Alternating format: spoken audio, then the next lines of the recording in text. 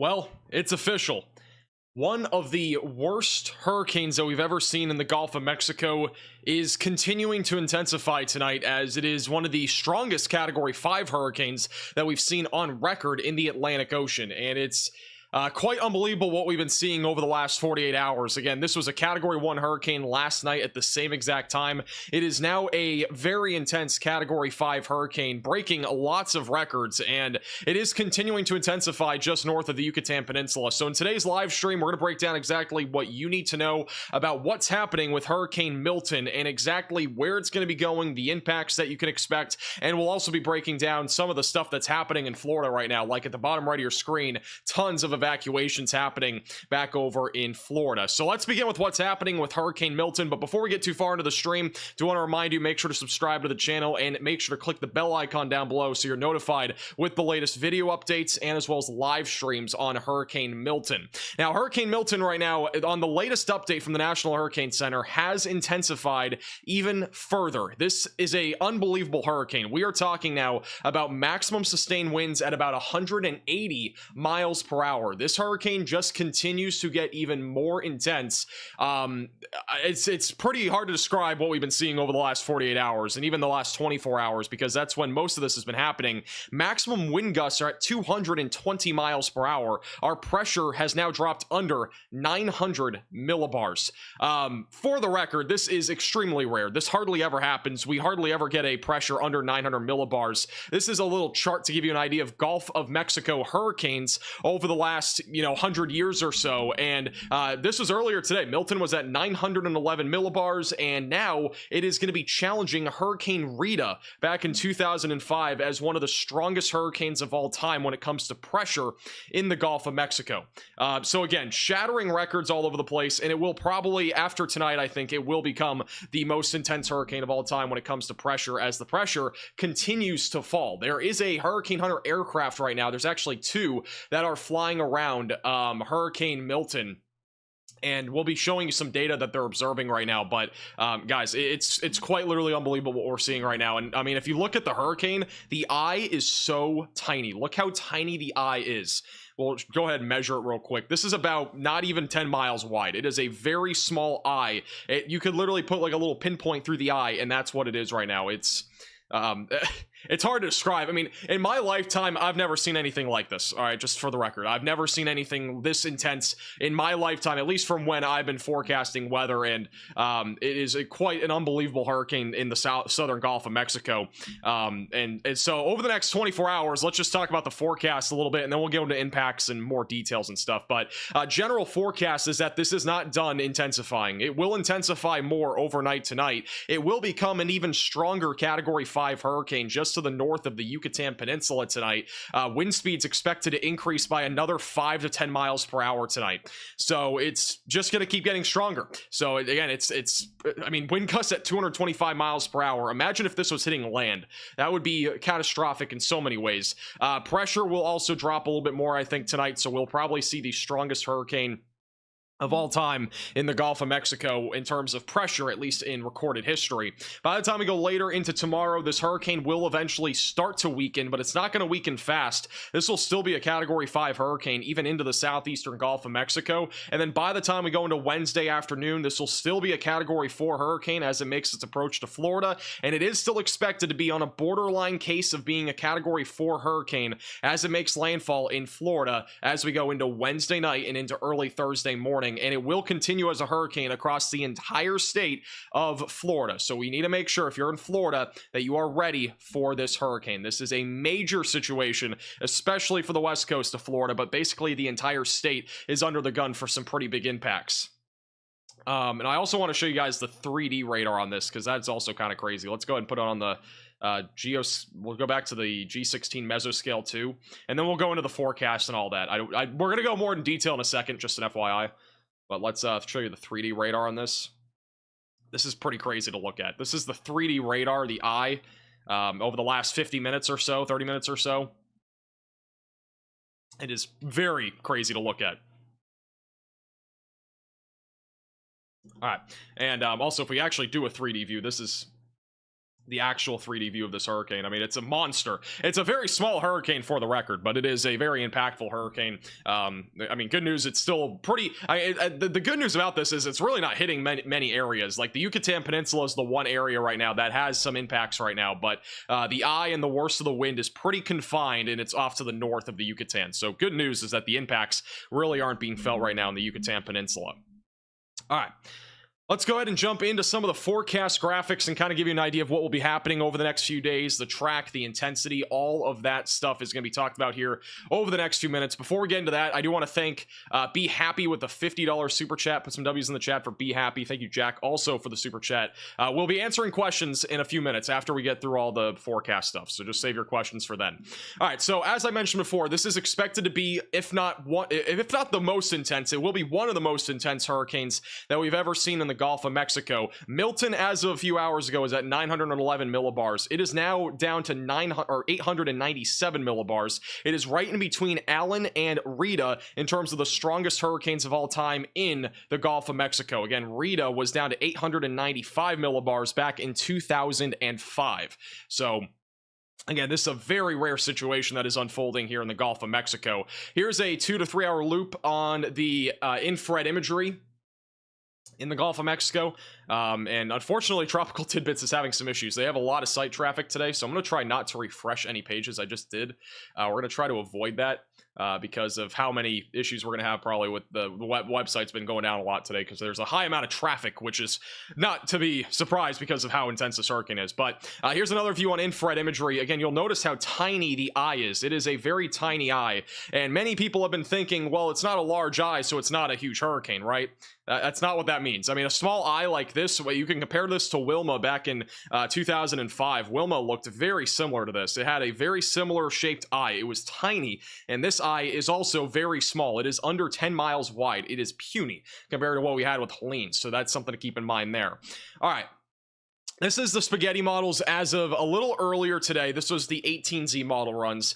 We should have the 00Z model runs in this live stream within the next hour. If not, they might already be out. But this is what we're talking about in terms of a consensus of where this will be making landfall in Florida. We do think that this will be making landfall somewhere between Spring Hill, Florida, which is just north of Tampa, and then perhaps as far south as Cape Coral, Florida. The consensus, though, in the middle of all of that is mostly that this is going to make landfall somewhere in Tampa Bay.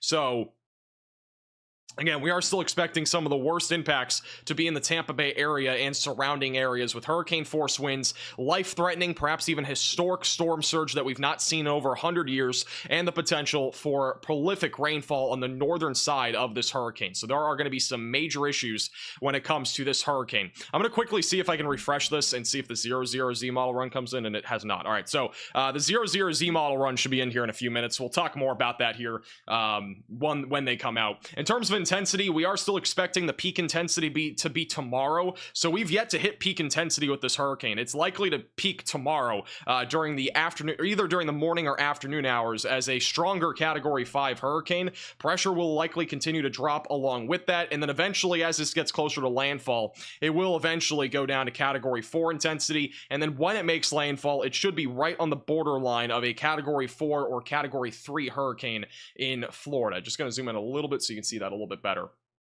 But that's the latest in terms of intensity that is forecasted.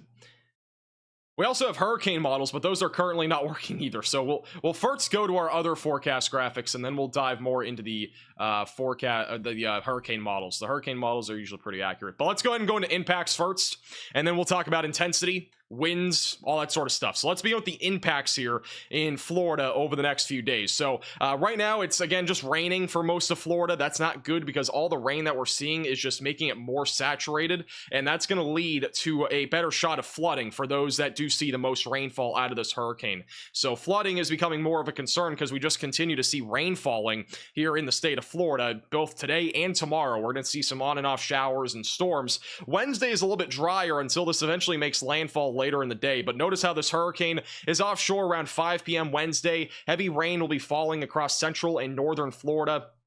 just south of Jacksonville, north of Orlando, and then back through Gainesville is when the rain's really going to start to pick up. The eye will eventually make landfall sometime probably around midnight Wednesday night. So Wednesday night, a very early Thursday morning is when we're expecting landfall out of this hurricane. This area right here is where the heaviest of the rain is going to fall, and then this entire circle is where we're going to be talking about hurricane force winds. It is a relatively large area, so north of Cape Coral, back through Tampa and Sarasota, that is where we're expecting the worst impacts when it comes to wind. Now, wind is really not going to be the greatest concern out of this hurricane. It will be a concern, and it is a big concern, but another major concern is going to be the storm surge that is going to come out of Hurricane Milton. We are going to be talking about an offshore flow that is going to drive a ton of water both into the Charlotte Harbor and as well as back into Tampa Bay, and that is going to lead to the potential for something that we've not seen in over 100 years for Tampa Bay. Tampa Bay, we've not had a landfalling hurricane that's been major over the last 100 years. It's been forever. So this is a very rare situation. If this does make landfall in Tampa, this is something we've never seen before, and that is why you should be taking evacuation orders seriously from local officials. You need to make sure that you're taking them very seriously. I can't stress this enough, guys. I'm not trying to scare you, by the way. I'm just telling you straight up, this is definitely going to be one of the worst hurricanes that I've ever been streaming or even forecasted in my life, and this is also one of the worst hurricanes that we are currently looking at in terms of intensity when it makes landfall in Florida, with both storm surge, hurricane force winds, and flooding rain all being possible. It is a monster of a storm. Now, here's the thing. It is not going to be a Category 5 upon landfall in Florida. However, it will still be a high-end Cat 3 or low-end Cat 4 on landfall, which is still very intense, and the storm surge is going to continue all the way into Florida, even if it weakens. So this is still a very major situation, especially for the west coast of Florida, for both Wednesday and early Thursday. This eye will make an appearance right across central Florida as we go into Thursday morning, and that eye will eventually go towards Daytona Beach as we go later into the day. Heavy rainfall will continue across Interstate 4 and northbound, and that will lead to the potential for some major flooding in those areas. And then once we go into Friday, things start to clear out a little bit. Another thing I want to point out, after it goes back into the Atlantic Ocean, we are going to see a northerly wind, which will push even more storm surge into the east coast of Florida, and as well as back through Georgia and South Carolina as we go throughout the daytime hours on Thursday. So the problems basically do not end after this is out into the Atlantic Ocean. It's still going to be causing problems Thursday.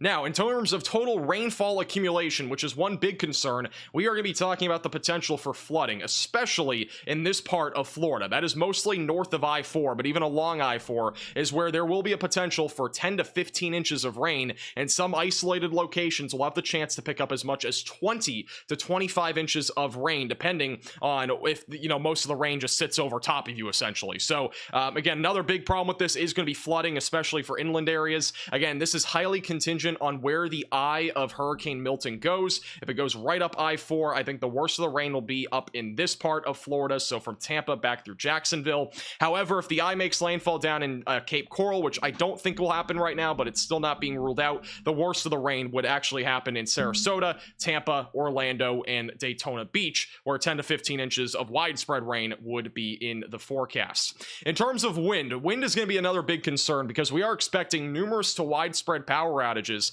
as we go into Wednesday and Thursday across Florida. I think the worst of the power outages will be happening overnight Wednesday into Thursday morning. That's when the bulk of these power outages will be occurring. Windfield, where the hurricane force winds are, will be sitting just offshore, if not impacting the immediate west coast of Florida near Sarasota, Tampa, and Cape Coral as we go into Wednesday evening. That's around 11 o'clock or so. Tropical storm force winds for most of the rest of Florida. So even Tallahassee could see some of that as well, as this hurricane will actually be growing in size by landfall, even though it'll be weakening. By the time we go into the overnight hours, the hurricane force winds move inland, eventually going towards areas like Orlando, Tampa, and then also just south of Gainesville. These wind gusts could be even higher than what it shows on here, by the way. I'd say these are still kind of conservative numbers when it comes to wind gusts for Florida.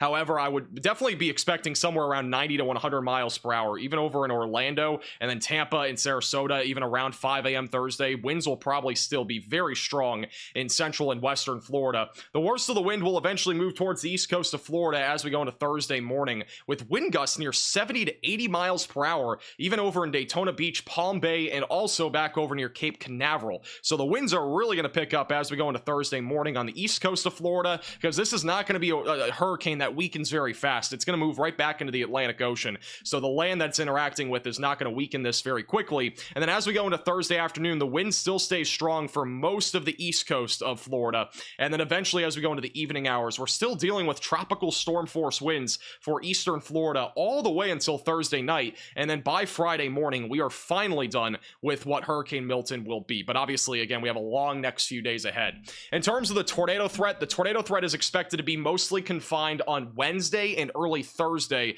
across central and southern Florida. So near I-4 and just south of I-4, that is where we're anticipating the greatest tornado threat. It's not expected to be a high tornado risk, but a few tornadoes will be a possibility. The Storm Prediction Center for Wacky Weather Wednesday does have a slight risk of severe weather in effect just to the south of I-4. So right along I-4 and south of it near Orlando, near Daytona Beach and Tampa, and then south of there, this is where a few tornadoes will be a possibility in central and southern Florida.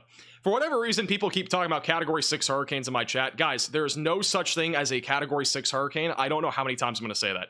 If anybody else says Category 6 hurricane beyond like 3 minutes from now, you're probably going to get timed out. So please stop saying it. It is the biggest misinformation that is going around on social media right now. It does not exist. There's many reasons why. We'll talk more about it later. Please. Thank you. All right. Back into the forecast. In terms of the total rainfall accumulation, we just talked about it, but the Weather Prediction Center has put out a forecast in terms of what to expect when it comes to rainfall. So this is rainfall accumulation. The key is on the right side of your screen. This is through this is through Thursday at 8 p.m. So basically through the entirety of this hurricane.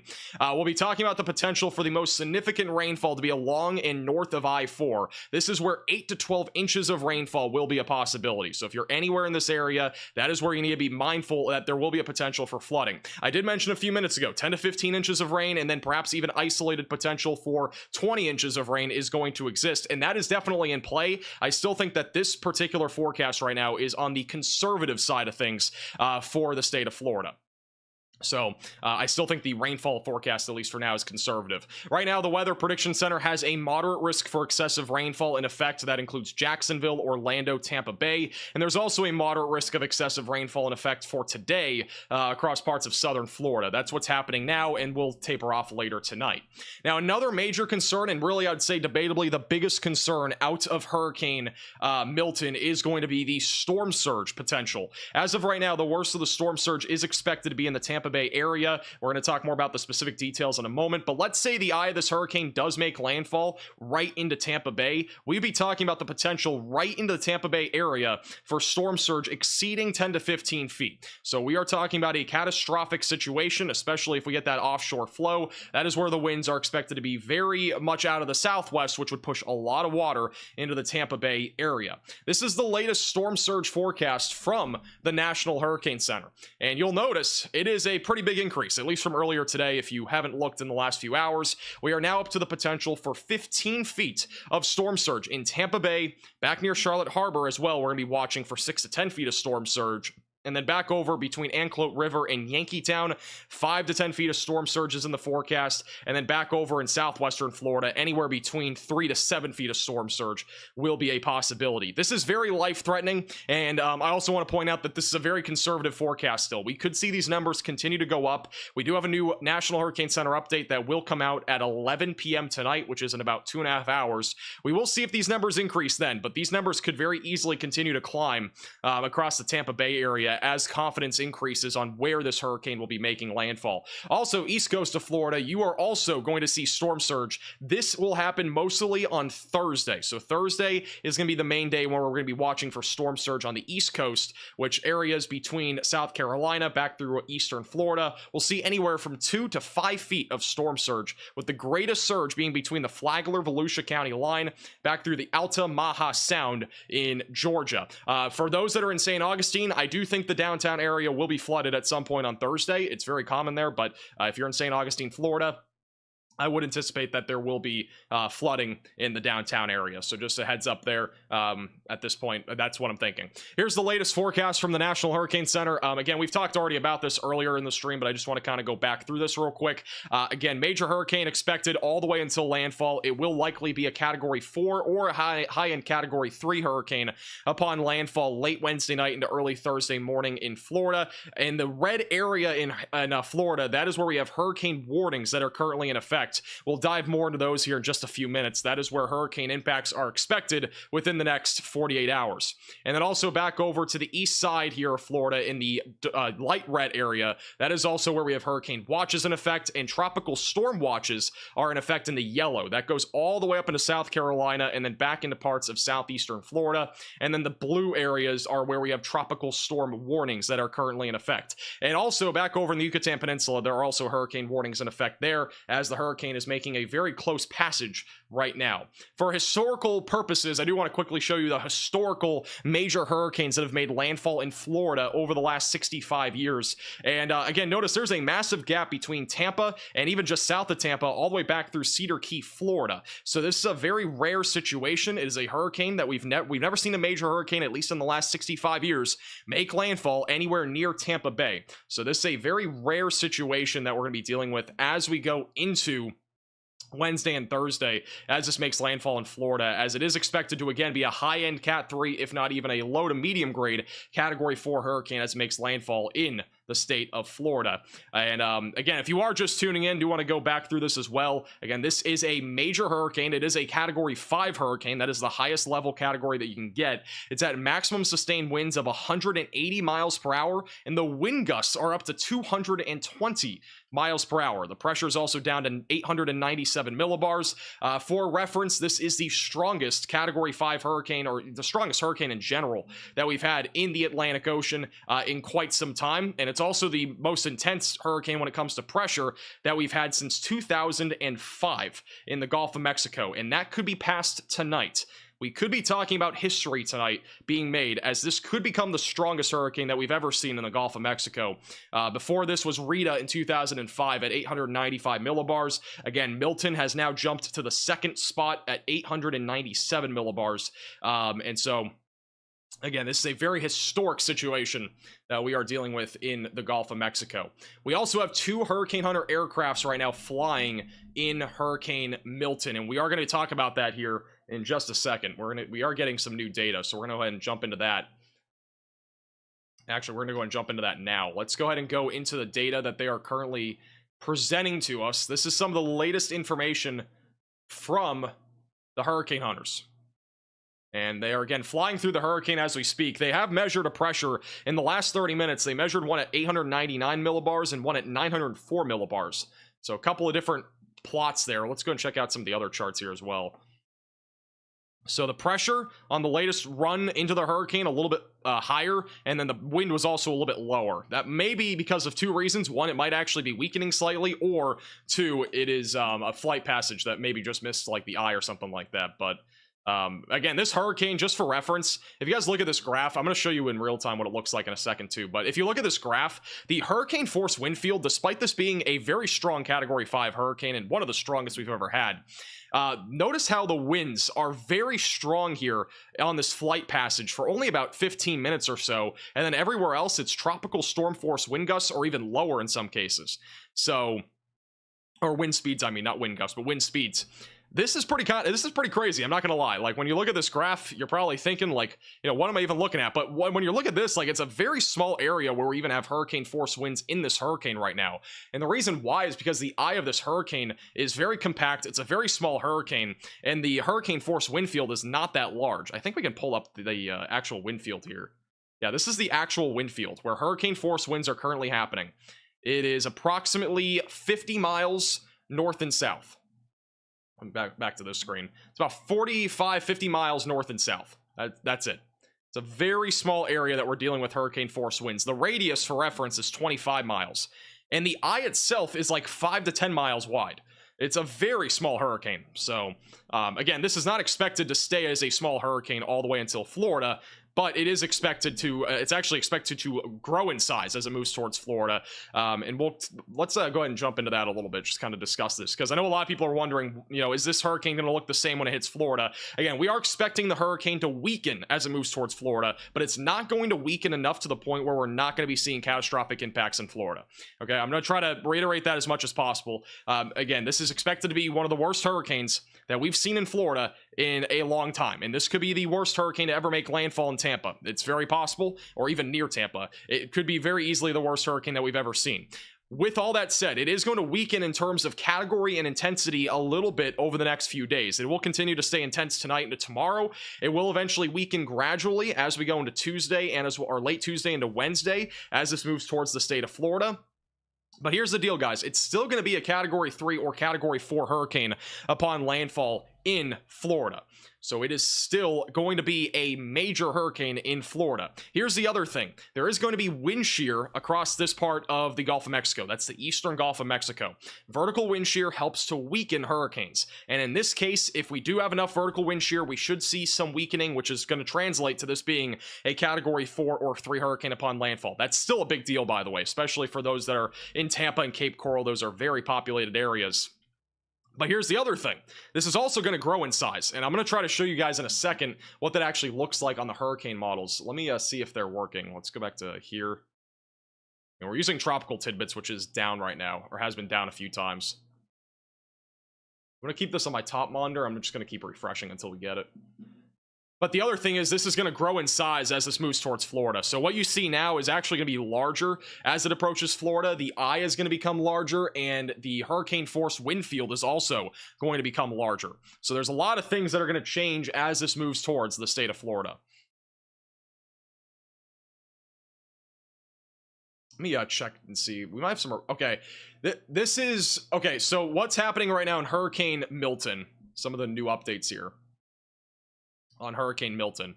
This is now, as we speak, this is currently intensifying, or it's currently weakening, I mean, but the reason why is because we have an eye wall replacement cycle possibly happening with Hurricane Milton. So that is why we are starting to see this trend in the direction of actually weakening, but that could lead to intensification again, for the record. So right now, the latest from what we're seeing is that one thing that we are watching right now is the potential eye wall replacement cycle beginning, because the pressure and wind already peaked, but it seems like we are starting to see some eye wall replacement, and this sometimes takes time, and depending on how long it takes, we actually could see this become even stronger sometime tomorrow. Nonetheless, this already got down to 897 millibars as one of the strongest Category 5 hurricanes that we've ever seen in the Gulf of Mexico. Real quickly, thank you, Emma, for the $10 Venmo. Thank you to Tyler for the $100 Venmo. Put some W's in the chat for Tyler. Appreciate the generosity. Thank you also to Selfless for the $20 super chat. Yes, definitely do that. Yeah. Thank you, Leah, also for the 10 gifted members. Put some W's in the chat for Leah. Also, I do want to point this out as well. If you guys would like to help contribute to a 501c nonprofit, there is a link in the description below. We are partnering with the Y'all Squad to raise money for Hurricane Milton relief efforts. You can go and check that out. There is a link in the description below if you'd like to donate. It is a tax-deductible donation. This will help going towards those that are going to be impacted by Hurricane Milton, and we'll be working with them, especially during and after the hurricane. I might even be out there. I live in Florida. I might actually be helping out as well, hopefully helping people that are, hit by this hurricane. So if you want to check that out, there's a link down in the description. As a reminder, if you are new to the channel, subscribe down below. We'll have, again, live updates, and we're going to be live for landfall as well on Wednesday. Again, we're going to be live here for the next few hours, answering questions, going over the latest data as Hurricane Milton continues to stay a very intense hurricane here in the Gulf of Mexico, shattering several records. And one of the biggest things that I want to show you guys is... it's like the track of this hurricane, and I also want to show you some of the latest recon data. But the problem is, Tropical Tidbits has been really slow to load. Let me go to here. We're going to try to do it on here instead. Let me fix the traffic camera real quick. That's going to bug out a little bit. Let's put on Hurricane Hunters. Let's do last 10 minutes. There are a couple of flights right now going through the eye of this hurricane. The plane right now is currently located just east of the eye. I think it's going to do another fly through here pretty soon. Thank you, Brenda, for the $20 super chat. Put some W's in the chat for Brenda.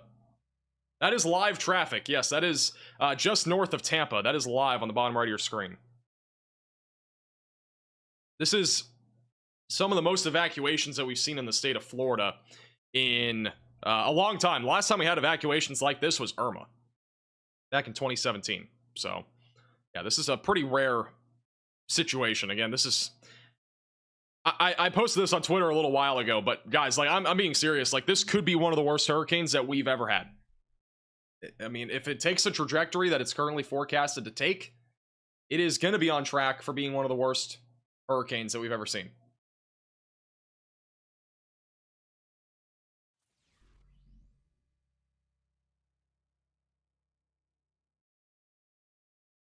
Also, this is a, I'm going to show you guys this while we wait for all the other stuff to come in. This is from CIRA. Give me 1 second to pull this up. Thank you, Wally, for the super chat. Appreciate that.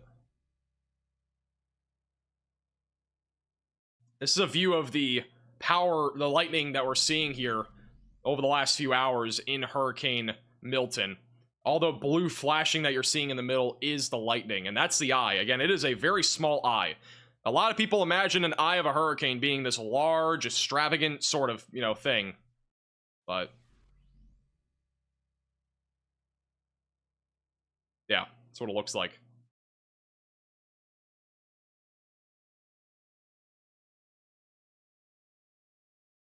It's a pretty wild loop. Thank you, Alicia, for the super chat.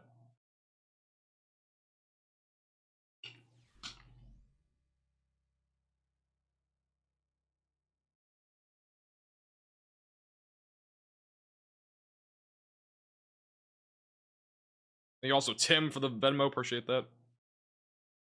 By the way, if you guys see any like new information, reports, evacuations, anything like that that you guys want me to see, you can at me on Twitter at MaxVelocityWX. And also you can send in any sort of photos and videos on Facebook at MaxVelocityWX. The links to those are in the description down below. My Twitter feed is being spammed.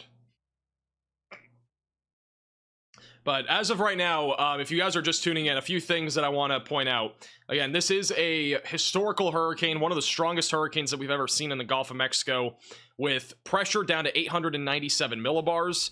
The wind speeds are at 180 miles per hour, which is in the top 5 of strongest hurricanes of all time. And then the wind gusts are also at 220 miles per hour here in the southern Gulf of Mexico. So to begin with, obviously a very intense hurricane. What we've been seeing over the last 30 minutes is that it has actually begun to weaken a little bit in the southern Gulf of Mexico. And we think the reason why is because there's an eye wall replacement happening.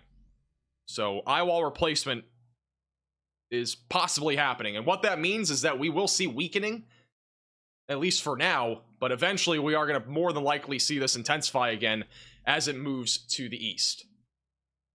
So it's not really a great thing, I would say, at least right now, because it's probably going to intensify a little bit more again. Again, the National Hurricane Center already has this peaking at 185 mile per hour winds. That could happen either overnight tonight or early tomorrow morning.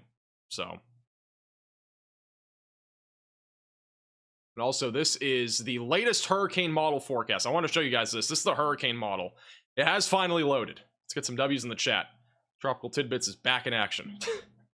Let's go through the latest HAFSB model run. And hurricane models, again, specifically built for hurricanes. So these are built literally for hurricanes. They are very reliable, usually very accurate with intensity and track. This is the latest on the HAFSB model run. Again, this is tonight, so again, a very intense hurricane.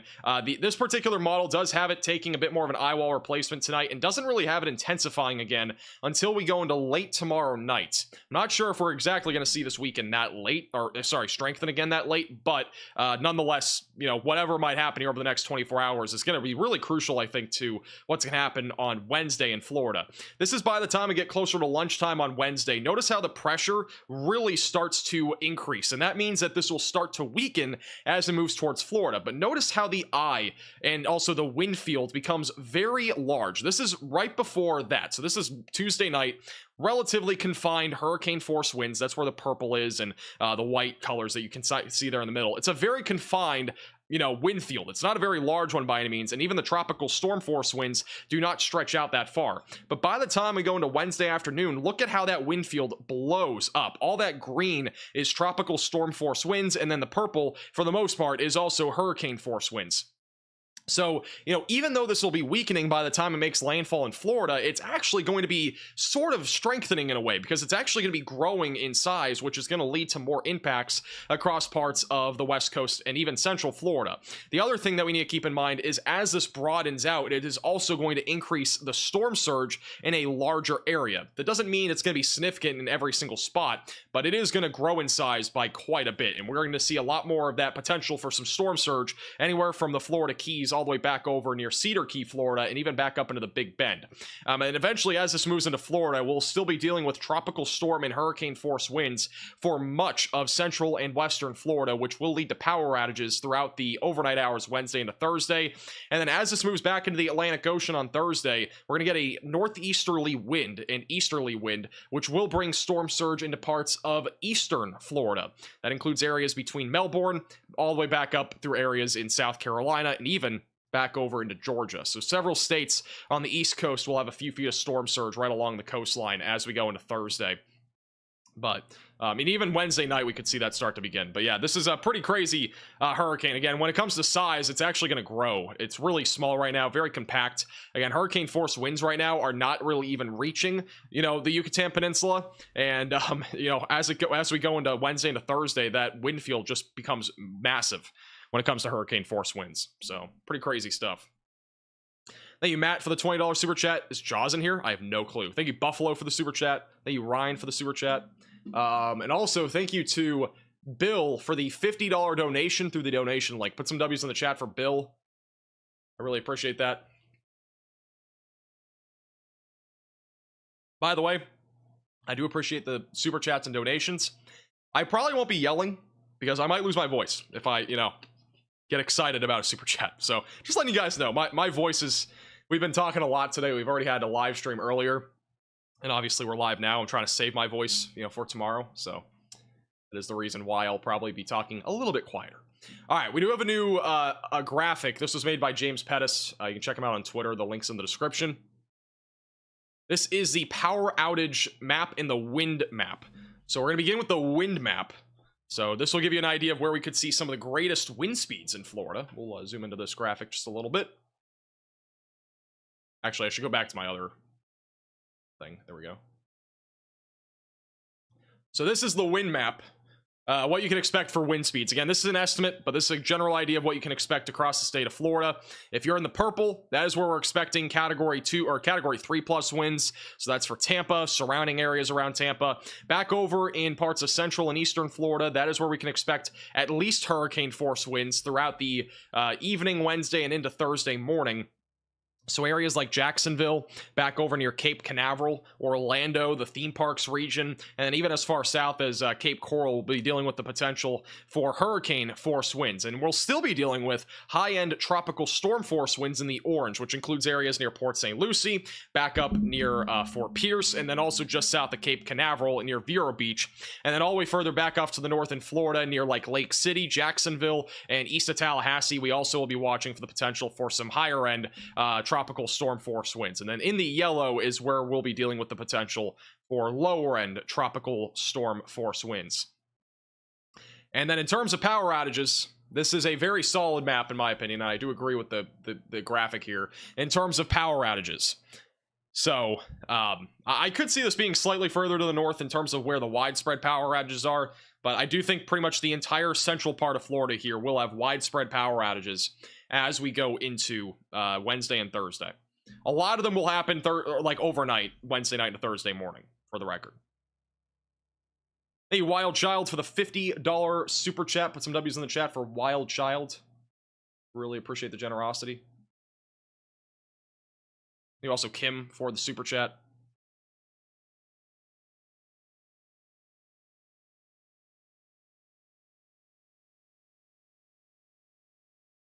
As a reminder, if you are new to the channel, make sure to subscribe down below.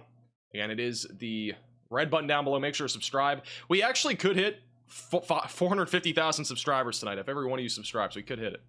Make sure to subscribe. Again, we'll be live over the next few days with the latest updates on Hurricane Milton, and we'll also have storm chasers on the ground for landfall when we do our landfall coverage on Wednesday. Make sure to subscribe. All right, let me let's back up here.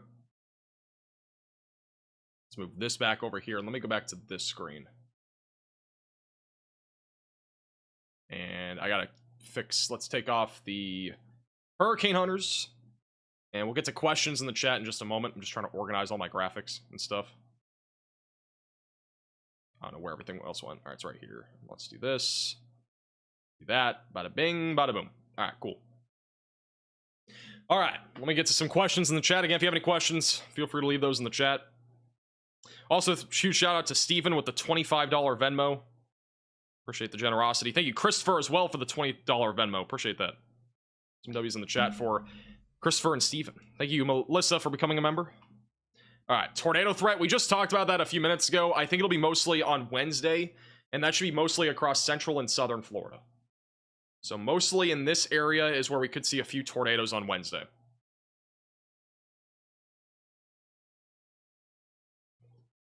One thing that I do not have pulled up right now. Does anybody have an evacuation map in Florida? By chance. If you guys see if you see one on Twitter, at me, at MaxVelocityWX, I'm going to try to show you guys where the evacuation orders are currently, like, happening, like where mandatory evacuations are and stuff like that. Thank you, Cody, for the super chat. I think the Bradenton and Sarasota area will probably have some of the worst storm surge. Let me go back to the storm surge map. So we're currently looking at the potential for upwards of 10 to 15 feet of storm surge in the Tampa Bay area. That does include Bradenton and Sarasota. Hurricane force winds over 110 miles per hour is also likely in that area. Thank you, Darren, for the $10 super chat. Appreciate that. Thank you. No, Optic Hex follows you on Twitter. I don't know who that is. I'm not going to lie. Oh, okay. That guy has 1 million followers. I guess he's popular. I feel like I should know him, but I guess not. Thank you, Matt. Appreciate that.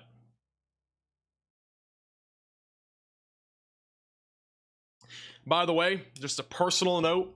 This is the most subscribers that we've ever gained in a single day is today. We've gained over 20,000 subscribers today here on YouTube. That's the most that we've ever gained. I do appreciate you guys all trusting me for the latest weather information. There's obviously a lot of misinformation on social media that has been going around in many regards.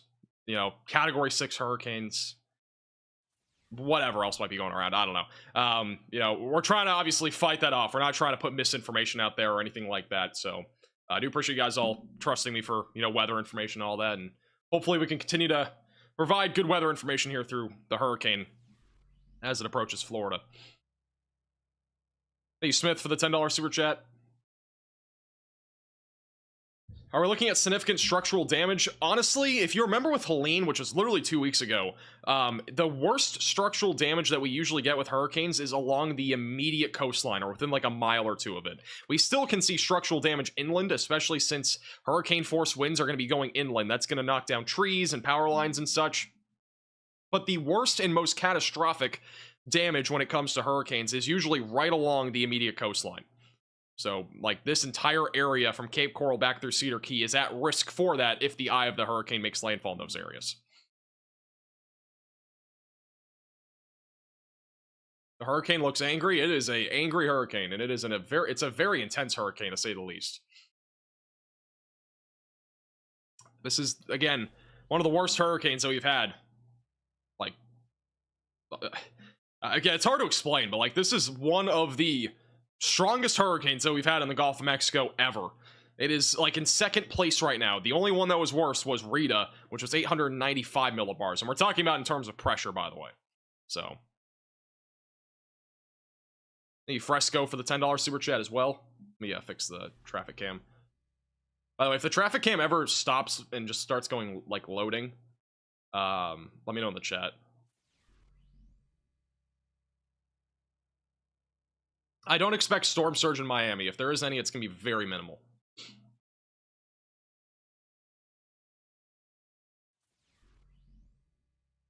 Thank you, Emily, for the generous $20 super chat. Appreciate that.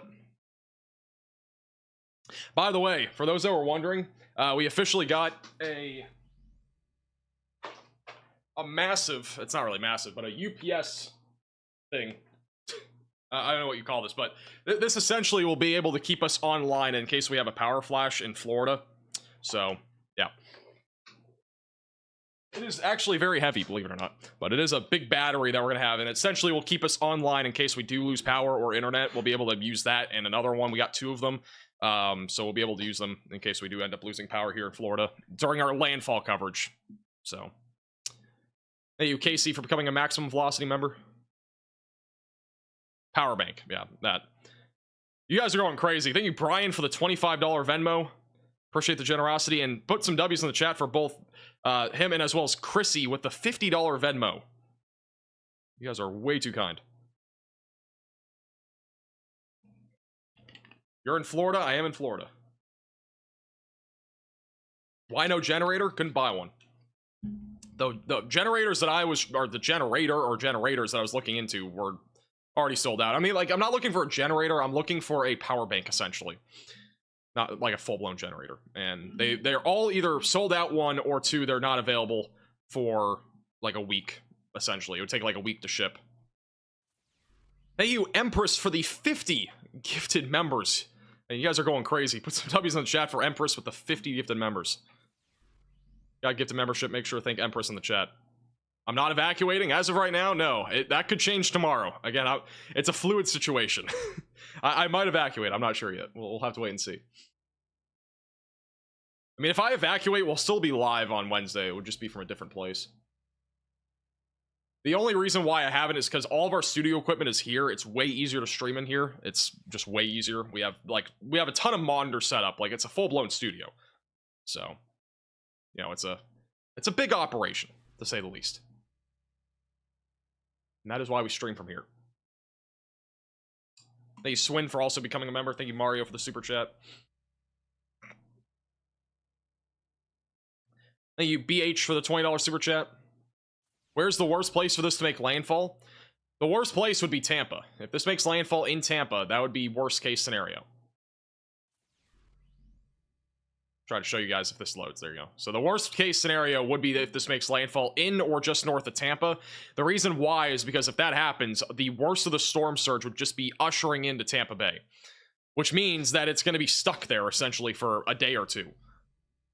So we'd see catastrophic impacts, and that water can't get out of Tampa Bay. There's like no way for it to get out other than the wind basically changing directions or the wind calming down. So it would be a pretty catastrophic situation. Thank you, Channel, for becoming a member.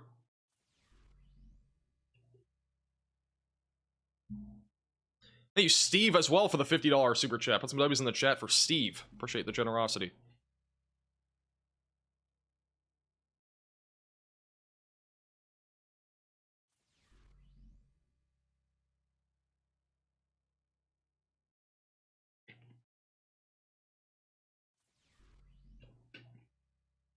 Okay, let me see if we have any other updates here.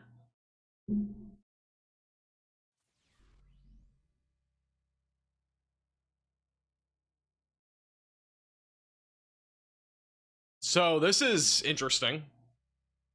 According to Noah Berggren on Twitter, Hurricane Milton appears to be the first Category 5 hurricane to be traveling due east in the Gulf of Mexico on record.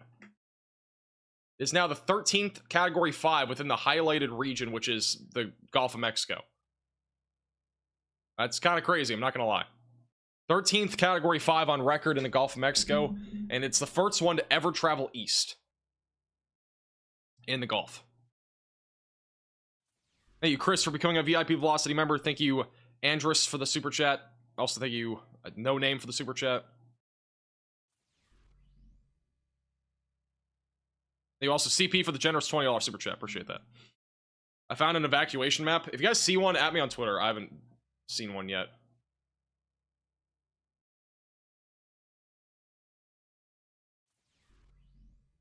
Here's an updated graphic, by the way, on strongest Gulf of Mexico hurricanes on record. So Milton is now in the number 2 spot. Traffic is horrible. It is really bad. Thank you, Luke, for the super chat. Thank you, Fresco, also, and William for the super chats. Milton right now is way smaller than Ian, and it is also much stronger than Ian. Right now. When it makes landfall, it's going to be a little bit of a different story. It'll be weaker, and I think it'll be a little bit smaller than Ian. But, yeah, I would say this is a little bit comparable to Ian when it makes landfall in Florida, but it won't be nearly as intense. So, I would say there's a comparison there for sure. But, like, the rainfall, the speed of the hurricane, all that sort of stuff, I would say is somewhat similar to Ian when it makes landfall in Florida. But, like, at this exact time, compared to the peak of Ian, they're, you know, they're very different. They're basically the opposite of each other. I tagged you in an evacuation map. Okay.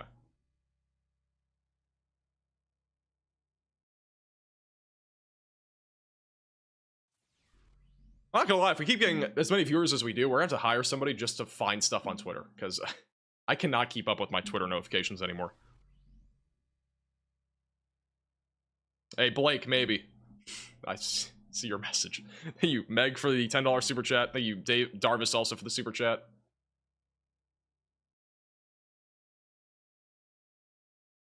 Do you have any thoughts on a third hurricane? I have no thoughts beyond anything that we're seeing right now. I am all focused right now on Hurricane Milton. We are not focusing on anything else unless something magically happens that's different. I mean, like, we're not looking at other stuff right now. I don't even see anything beyond today that's, like, concerning right now. This is an evacuation map from 7 hours ago. So this is the evacuation map from 7 hours ago in Florida. It's mostly the west coast of Florida that's under evacuation orders. I'm not sure if we have a new one, though. Thanks, Blake. Appreciate that. Thank you, Anthony, for the super chat.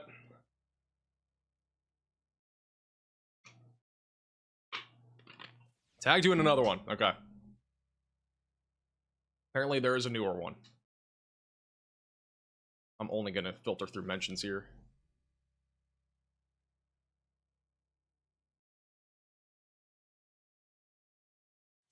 Okay, we have a Florida...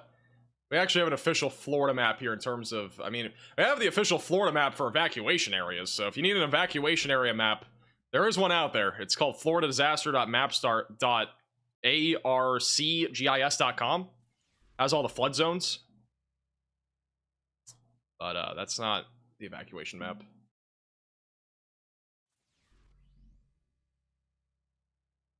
Alright, mandatory evacuation orders are currently in place in Citrus, Hernando, Pasco, Pinellas, Manatee counties, Charlotte County, and Lee counties in Florida, and as well as Volusia County. So all those counties in mandatory evacuation orders as of right now. Again, the specifications on mandatory evacuation orders all vary, so check with your local officials for the latest on evacuations. Voluntary evacuation orders are in effect for Sarasota and Glades counties in Florida.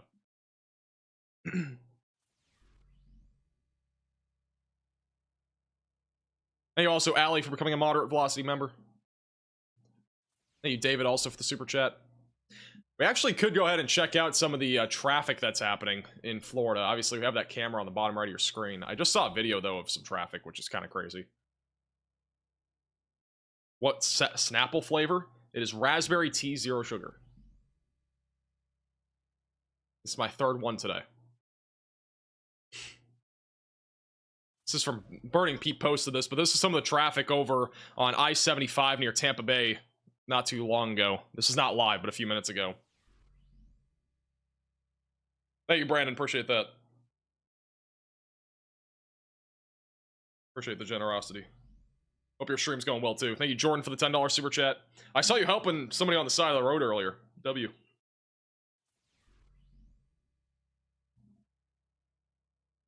I'm gonna be honest, guys, like, the chat is going so fast. If you donate with the donation link or Venmo, there's a better chance I'll see whatever your message is other than super chats. I'm just letting you guys know. You can still super chat. I'll try to read it. It just... It's hard to scroll back up and see super chats. The chat is just going too fast, and I have slow mode on in like a minute right now. So just letting you guys know. I try to look at chat. It's just flying. What's the current pressure? It's at 897 millibars. It is, again, the second strongest hurricane that we've ever seen in the Atlantic Ocean. Or, sorry, not in the Atlantic, in the Gulf of Mexico. In the Atlantic Ocean, it's probably one of the top 10. I'm not entirely sure what the other lower pressures are. I'll have to look. Let me double check and see what the lowest pressure is for hurricanes. Give you guys some insight. This hurricane, it already has updated on the Wikipedia page. It is the 5th most intense hurricane of all time when it comes to pressure at 897 millibars. Hurricane Rita, Hurricane Gilbert, and Hurricane Wilma, and Hurricane Labor Day are the 4 that are above that. Thank you, Kyle, for the super chat. So those are the 4 that are higher than that. Thank you, Mary, for the $50 super chat. Put some W's in the chat for Mary. Poll for how low the pressure will get. Yeah, we can do a poll. You guys want to do a poll on how low the pressure is going to get with Milton?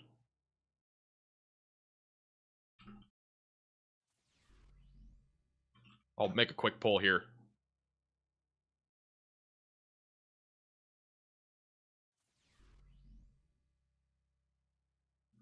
I'll make 4 options.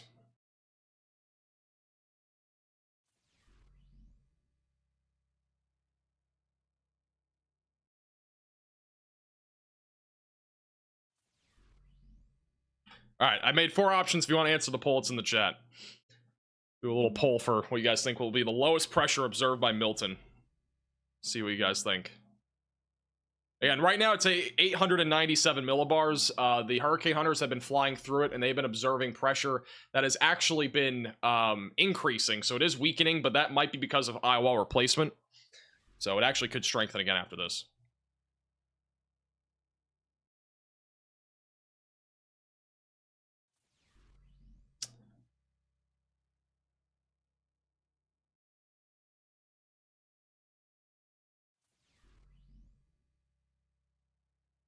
I don't think we're going to see much in Southeast Florida, for those that are wondering. Like, Miami area, I don't think we'll see much.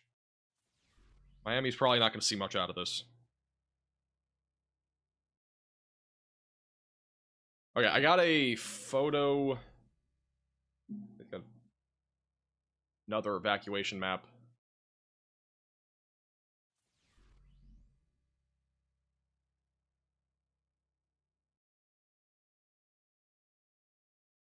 Where's the evacuation orders map? Why do I not see that? Oh, here it is. Oh, okay, I got it now. Okay, here we go. I wish I could actually, like, zoom out on this. For whatever reason, this is a very small map. Okay, I'm going to show you guys this. This is the evacuation orders map. All right, this is the smallest map that you'll ever see.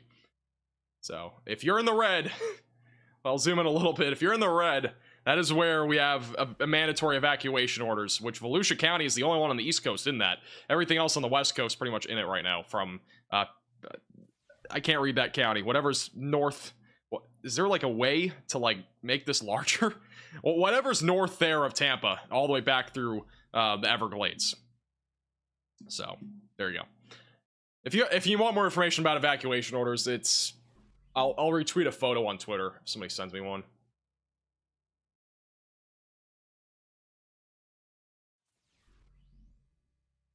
Alright, Recon has now confirmed that eye wall replacement cycle is currently underway with Hurricane Milton.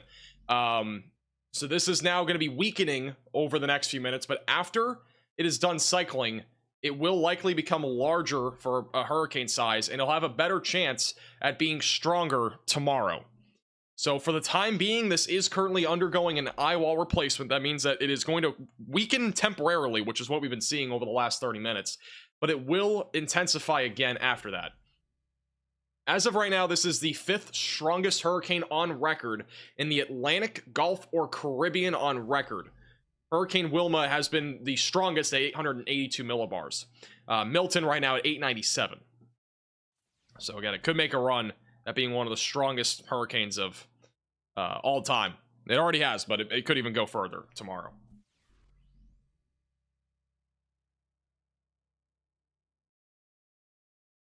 I don't think Perry, Florida is going to be seeing much out of this, to be honest, for the person that just asked. Thank you, Anna, for this becoming a member, and Richard.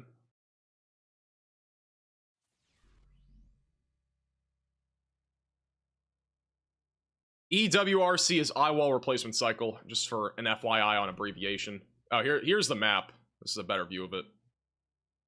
So, there you go. A little bit better of a view.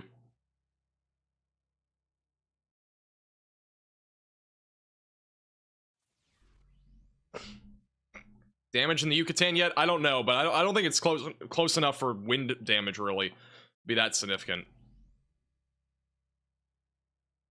Thank you, Gene, for the $10 Venmo. Thank you also to Nicole for the $50 Venmo. Put some W's in the chat for Nicole. Appreciate the generosity. I will retweet that photo on Twitter if you guys want to see the evacuation orders.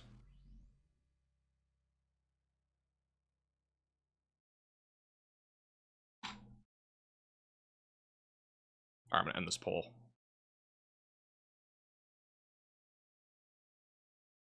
And as a reminder, if you are new to the channel, make sure to hit the red button down below and subscribe to the channel. Again, if every one of you subscribes that is not already subscribed, we could hit 450,000 subscribers. Again, we'll be your one-stop shop for Hurricane Milton coverage as it approaches the state of Florida. Again, if you're new to the channel, subscribe down below. Alright, let me go back over to... This is the old graphic. Where's the new graphic? Just need to replace this. Bada bing, bada boom. Alright.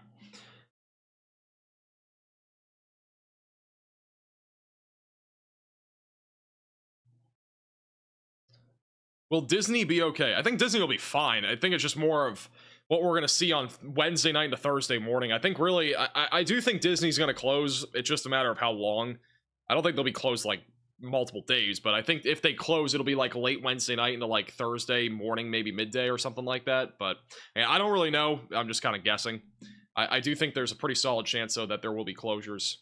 And it's mostly because of the wind, because the wind is going to pick up overnight Wednesday into Thursday morning. The wind is going to be really strong Thursday morning across the Orlando area. It will eventually weaken during the late afternoon, but will they close? I think they'll at least be closed during the morning. I don't think they're going to be open for 70 plus, 80 plus mile per hour winds. So, I could be wrong.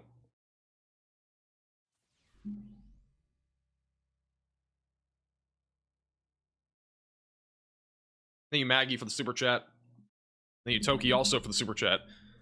I live in Okeechobee and work in West Palm. Knowing that they won't close down work on the West Coast, what's the probability of me having to stay home Wednesday?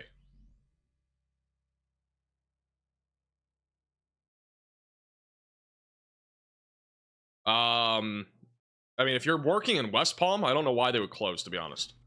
Because West Palm's only going to see, like, tropical storm force winds, and that's about it.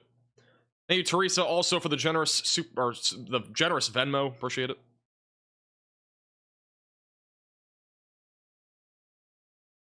Some people just want to get out of work for almost nothing.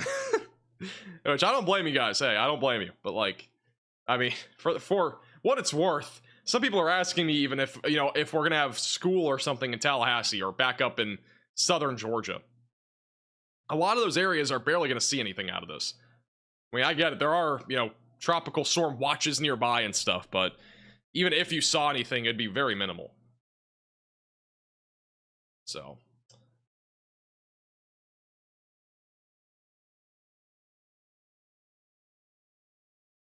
But all that red is hurricane warnings. They have upgraded the hurricane warnings. So these the hurricane warning that's in effect for much of central and western Florida, which is from Cape Coral back just south of Gainesville, is all under a hurricane warning. And the latest on this is that potential for wind greater than 110 miles per hour. And that has increased, by the way, from the latest outlook that we had in terms of, I mean, there was a watch before. The watch had it lower, so that has increased in terms of wind expected in the hurricane warning.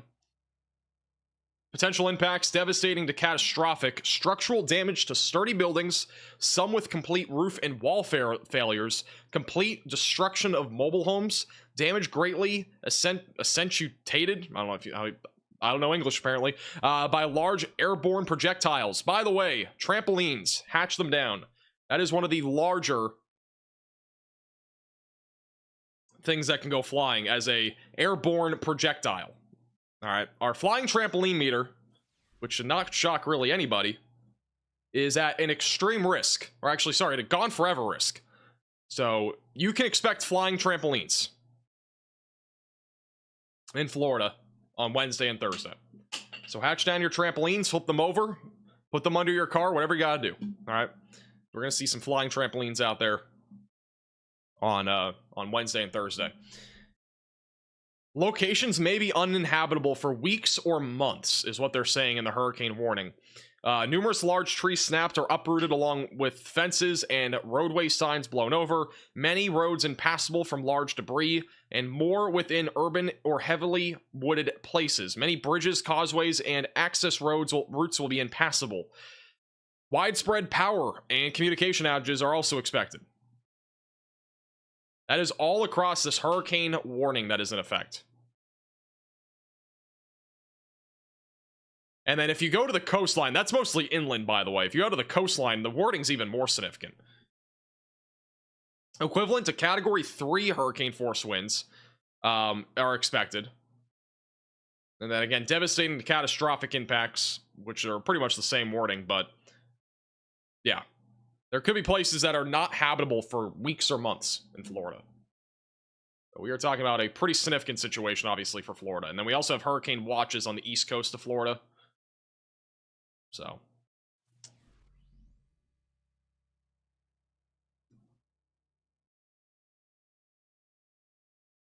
Thank you, Gabe, for becoming a member, and welcome to the Velocities. And if you look at the bottom right of your screen, that's a live camera just north of Tampa.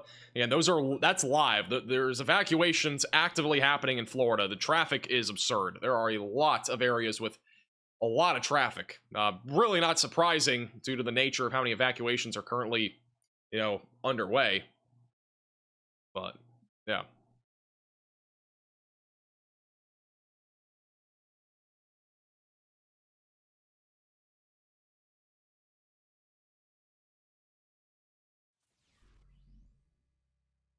Let me see here.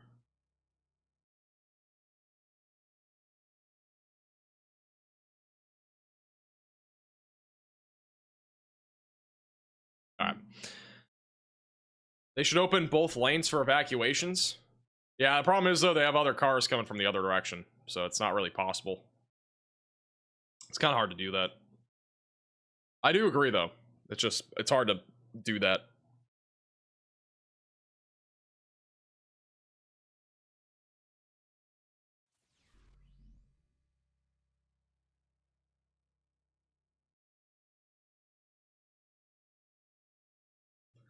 It is already a 3-lane highway. There are a lot of highways that are...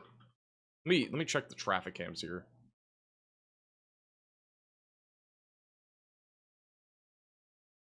There are some other traffic cams other than that one. That one's north of Tampa. There's a ton of traffic on I-4 too that we can look into.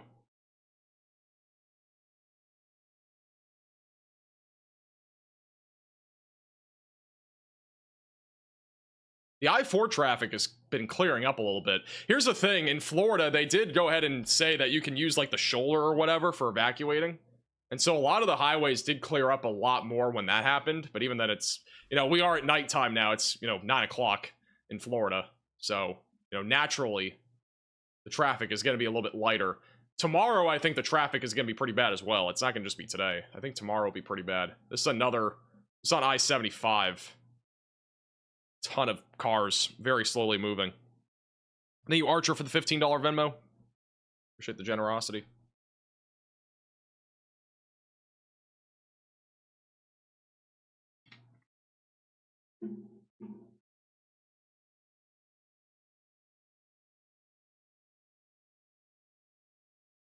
Thank you, Anna, also for the super chat.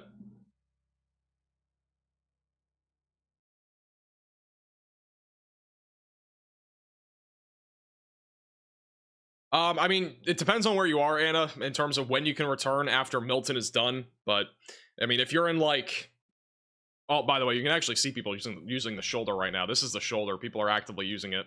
Not sure if you're allowed to use the left shoulder. I think it's the right, but I could be wrong. But I think it's going to depend on where you are. Like, if you're in, like, Sarasota, Florida, like, right on the coastline, you might not be able to return for weeks. If you're in, like, Orlando, Florida, you can probably return after, like, a day or two. Depends highly where you are. Thank you, Super, for the $100 Super Chat. Put some W's in the chat for Super. Appreciate the generosity. Only left is allowed? Oh, is it only left? Some people using the right lane earlier.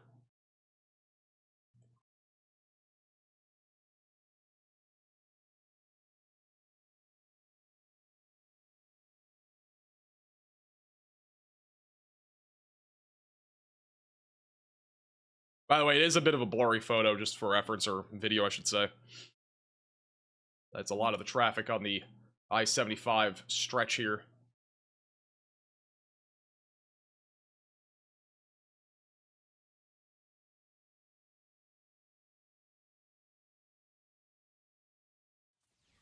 You'll hit 500k soon? It's possible. It is possible. Thank you, Lisa, also for the $20 Venmo. Appreciate that. Yeah, if you have any questions, feel free to leave those in the chat. There's obviously 36,000 of you and only one of me, but I'll try to answer as many questions as possible. And again, we're going to continue to keep you posted with updates on Hurricane Milton. Next National Hurricane Center update is a little under 2 hours from now. We'll have that here pretty soon.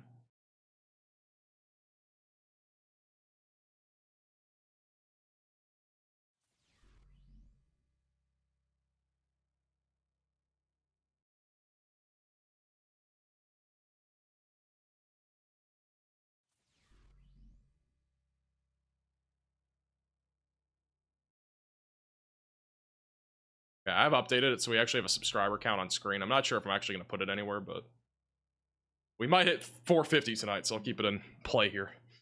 All right. Thank you, Trent, for becoming a member. So glad I live in Kansas. Yeah, a lot of people that live in Florida, you know, some people love it. Some people don't love it because of the weather. And this would be one reason why people don't love it, because of the weather, is hurricanes like this.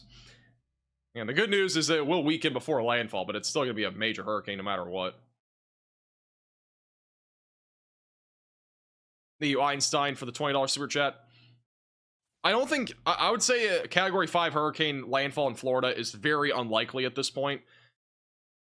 But I would say that the biggest thing is that even if it does weaken, it is still going to be a very intense hurricane. I think I wouldn't rule out a middle ground Cat 4, like maybe around what Helene was, which was around 140 mile per hour maximum sustained winds. With that said, I still think it'll weaken just to the point where this will not be a Cat 5 in Florida.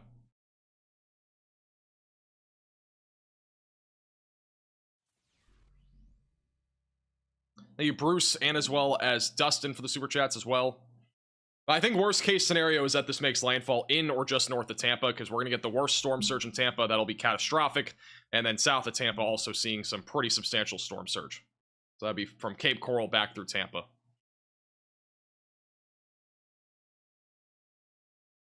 Thank you also AG for the super chat. Yeah, I don't agree with the wind gusts on this, but I do think it at least gives you a representation of where the highest wind will be. I think these wind gusts will be much higher. The graphic I showed you guys earlier, I'll show you again. This graphic, in my opinion, way more of what I'd be expecting. Right here.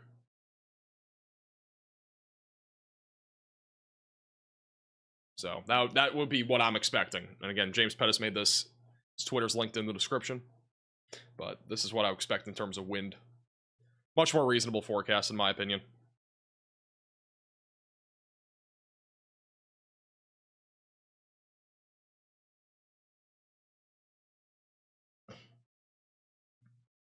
By the way, out of the safety of everybody, I've seen a couple people post like their address in the chat, or like an exact address to a place. Do not do that, just an FYI, for everybody's safety, including yours, because it might be your actual address. Otherwise, you'll either just get a large timeout or potentially banned from the channel. We don't want people posting their actual addresses. If you ever have a question about your location, do not use your actual address. I feel like that should be common knowledge. I've seen like 3 or 4 people in this live stream do that. I know there's 35,000 of you, so it's possible, but please. Putting your location in the chat with the exact address compared to your town name is a massive difference, and it does not make a difference to whatever I'd say for your forecast. So do not do that, please. And do not put zip codes either. I do not know what your zip code is. I will never look up zip codes. They are really, really annoying. All right, thank you, Jackson, for the super chat, and also Jack for the super chat.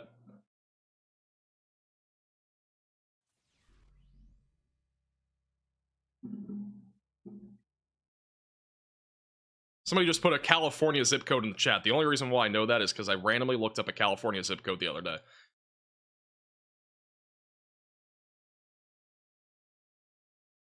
If the eye is recycling, what happens to the flock of birds? Yeah, so if you guys didn't hear earlier today, the hurricane hunters observed birds inside of the eye of the hurricane, which is actually pretty common. With that said, those birds, I hate to say it to you guys, but they're probably not getting out. They are probably going to be not there in like a day or two.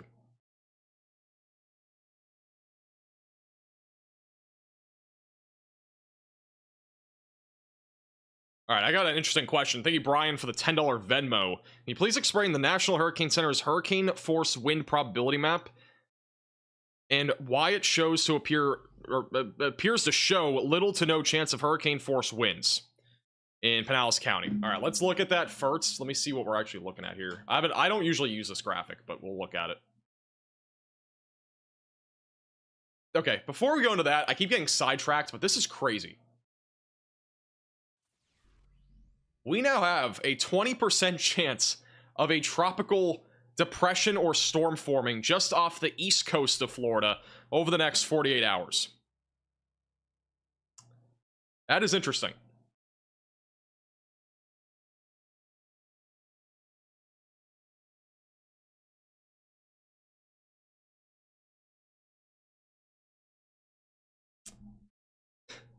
If this hurricane season couldn't get any weirder. It has a 20% chance of development over the next 48 hours. So, there you go. But that's Milton right there. By the way, Kirk is now gone. Kirk is no longer on the map. It's all the way up in the northern Atlantic. It's going into the United Kingdom, actually, over the next few days. How's it going, Corinne, by the way? Hope you're doing well.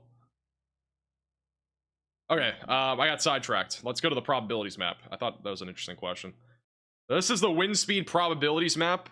This is hurricane force winds. So for like Pinellas County, for example, they are showing a 50% chance or so right on the west coast of Florida. So like that's near Tampa of hurricane force winds. I do think that this graphic, I don't know. So the National Hurricane Center, they've been trying to lean towards doing probability forecasts like this, for example. It can be confusing because when you have a 50% chance of hurricane force winds, people don't always know what that means. It's kind of one of those situations, like 50%, it's actually a reasonable forecast in my opinion, but the problem is when you look at that number in Florida, and when you look at it, like take a deep dive into it, you know, the reason why it's a 50% chance instead of an 80% chance is because they're factoring in the cone of uncertainty, where this could make landfall in Cape Coral or Cedar Key, and that would kind of alleviate not being hurricane force winds in Tampa. It would be more of like tropical storm force or something like that, but very high end. So, in my opinion, this graphic, very confusing. I really wouldn't look at this too much, even though it's a National Hurricane Center graphic, because like even then, like even over the next like 48 hours, they have like an 80 to 90% chance of hurricane force winds, and it's literally a category 5 right now in this area. So, you know, it's, I don't know. I don't love that graphic, to be honest. This is tropical storm force winds. I mean, basically all of Central Florida will see it. I like this graphic. I think this is a pretty good one, but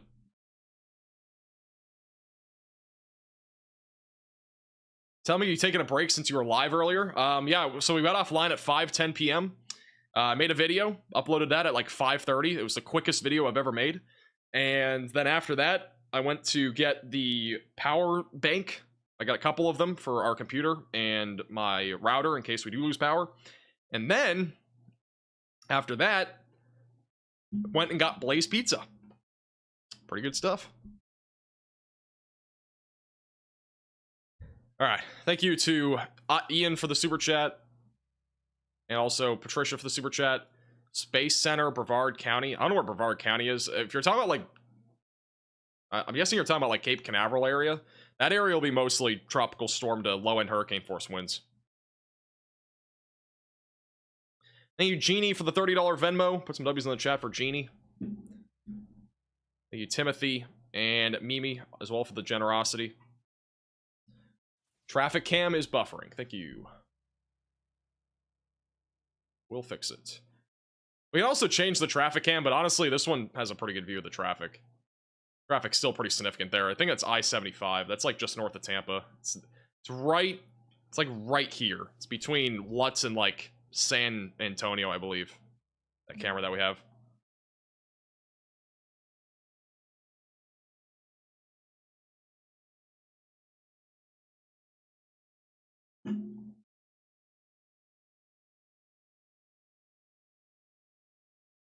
What kind of pizza? I couldn't even tell you.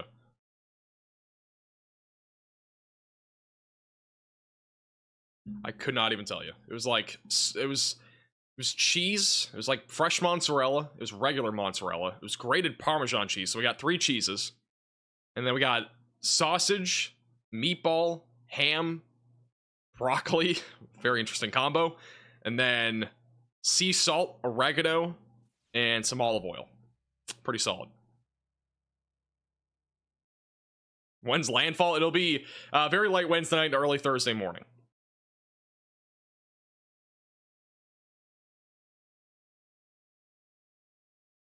Why are you teasing me with pizza? I mean, that's what I ate today. I didn't really have anything else that was interesting, so...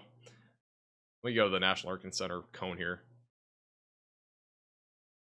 This is the cone right here. So again, landfall expected to be around midnight or so, Wednesday night to early Thursday morning. Thank you, Shelly and Cassie, for the Venmos as well. Did you get your fan mail? I have not, no. I didn't get anything, I don't think, yet. It gives me a notification when something gets delivered.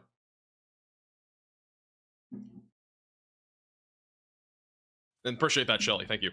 This is... Where did it go? Right here. If you guys didn't see my live stream yesterday, we got a bench sent in for fan mail. It's actually an engraved max velocity bench. Very cool. We might have a bench cam from Radar Omega tomorrow. They're going to put up 10 cameras across Florida. And so beginning tomorrow, we'll have a lot more cameras on our live coverages up until landfall. So it should be pretty cool. Actually, I have to post this on Twitter and Facebook. For those that didn't watch yesterday's live stream, people are going to want to see this. Kind of forgot about that. It's actually really cool. I'll take a photo before I forget.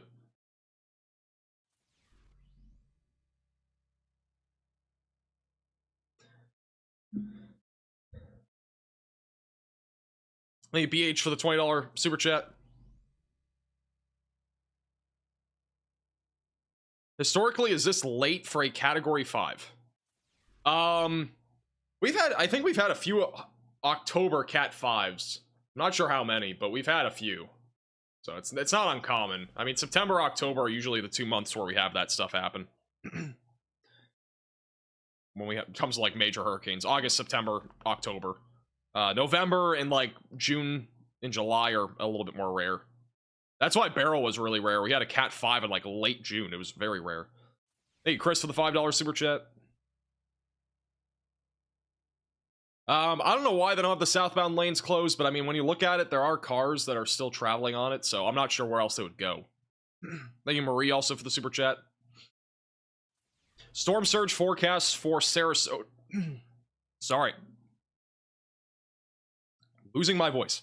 For Sarasota is 10 to 15 feet of storm surge. I've been talking a lot today. We've been live for over 5 hours and had a couple videos today.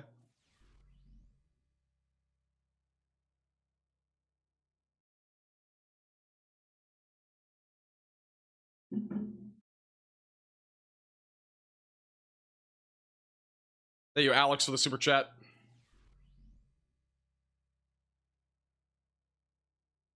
Based on the last 24 hours of model runs, doesn't it seem like 10 to 15 foot storm surge is at least equally, if not more likely in Charlotte Harbor than Tampa Bay?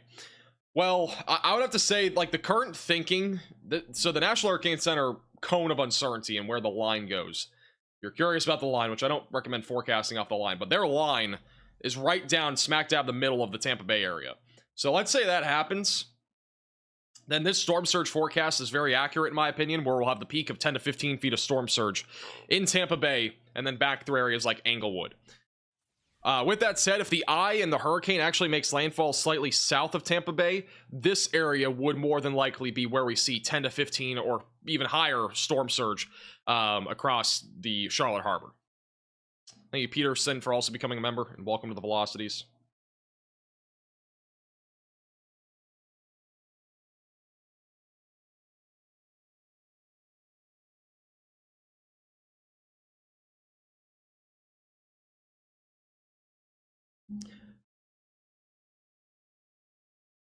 There's no such thing as a Category 6 hurricane. Once again. I mean, I made a tweet about it earlier today, and it actually, I think, went viral. For whatever reason. Thank you, Guardian, for the 5 gifted members. If you got a gifted membership, make sure to thank Guardian in the chat.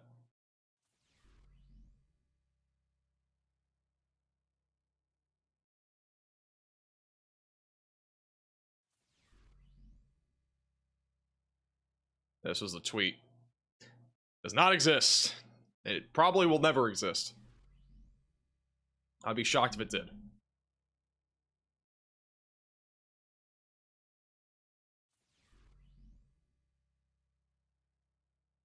The latest ship's model guidance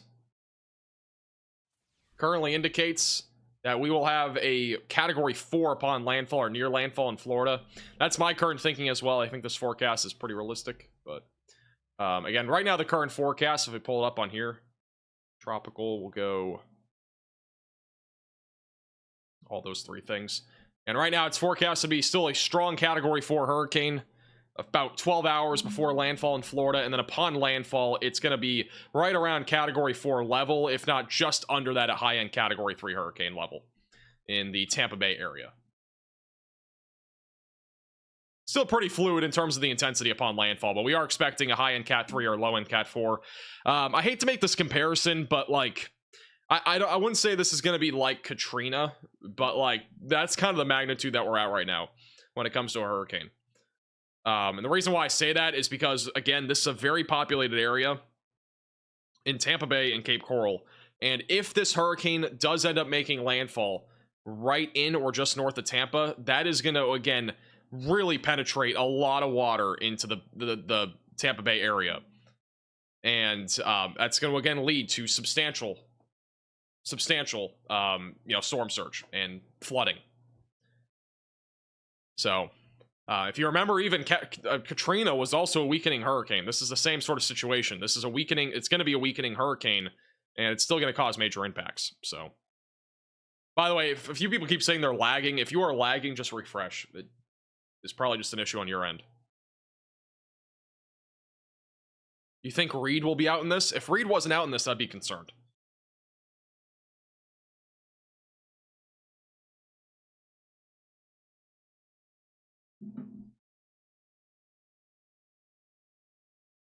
Orlando should be mostly hurricane force winds.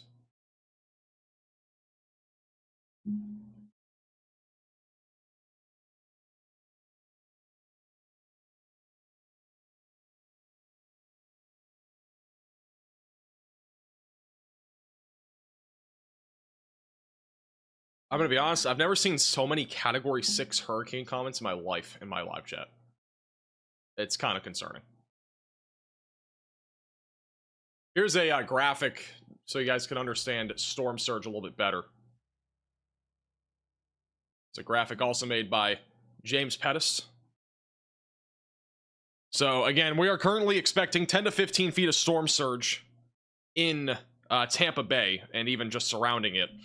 What that actually looks like, if you're along the immediate coastline or even near it, this would be for a standard 2-story home. That is significant. If we have 10 to 15 feet of storm surge, it would literally go to the top of the 2-story building. So that's what we're talking about when we're talking about 10 to 15 feet of storm surge. Now, granted, the forecast from the National Hurricane Center is still pretty conservative. It's still a pretty conservative forecast when it comes to storm surge. 10 to 15 feet, that's pretty conservative. So we could see it even as high as 15 to 20 feet. With Helene, we had up to 18 feet of storm surge observed, and that would be like at the top of the roof, basically, if not even over it, right along the coastline. So, hey, pop up for the super chat. How wide is the hurricane force wind field? It's tiny. Like, I'm telling you guys, this is one of the tiniest wind fields I've ever seen for a Category 5 hurricane at this magnitude. If we pull up the wind field, this red area that's on your screen here, that is the wind field, the hurricane force winds. It is 48 miles from north to south. In terms of radius, it's about 25 miles. So it's a very, very small hurricane force wind field. Now, again, granted, when this makes landfall and when it approaches Florida, it's probably going to be at least double that size, if not triple. It's going to be a much larger storm when it gets to Florida. The eye of the hurricane is tiny, too. Well, we'll go ahead and measure that. I need to take this off. Let me take the hurricane stuff off.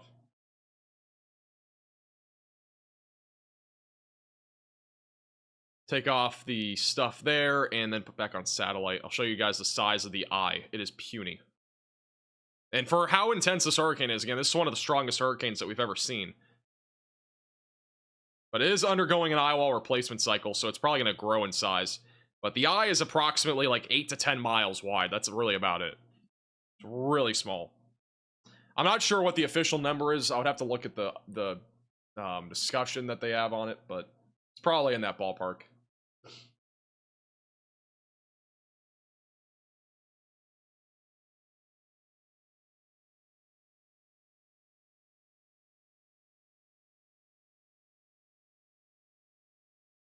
Then you also Archer for the $10 Venmo. Worst case scenario for Jacksonville, Florida.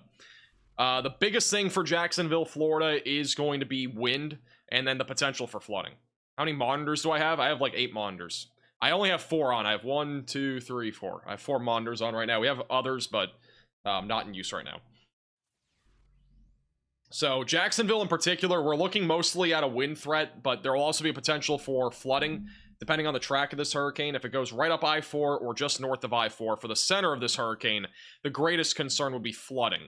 Currently thinking in that area 5 to 10 inches of rain, but it could be higher, could be a little bit lower depending on the track again of this hurricane. And then wind speeds will also be up there. Jacksonville, let's go back to the other graphic. Unless I already closed out of it. I think I did. Bruh. Closed out of it.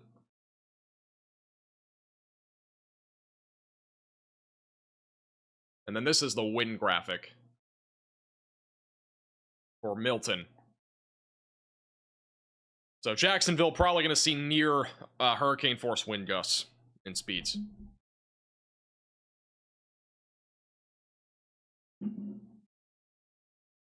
I just bought a home in Cape Coral, Florida. Last week. Closed right after Helene. Am I screwed? I'm gonna be honest, I hope you guys don't see much there, but I think storm surge will be the main concern.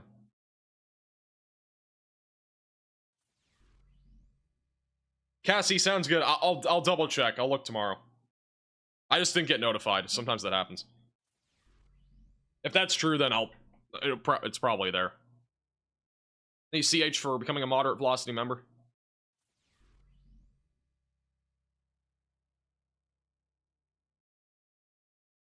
Thank you, Pigeon, for the super chat. Alright, what else was I about to look at? Okay, let's go back to wind gusts. My biggest pet peeve right now is that there isn't really a model that is showing wind gusts that I would like to see. Like, it should be higher, is what I'm saying with these models. Because, like, the models are not estimating wind gusts to be high enough, in my opinion, for Florida. It's kind of misleading. That's why I don't really love showing this. I do think the graphic that I've been showing you guys that James Pettis made is way better. Like, this is just much clearer in terms of the wind gusts or wind speeds, I should say, that you can expect with Hurricane Milton. Has made landfall? No, it's not expected to make landfall until Wednesday. Hey, David, for the $50 super chat. Put some W's in the chat for David.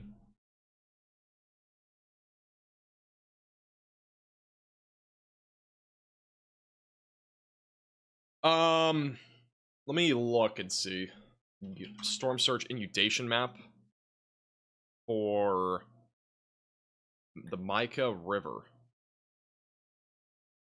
I'm gonna be honest, I don't know where that river is. I'll look it up real quick though.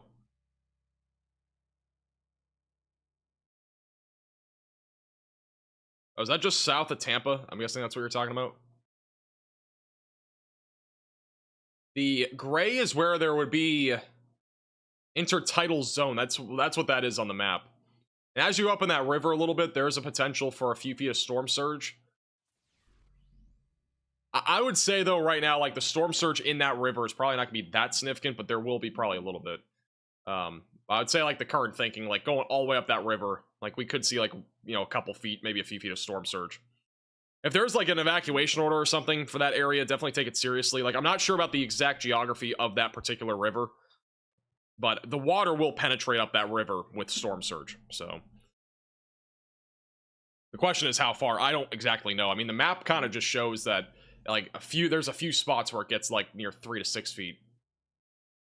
Just depends on where you're looking. Thank you, Stephanie, for becoming a member.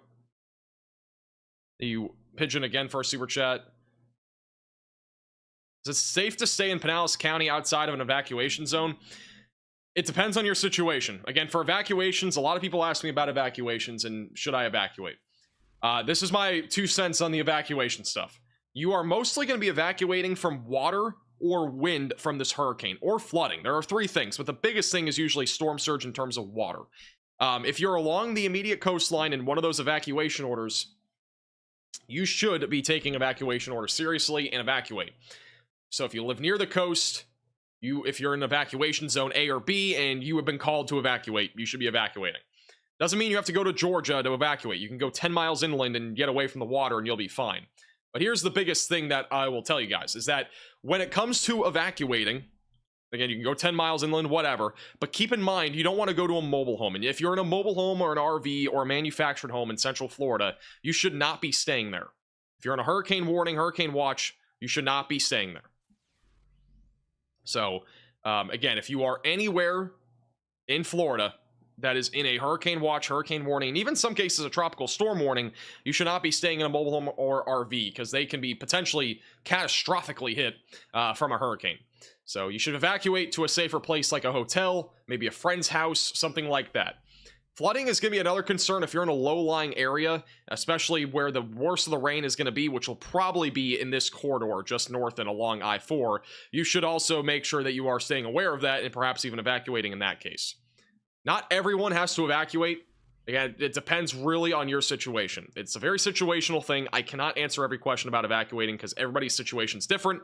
And again, I'm not asking for your exact address. Please never post that in the chat. But what I'm saying is that, you know, you have to kind of make a decision based off of what local officials are saying, what the National Hurricane Center is saying, and go from there.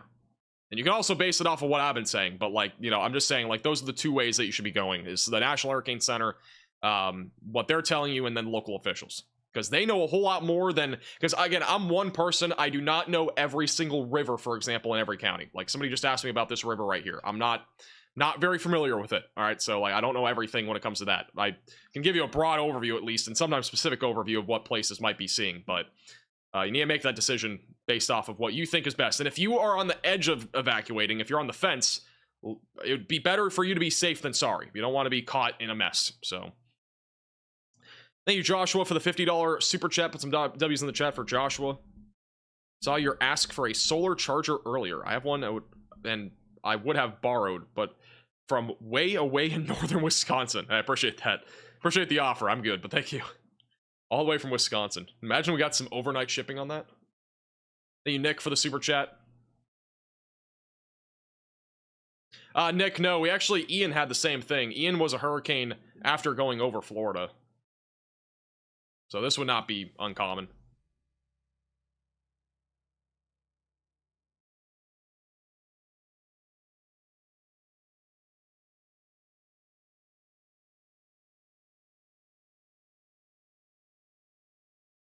We are almost to 445,000 subscribers. The counter's on the bottom right of your screen. If you are new to the channel, make sure to subscribe down below.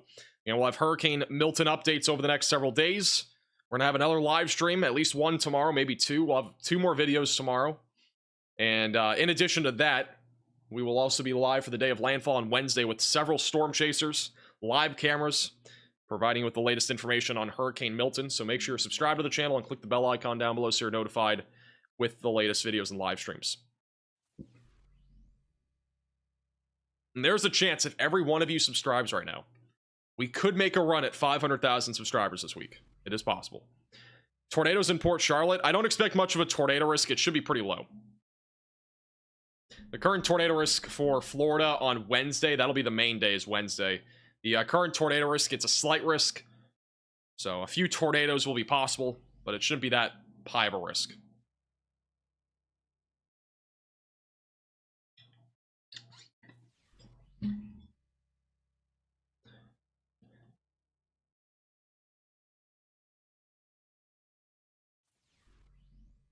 Thank you, Luke, for the super chat. Is there a possibility that this hurricane will not weaken? It will weaken, I think, no matter what. It's just to what degree it'll weaken to. Because this hurricane already has become a much more intense hurricane than we expected. We didn't think this would get to a Category 5 at 180 mile per hour winds in the Gulf of Mexico. It's still unfathomable that I'm even saying that high of a number, to be honest. Like, saying that high of a number is kind of crazy, I'm not going to lie. So, to say that is crazy, but, you know, it's... That on its own is crazy, but I still think there's going to be enough wind shear near the west coast of Florida by the time it gets there that it will weaken some. It's not going to be enough, but it will weaken some to like a Category 4. I know that doesn't sound great, but like that's probably best case scenario is that this makes landfall as a high-end Cat 3 or low-end Cat 4. Even then, it's still going to produce major to catastrophic damage. So... I'm going to be honest with you, even though it's expected to weaken, it really doesn't make a difference at this point. We are still expecting major to potentially catastrophic impacts in Florida.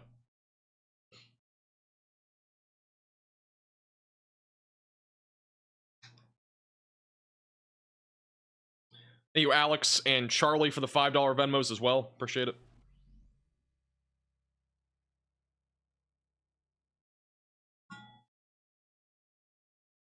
Thank you, Toki, for the $20 super chat. Typically, tornadoes are actually on the eastern and northern side of hurricanes, but since this is an eastern moving hurricane, the greatest tornado threat will actually end up being on the southern and eastern side of it. It's mostly because our curved hodographs, basically the wind as we go up into the atmosphere, it is turning more in the direction of a rotating supercell. And so storms that are happening down here in central and southern Florida are in that favorable environment. In a lot of cases, it's usually more to the north and more to the east. Helene was more of a northern and eastern tornado threat, like Helene was here. We mostly had tornado warnings in like this area. It's a pretty large area, but it was mostly like this entire area. This hurricane, though, it should be mostly confined to this part of Florida. So mostly on the south and east side. Could even have some fish-nados out there as well. So if you know any fish out there in the Gulf of Mexico, definitely let them know. Thank you, Richard, for the $20 super chat. Space Coast should be mostly tropical storm force winds. I don't really expect that much storm surge there. Maybe, like, very minimal. Further north you are up on that coast. But Melbourne should be mostly just tropical storm, maybe the low-end hurricane force winds. Not really much rain either. How bad is it looking for West Palm Beach? What's the worst case scenario? West Palm Beach, again, I'm not expecting much. It should be mostly just tropical storm force winds. West Palm Beach is down here for reference. Like, tropical storm force winds, and that's really about it. Like, I'm not expecting much down there. I've had a couple people ask about West Palm Beach and maybe getting their work canceled. I don't think it's going to get canceled. I'm not going to lie.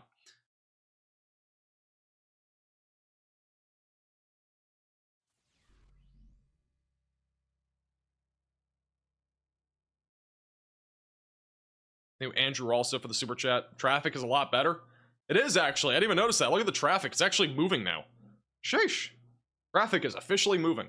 We might have to find a new camera that actually has traffic, because this is still an ongoing situation. Surprised it actually cleared up there. I wasn't even looking. Opening the shoulder has actually helped, I think. But the other thing is, I mean, we are obviously getting, you know, later here into the evening, so traffic is naturally going to become less of a problem. Alright, we have another camera. We'll pull this one up.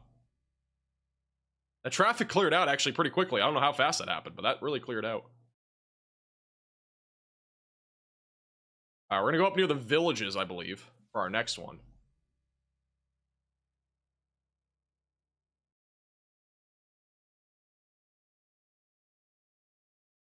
Next one's gonna be the villages.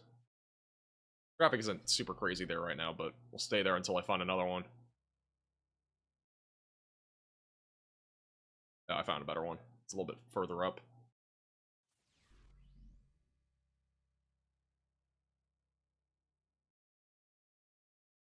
Couple up there.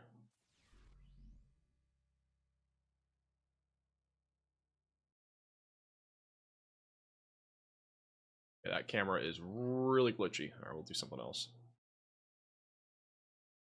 That is also a bad camera. Alright, we'll just stay on this one for now.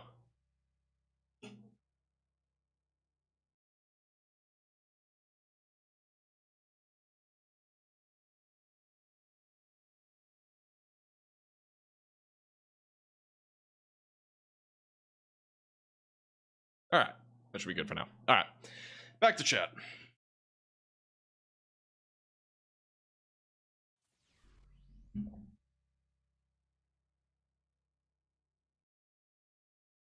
Thank you, Andrew, for becoming a member. Thank you, Mike, for the super chat. Just a reminder, if you are new to the chat room, no politics, no weird conspiracies, nothing like that. Please be respectful. Otherwise, you'll get timed out. If you are a new storm chaser, I do not recommend storm chasing this at all. Thank you, Bo, for the $5 Venmo. Should I evacuate in Auburn, Alabama? I do not expect much to happen in Alabama. I'm going to be honest with you. I think Alabama is just going to be a normal fall day, other than it being a bit more humid up there. Thank you, Andy, for the super chat. Our next National Hurricane Center update is in an hour, so we'll have that new update here pretty soon. We are 1 hour away from the latest update from the National Hurricane Center.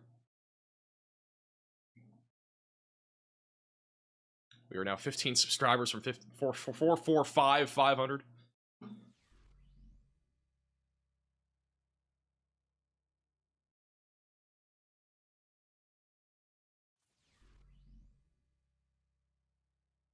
Is it the hairline I keep seeing on Facebook? Fair game for the chat. Excuse me? I don't think this is a place for the hairline. I'm not gonna lie. My hairline's fine, guys. I don't understand why people think my hairline's crazy. Thank you, Anthony, for the super chat. Family down in Cancun. Any thoughts on if it'll be hit? Cancun will probably be pretty calm in my opinion. I don't think there's gonna be much there. It'll be probably like rainy tomorrow. Maybe some tropical storm force winds, maybe even some low-end hurricane force winds, but the worst of it should just stay to the north of Cancun. Thank you, Tyler, for the $10 super chat. In St. Petersburg and work in a hospital. We're going on lockdown at 7 p.m. tomorrow. Do you think the surge is going to flood everything out? It's very possible. If we go to the storm surge inundation map, which I'll pull up here.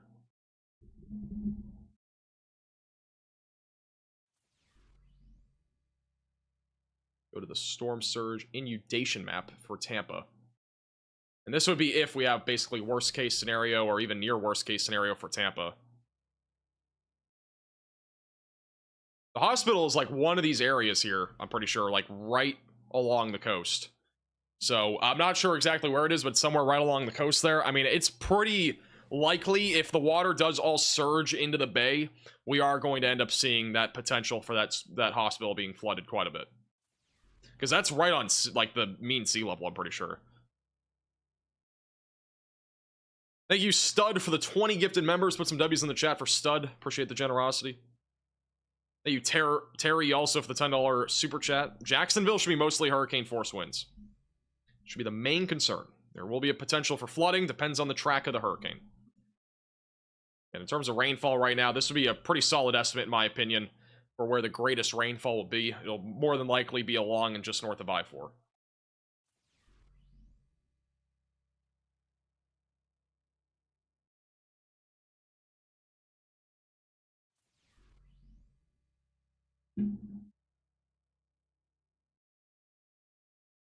Thank you, Shelly, also for the $25 donation with the donation link. Appreciate that. I don't know if I already said that, but thank you.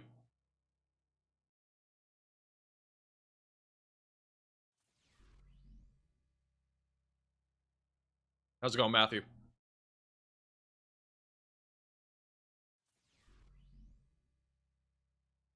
Somebody just said they're currently on a cruise and they're in my chat. Enjoy your vacation. I'm not gonna lie, like, just enjoy it.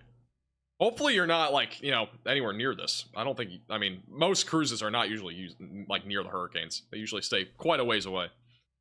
Thank you, Meeps, for the $10 super chat.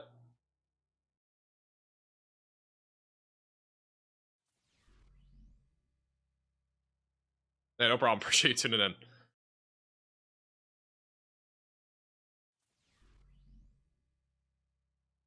Max, your streams are a vacation. Excuse me? These are a vacation? If this is your vacation, I don't know what to tell you. I mean, I don't know. Thank you, Pokesy, also for the super chat. Let me go back to the Hurricane Hunters. Let's see what they're looking at.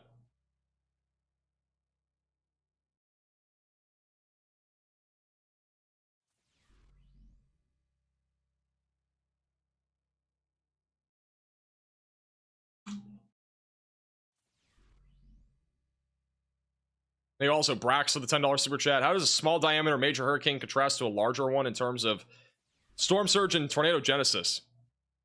I think the biggest thing when it comes to a larger hurricane is when it actually becomes larger, it's going to broaden out the storm surge field. So right now, the storm surge with this hurricane, let's say this was in Florida right now, but it isn't. But let's just say it was in Florida right now. Like, the storm surge would be way more confined to, I would say, a much smaller area. The worst of it would also be more confined to a small area. With that said, I would expect really this to broaden out a lot when it comes to landfall, and so that's why we're going to see storm surge across a much larger chunk of the West Coast. The worst of it will still be confined to some extent, but it will be a larger area in nature compared to what it would be if it was making landfall now. So, more than anything, it's just a broadening out storm surge field that we're going to be seeing. And then the tornado threat doesn't always correlate to the size of a hurricane. I mean, Beryl produced like over 100 tornadoes. Debbie and Helene didn't really produce that many. So, I mean, size doesn't really have anything to do with the tornado threat with a hurricane. I don't think you have to evacuate Orlando, Robbie. I don't think you have to evacuate Orlando. It'd be mostly wind there. I mean, if you're in a mobile home or something, it's a different story. If you're like in a sturdy structure, I think you'll be okay. Just stay vigilant. Flooding and winds are really the biggest concerns for that area.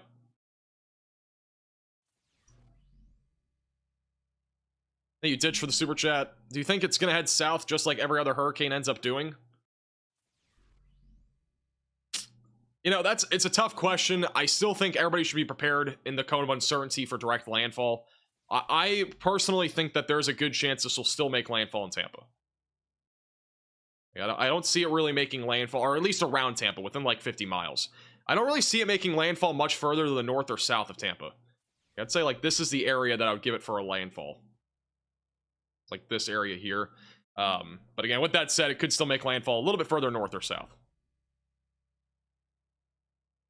Thank you, Nicholas, for the super chat. Thank you, Max. We all say in unison. Appreciate that. Thank you, Mitchell, for the super chat. Flying into Fort Lauderdale tonight. Should I be worried? Just be prepared. Again, the biggest thing is in Florida, just be prepared for this hurricane. Make those preparations, be prepared, and be ready to go. Thank you, Jonathan, and as well as Luther for the super chats.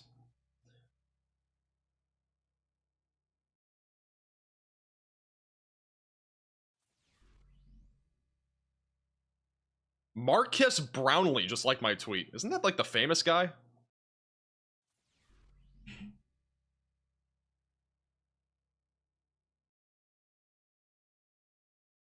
He has 6.3 million followers. He liked one of my tweets. Excuse me?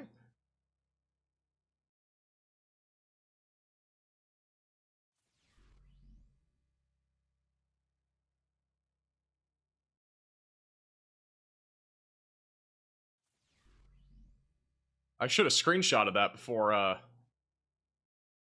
clicked on that notification. Unfortunate. It's kind of crazy, not gonna lie.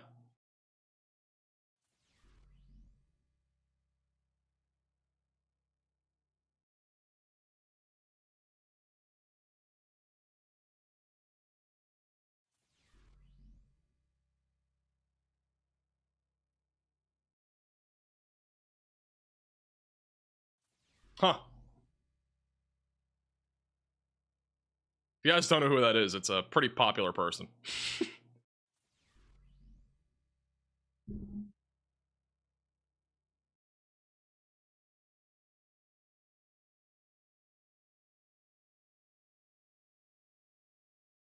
All right. Back to chat.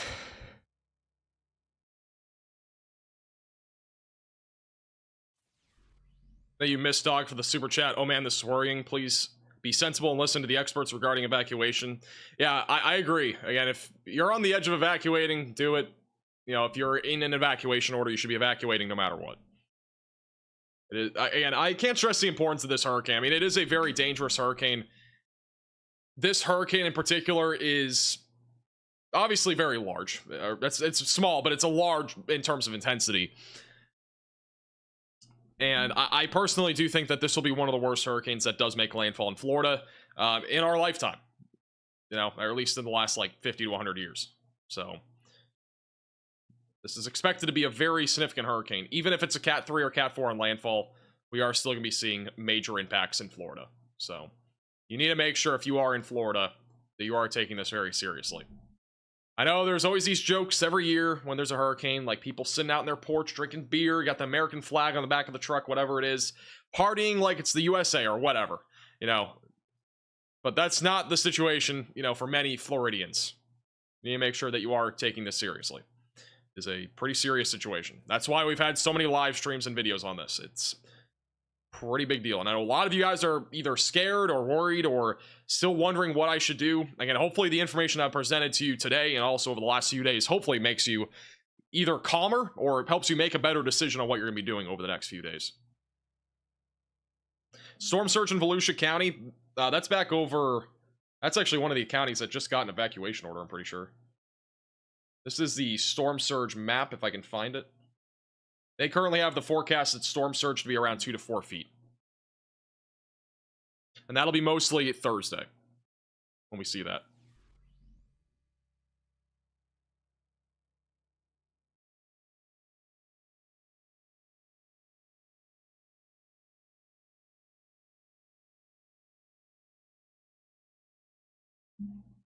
I've talked a lot about the weakening. I'll reiterate again. If this does, I still think this will weaken as a hurricane. Even if it doesn't weaken by much, it will be a hurricane that is weakening at least some as this approaches Florida. It probably will not be substantial, but it'll be enough to the point where this is not a Cat 5. I don't think this will be a Cat 5 on landfall in Florida. Still think this will be a Cat 4 though. The National Hurricane Center next update is going to be coming out in 55 minutes or so, maybe an hour. So we'll be live again for that. They will have a new cone and possibly some new intensity guidance and maybe some new discussion stuff. The main reason, again, why we're going to see weakening is vertical wind shear.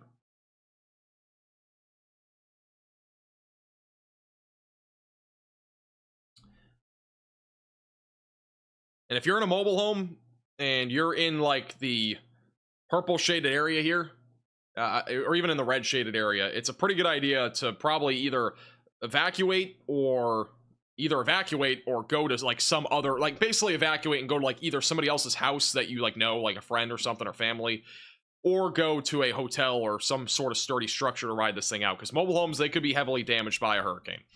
You know, the winds right now that are being forecasted in this area that I just outlined are hurricane force winds. So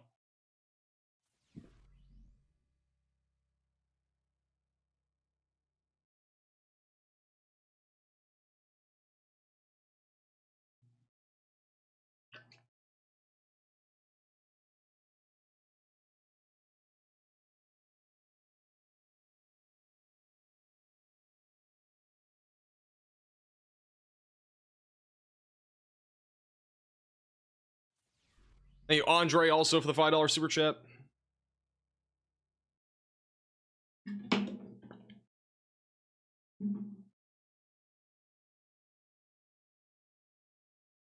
They have mandatory evacuations for zones A through C with voluntary evacuations for D. I'm in D with family in A. What are your thoughts for us? Well, if you have family in A, they shouldn't be staying there, first off. And this for Southern Pasco County. But I first off would say, you know, A should not be staying there. I would still play it on the safe side of things. If you don't feel safe in D, I would definitely evacuate. And it's a case-by-case basis for all of the evacuations. that are happening. Unless you're like on the immediate coastline, then it's basically mandatory no matter what. So, and we have apparently just hit 446,000 subscribers. We are now just under 4,000 subscribers from 450,000. And the counter's at the bottom right of your screen. If you are new to the channel and need Hurricane Milton coverage, videos, whatever it is, again, we'll have them over the next several days, so make sure you subscribe to the channel and click the bell icon down below so you're notified with the latest videos and live streams.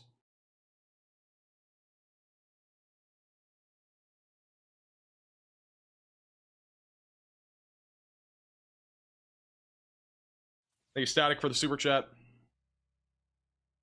Oh, by the way, this is the power outage map. I've shown this a few times. This was, again, made by James Pettis. See them on Twitter as well. The link in the description. But, again, widespread power outages are likely across much of central Florida.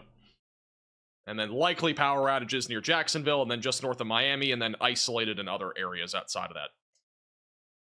Wednesday chat will be unreadable. Yeah, it might be. I mean, when we had a lean coverage 2 days before landfall, I think we had like 10,000 viewers. We're at 30,000 right now. I can't even imagine how many people will be watching for landfall. It'll probably be a lot.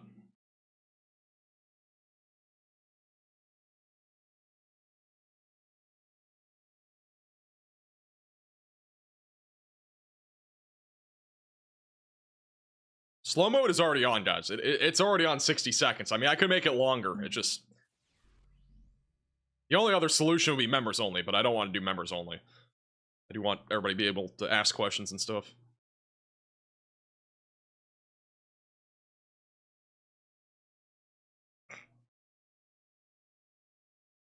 Any updates on the eyeball replacement? Eyeball replacement. We got an eyeball replacement happening? It's kind of crazy, not gonna lie.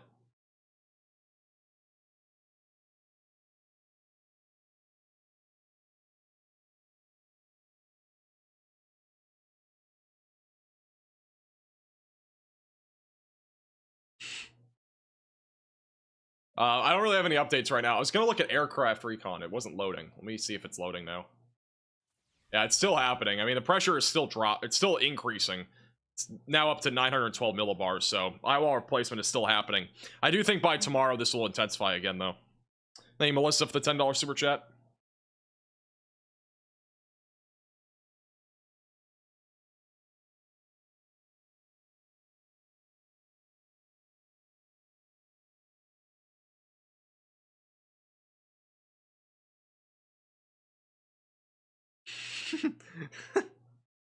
You're good, Brandon. You are good. Any thoughts on Vero Beach? Mostly just tropical storm force winds. This is the other aircraft recon, which is now leaving. The one that we are going to be looking at from here on out is going to be this one that's currently in the hurricane. Thank you, Mary, for another $50 super chat. Put some W's in the chat for Mary.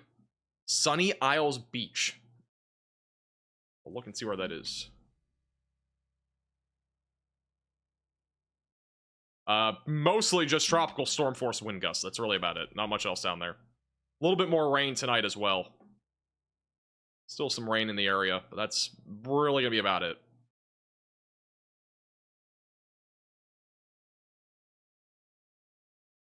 You know what's interesting?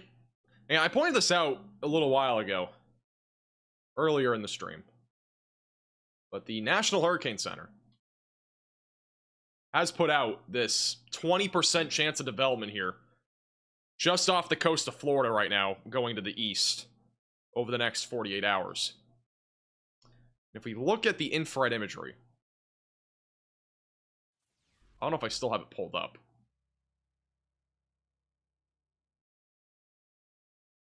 Let me see if I can go further east. This is not in the right area. Look at this one right here. Take a second to load. Very top of your screen. That's the area of convection that might develop into a tropical depression or storm over the next couple of days. Very low chance, but kind of looks like it was spinning just a little bit there. I was just looking at radar and it kind of looked like it was spinning a little bit right here. Like a little bit of spin. That's like the area that they think might develop into something. Thank you, Scott, for the $10 super chat. And even if this develops, it's not going towards the United States. It's going to be going away from it, but definitely interesting nonetheless. Thank you, Ryan, for the super chat.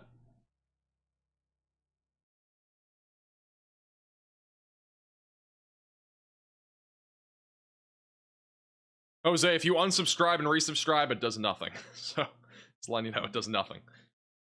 It will not change the number. We are currently 50 minutes away from the latest National Hurricane Center update. Thank you, Rob, for the super chat. As a reminder, if you are new to the channel, make sure to subscribe. We are 490 subscribers from 447,000. Thank you, Lori, also for becoming a member. Thank you, Bradley, for the super chat.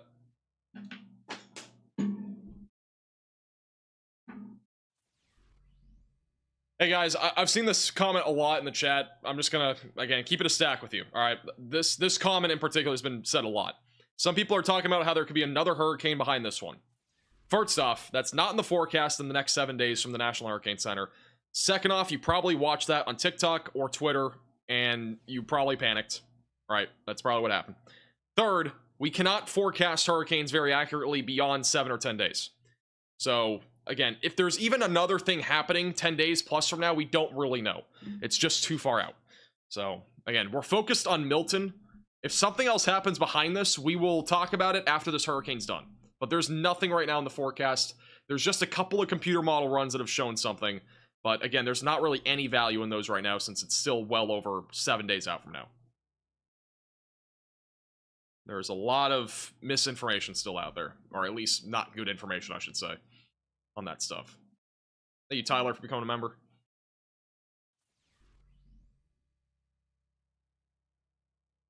What's the pressure right now? It's now at 912 millibars. 2 questions. Are you single? Yes. Why does this keep getting asked? And what got you interested in weather and hurricanes? I mean, I've been into weather since I was 3 years old. I used to watch the Weather Channel when I was growing up, and that's basically how it started. And there's a lot of other stuff in between there, but now we're here.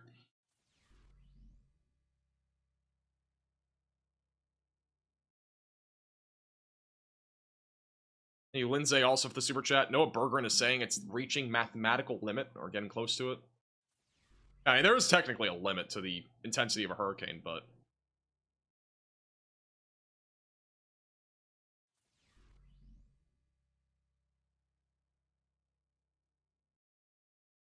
Oh, actually, his tweet went viral. Jeez. 65,000 likes. Might be Noah Bergeron's most popular tweet I've ever seen. It's now what he said was, "This is nothing short of astronomical. I'm at a loss for words meteorologically to describe you. Describe to you the storm's small I in intensity, 897 millibars of pressure with 180 mile per hour maximum sustained winds and gusts over 200 miles per hour. This is now the 4th strongest hurricane ever recorded by pressure on this side of the world. This I is tiny at nearly 3.8 miles wide. This hurricane is nearing the mathematical limit of what this can produce over this part of the water in the Gulf of Mexico." That's what he said, so...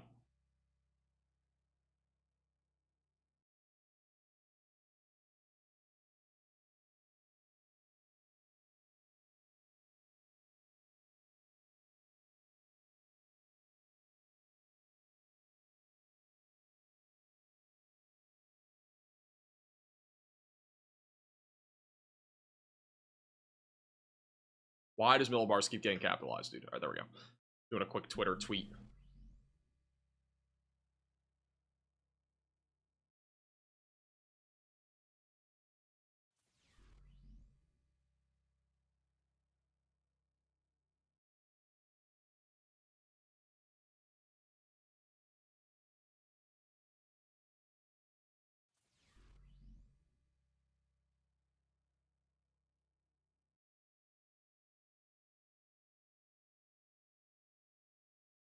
All right, if you want to check out my tweet on Twitter at MaxVelocityWX, you can check it out. Made a little tweet. Link in the description to both Facebook and as well as Twitter. Those links are in the description.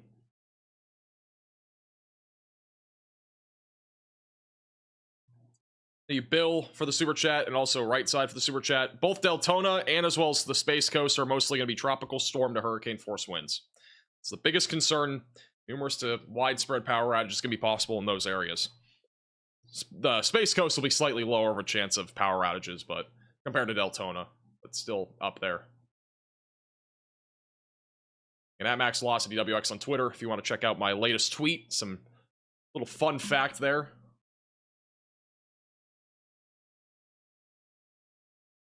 All right.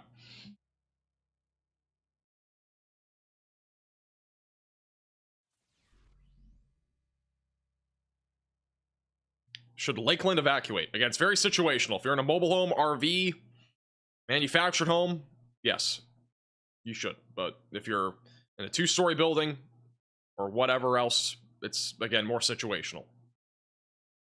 Because the wind is going to be the biggest concern for Lakeland, Florida. We are now 45 minutes away from landfall in Florida, as this is nearing, again, category... It is currently a Category 5 hurricane, but will be nearing landfall in 48 hours in the state of Florida. We are currently approximately 51 hours away from landfall in Florida, so we're getting very close to landfall in the state of Florida.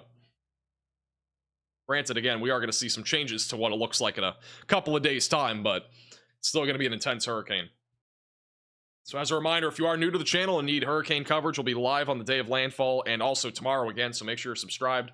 Click the bell icon down below so you're notified when we go live. And we'll also have a couple more video updates tomorrow.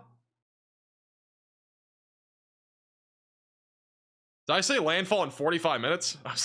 Sorry, meant to say 45 minutes we get a National Hurricane Center update. My bad. Yeah, this does not make landfall in 45 minutes, if that's what I just said. That'd be bad, wouldn't it? That'd be pretty bad. No, I would say 50. Did I not? 51 hours is when this will make landfall. Sorry, approximately. All right, whatever. You guys know what I mean, hopefully. Hey, if it was making landfall in 45 minutes, we would have some serious things happening. The jet stream would be racing at 800 miles per hour. This thing will be going faster than an airplane if it was making landfall in 45 minutes.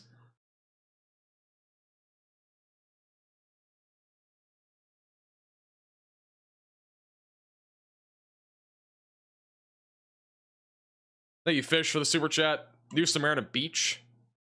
The Barrier Island specifically. Let's find where that is first. So, main concern in this part of Florida, like Daytona Beach and Palm Coast, is going to be storm surge. That'll be the biggest concern.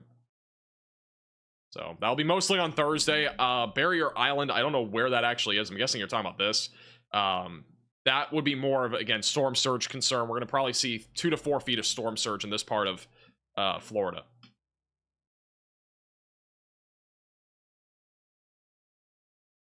Thank you, Cat Gray, for becoming a member. Thank you, Cherry, for the super chat. All right, let me pull... Let's see if we have any more traffic cams here. Yeah, evacuations are underway across Florida. As, again, we are expecting one of the biggest evacuations ever since Hurricane Irma back in 2017 in the state of Florida. Traffic is really backed up right now. Once we get a live shot, I'll pull one of these up and show you guys. We have one at the bottom right of your screen, obviously, but I'd like to show you guys some other views as well.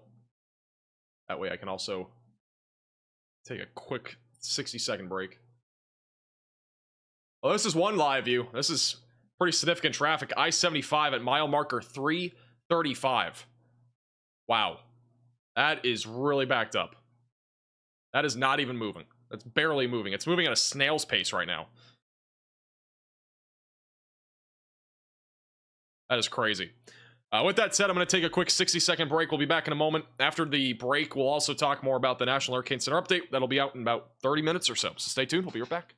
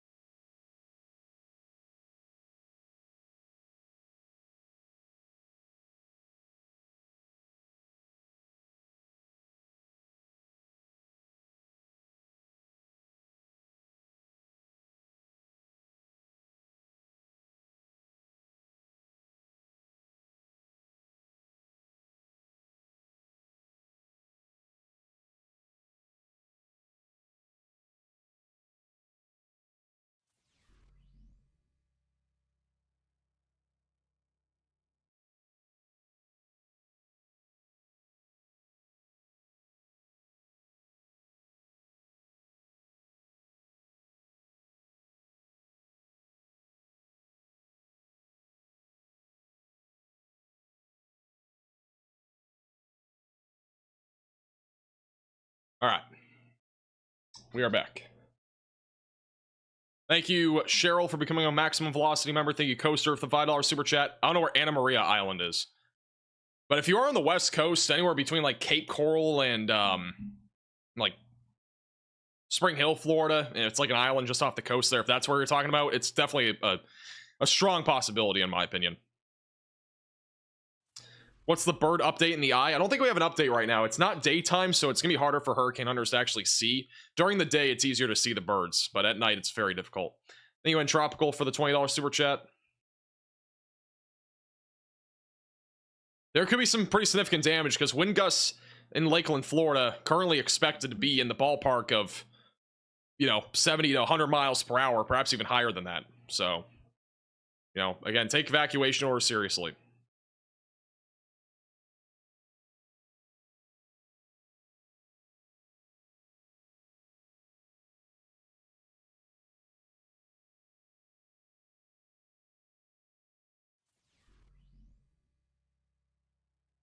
All right. No problem, Heather. Appreciate you tuning in. And thank you to anybody that has tuned in. I also want to point out, I mean, this is crazy, but to begin with, today is our most subscribed to day of all time. We've gained 25,000 subscribers today. So appreciate you guys, again, trusting me for your weather information.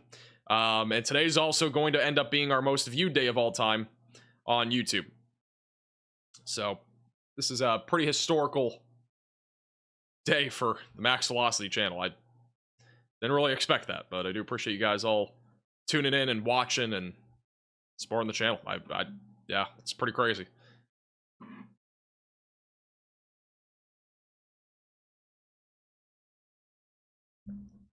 I don't know how many total views we've had today, but I'm pretty sure it's been around 2 million. Our highest viewed day before this was Helene Landfall, which was 1.4 million. So, crazy.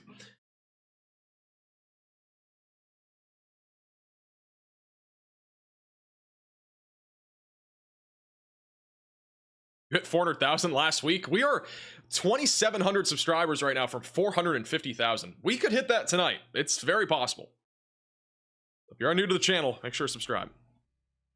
Once again, I am not vaping. This is a water bottle. I need to get a new water bottle. Thank you, Justin, for the super chat. Appreciate that. Thank you, Joshua, also for the super chat. That's awesome. Appreciate that. Where's the warning count? We just removed the tornado warning counter and put the subscriber goal there because, or subscriber count, because there's literally no tornado warnings or really even severe warnings that we're expecting tonight. Tomorrow would be the first of a couple of days of isolated tornado threat. Be mostly tomorrow night when that starts in like western and southwestern Florida. Thank you, Rez, for the super chat. Appreciate the generosity. I'll talk more about that here in a second. Thank you, Jay, for the super chat as well. Thank you, Steve, for the super chat as well. You should be fine, Steve. Should be fine. It's like 9 days from now. I've lost my first Max Velocity hat. I've forgotten what number it was for. Maybe 20,000? You bought it at 20,000 subscribers? I don't know when we started merch. We had an limited edition 100K and 250K hat. When we hit 500,000 subscribers, we'll have a limited edition hat and t-shirt. I am hoping that we do not hit 500K this week, because if we do, I have absolutely nothing prepared for merch. Because the merch that we're going to do is going to be actually autographed by me. It's going to be actually like personalized.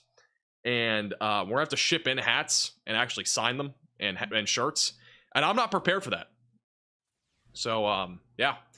Let's hope we don't hit that this week. Not gonna lie. It would probably be pretty bad if we hit that this week. But, yeah. I mean, if that happens, we'll be delayed on the merch.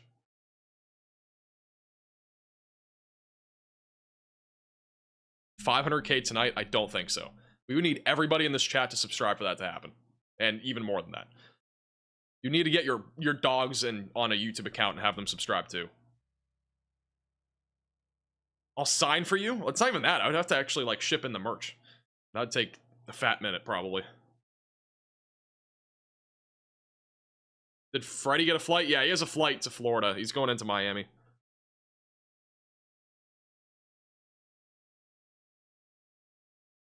Your channel is rapidly intensifying. That is an interesting way to describe it. Thank you, Joanne, for becoming a member, and welcome to the Velocities.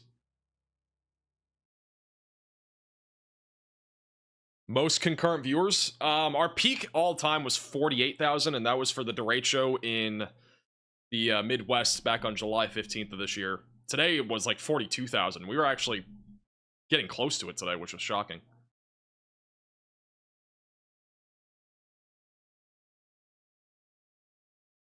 What are we looking at? This is I-75 northbound, mile marker 335. This is the evacuations that are currently underway. Very heavy traffic. We're just looking at this right now. We'll go back to answering some more specific questions in a few minutes. And again, the next National Arcane Center update is in about 30 minutes from now. So we'll have that here pretty soon as well.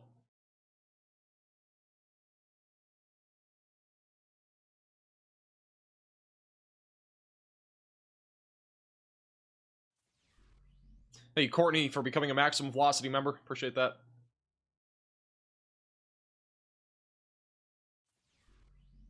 Thank you, Wrigley, for the $50 super chat. Put some W's in the chat for Wrigley. I am not answering that question.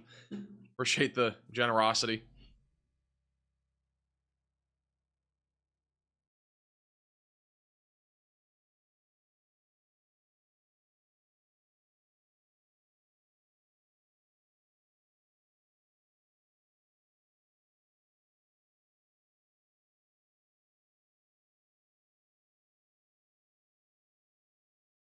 Thank you, TPF, also for becoming a moderate velocity member, and welcome to the Velocities.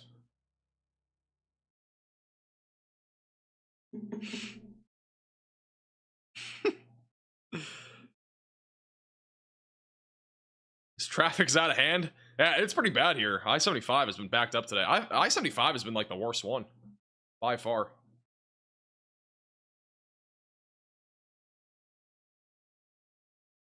All right, back to Hurricane Milton.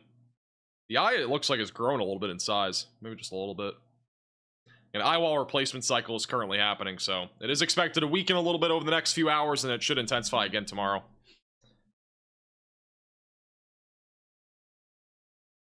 Thank you, Jason, for also becoming a Maximum Velocity member. Welcome to the Velocities.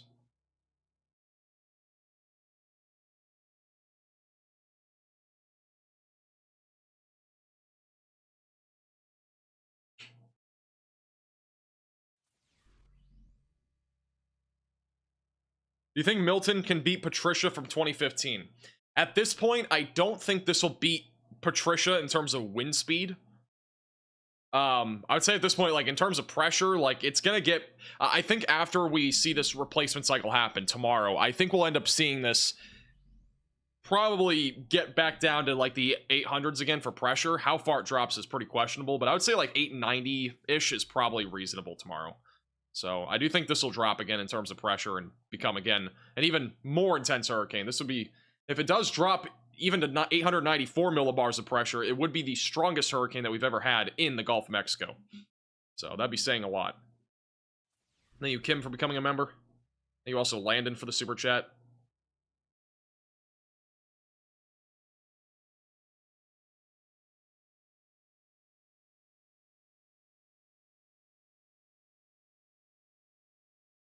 What is your opinion on being a weather reporter? I don't know how I'm supposed to answer that.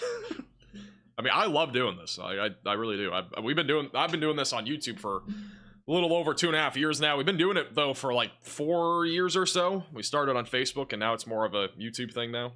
But doing this for quite a while. Love doing it. Thank you, Wrigley, for becoming a member. Thank you, Brack, for the super chat. Anyone else annoyed the storm of the century is named Milton? No.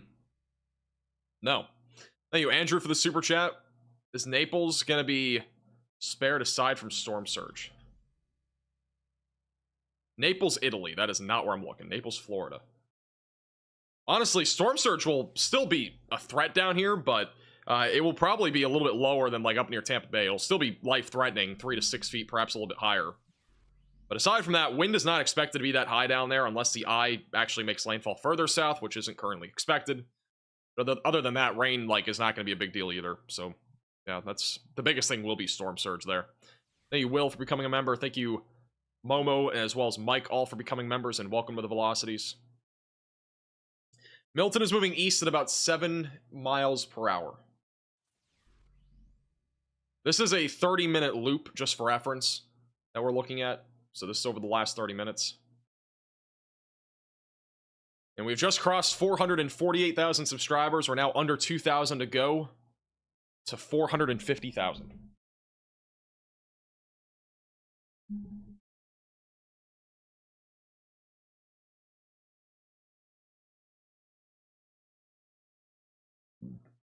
Is Disney in the path? Disney will see impacts. I don't think they'll be that significant. It'll be mostly wind. That will be the main concern. There could be flooding, but it depends on the track. If the I goes north of I-4, most of the rain's going to be north, so you won't really see much flooding. If the I goes south of I-4 or along it, I think there'll be some flooding there in the theme parks region. But hurricane force wind gusts being the biggest concern. Then I'll be overnight Wednesday into Thursday. Oh yeah, Claremont. Sorry, I forgot about that. Somebody was asking about Claremont, Florida, just west of Orlando. Again, hurricane force winds being the biggest concern here in central Florida. Again, if the I goes right up I-4, the worst of the rain will be north of that.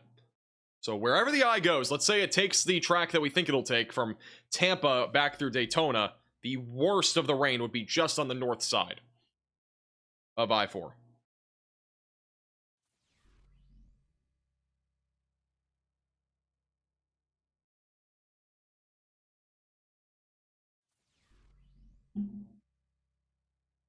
Thank you, Robin, for becoming a member. Thank you, Light, also for becoming a member.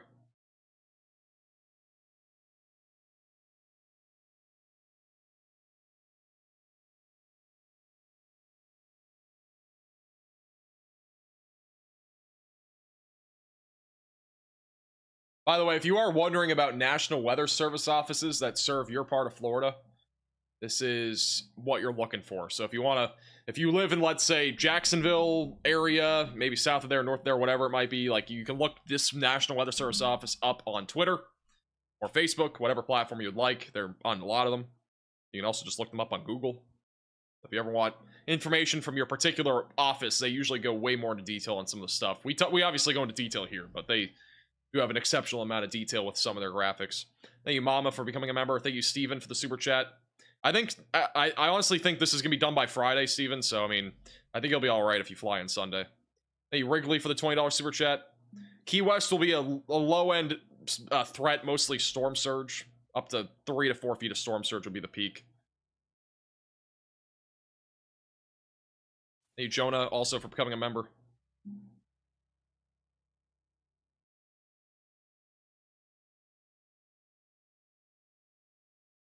There's apparently northern lights currently happening as far south as Tennessee, by the way. If you are not watching from Florida and you're watching from, like, Tennessee, apparently northern lights are visible.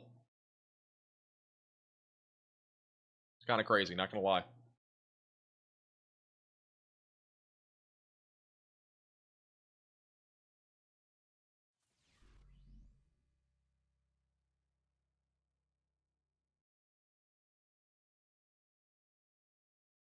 If you lived in Lakeland, would you leave? Again, it's very situational. If you're in a mobile home, RV, manufactured home, yes, I would. But again, other situations are very, again, situational. The pressure right now is around 912 millibars from the latest observations. We can check and see if that's changed. It's up to, it's now, it keeps weakening. It's now to 915. And again, the reason why it's been weakening, which this is still a category 5 hurricane, but the reason why this is happening is because it's undergoing eye wall replacement. So that's going to continue probably for a few more hours. And then tomorrow it'll intensify again. And it could be more intense tomorrow than it is today. Thank you, Jerry and Lane, for the super chats, and Skywalker. I'll check that out in a moment. Oh, the traffic's actually speeding up on that camera. Sheesh. I'll have to change cameras again. Let me try to change this camera here. It looks like the traffic is starting to clear up tonight. It'll be bad again tomorrow, but it's been clearing up tonight, mostly because of, you know, it being nighttime. It does help.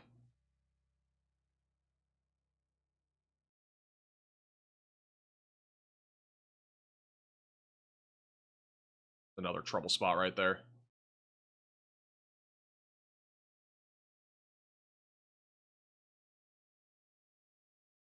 A little bit further south, there's another view of that. Let me go back a little bit further south.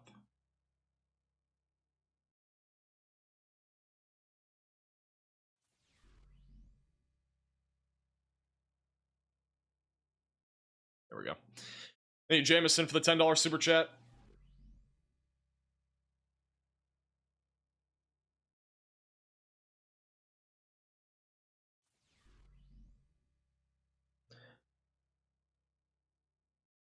I would say like the weakest this hurricane could be upon landfall would be like a high-end Cat 2. And even then, I think it's still going to be significant. So, I mean, even if this is, for whatever reason, not forecasted, let's say it doesn't make landfall as a high-end Cat 3 or low-end Cat 4, I still think that this is going to be an impactful hurricane, even if it were to be a high-end Cat 2. So...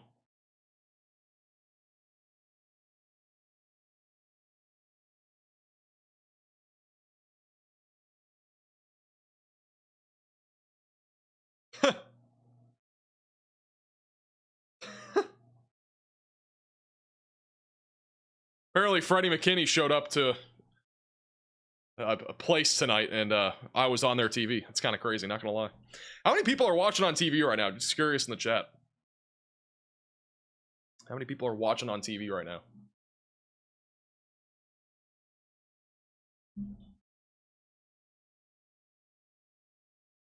Next National Hurricane Center update in about 25 minutes. New information will be coming in soon.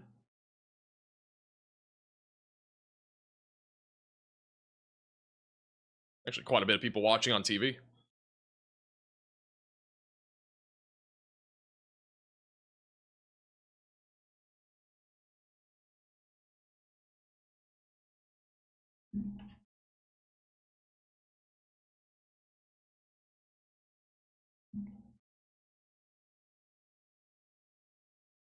You're on my big screen often. Nice. Will St. Augustine be okay? St. Augustine will be dealing with storm surge on Thursday. I think the downtown area will be flooded on Thursday. I mean, it doesn't take much for St. Augustine to flood, at least that downtown area near the coast. So I would expect some flooding there.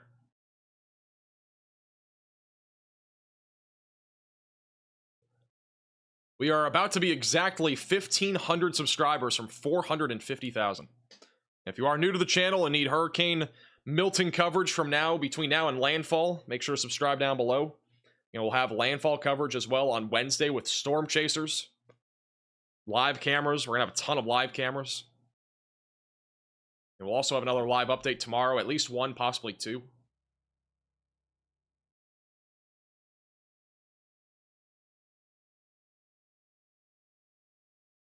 $500K coming this week. I don't know about that. $500K is a stretch in my opinion. Thank you, Evan, for the super chat.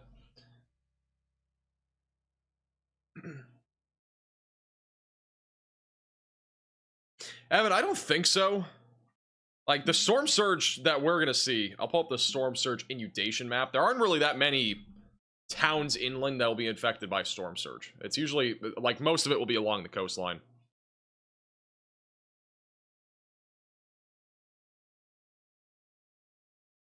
Storm surge inundation map.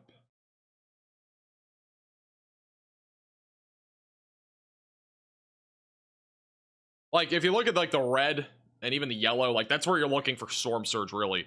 It doesn't really go that far inland. Like, it can go up a river or two, but even then, it's, like, not that significant, and it doesn't really even go that far inland, so.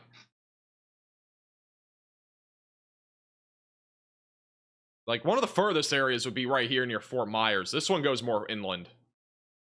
So there's one river here that's near Fort something. All the names are cut out there, but Fort Donod. So that's like one area that it goes a little bit further inland. But aside from that, it doesn't really go that far inland. Mostly right along the immediate coastline. Back down in the Everglades, it goes further inland, though. Obviously, in Tampa Bay, this is all mostly coastal, but it does go all the way into the bay here.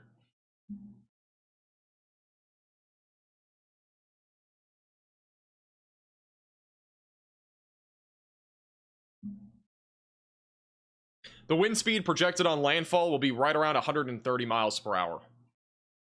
It's the current forecast.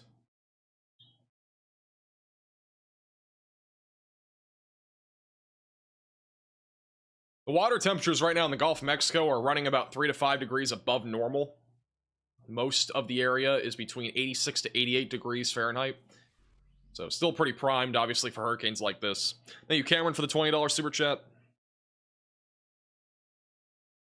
You should be fine, but again, it's situational. If you're in a mobile home or something like that, I wouldn't be there. If you are prone to storm surge, I would not be there either. Low risk for tornadoes in central and southern Florida, and that includes West Palm Beach. Anywhere in this area, it's a low threat. Low threat tomorrow, mostly in this particular part of Florida, so Tampa, Northport, Cape Coral, mostly tomorrow night, very low threat. And then on Wednesday, better shot for a few tornadoes, but mostly along and just south of I-4. So mostly this area here. Thank you, Mike, for becoming a member as well.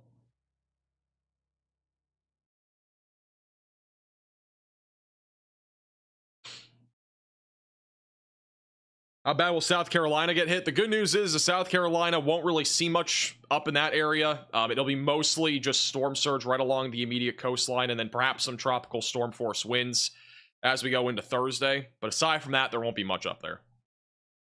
Thank you, Joey, for the super chat. Pressure, essentially, I mean, when you look at pressure as a number with a hurricane, that usually does indicate intense, like an intense hurricane. So if we have like 900 millibars of pressure versus 920, 900 would indicate a stronger hurricane. I'm guessing that's what you're asking. But if you're asking about like the comparison, basically when the pressure's lower, a hurricane's stronger in most cases. The only exception really to that is if it's going more to the north towards like, you know, New England or something. Like a lot of the time pressures will still be dropping, but it doesn't necessarily mean it's intensifying. Thank you, Kev, for the super chat.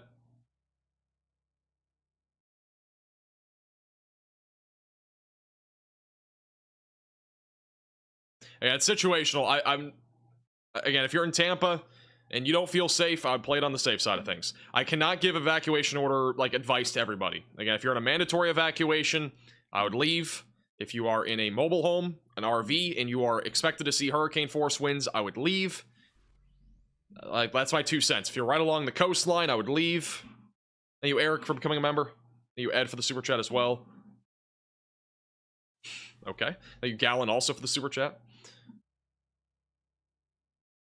The pressure right now is around 915 millibars. It has been actually weakening as a hurricane, but again, that's because of the eye wall replacement that we're seeing. They have actually just come out with the latest National Hurricane Center update. So the latest National Hurricane Center update has come out 20 minutes early tonight.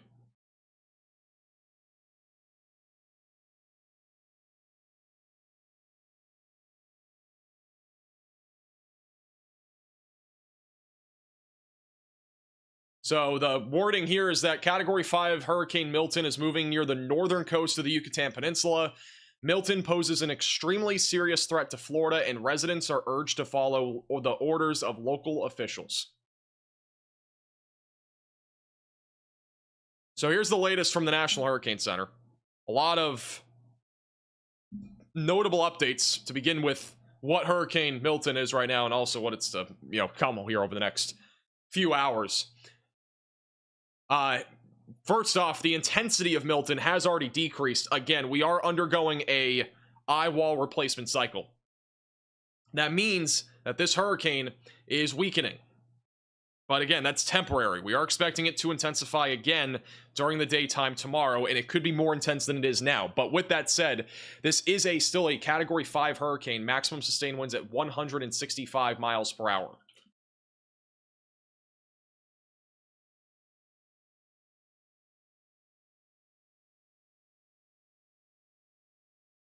One second. I'm just posting this information to Twitter as well, just so I get it out real quick.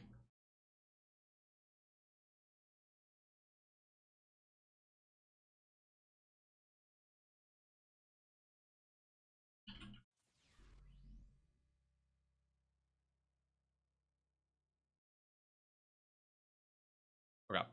All right, so what I was just saying, again, the intensity of Hurricane Milton at 165 mile per hour winds, that is a 15 mile per hour drop over what we just had for reference. So it is a hurricane that has weakened a little bit. The pressure has also gone to 914 millibars, according to the National Hurricane Center. So that's the latest in terms of the intensity of Hurricane Milton. Here's the latest discussion, and we'll also be talking about the track and intensity because those things will also be changing, and the storm surge forecast will also change a little bit. So this is the latest from the National Hurricane Center. Both Air Force and NOAA Hurricane Hunter aircraft have been investigating Milton. Earlier, hurricane hunters found that the minimum central pressure in the eye had dropped to an estimated 897 millibars. Based on this, Milton has had the 5th lowest central pressure in the Atlantic Basin hurricane record. And in addition to that, this is also the 2nd strongest hurricane that we've ever seen in the Gulf of Mexico. Also, flight level and drop sound data from the aircraft suggests some decrease in intensity, and the advisory intensity is set to 145 knots. The decrease is likely the result of an eyewall replacement reported by hurricane hunters, leading to a double wind maximum radiality from the center. Notwithstanding, Milton still remains an extremely dangerous Category 5 hurricane. The initial motion is eastward at about 8 knots, which is about 10 miles per hour here in the southern Gulf of Mexico. Milton should continue to pass close to the north coast of the Yucatan Peninsula tonight and early Tuesday, and then the flow on the eastern side of the mid-tropospheric shortwave trough dropping into the northwestern Gulf of Mexico should cause Milton to move northeast, and then eventually northeast towards Florida. And later in the forecast period, Milton is expected to move eastward, it's a lot of eastwards, over the Atlantic waters and move into the southeast United States, while gradually losing tropical characteristics. So that'll be after it moves over Florida. So that's after Florida. A lot of weird wording. I'll go over more details here in a second. The official track forecast is close to, but moving a little faster than the model consensus. This is also very similar to the previous National Hurricane Center track. As noted earlier, the track is closer to the model predicted fields rather than the model trackers, which appear to be too far south, which I agree with. I do think the landfall is probably going to be in the Tampa Bay area, if not just north of Tampa Bay, which is what they're also saying it sounds like. All right, last paragraph, and then we'll go into more of the graphics that they've just released. So long as Milton remains in an environment of light shear and over very high oceanic heat content, which it currently is, its maximum intensity should be governed by more inner core fluctuations. However, the ship's diagnostics indicate a significant increase in vertical shear within 24 hours, likely associated with increasing southwesterly upper level flow over the eastern Gulf of Mexico. Therefore, a decrease in intensity is predicted before Milton reaches the west coast of the Florida Peninsula. But regardless of that, the peak intensity, the eyewall replacement cycle will likely lead to an expansion of the destructive inner core of the hurricane during the next day or two. The system is expected to remain a large and powerful hurricane at landfall in Florida, with life-threatening hazards at the coastline and well inland. Residents in Florida should be monitoring this situation very closely and follow orders from the local emergency management officials, as Milton has the potential to be one of the most destructive hurricanes on record for west central Florida. That is a pretty deep quote.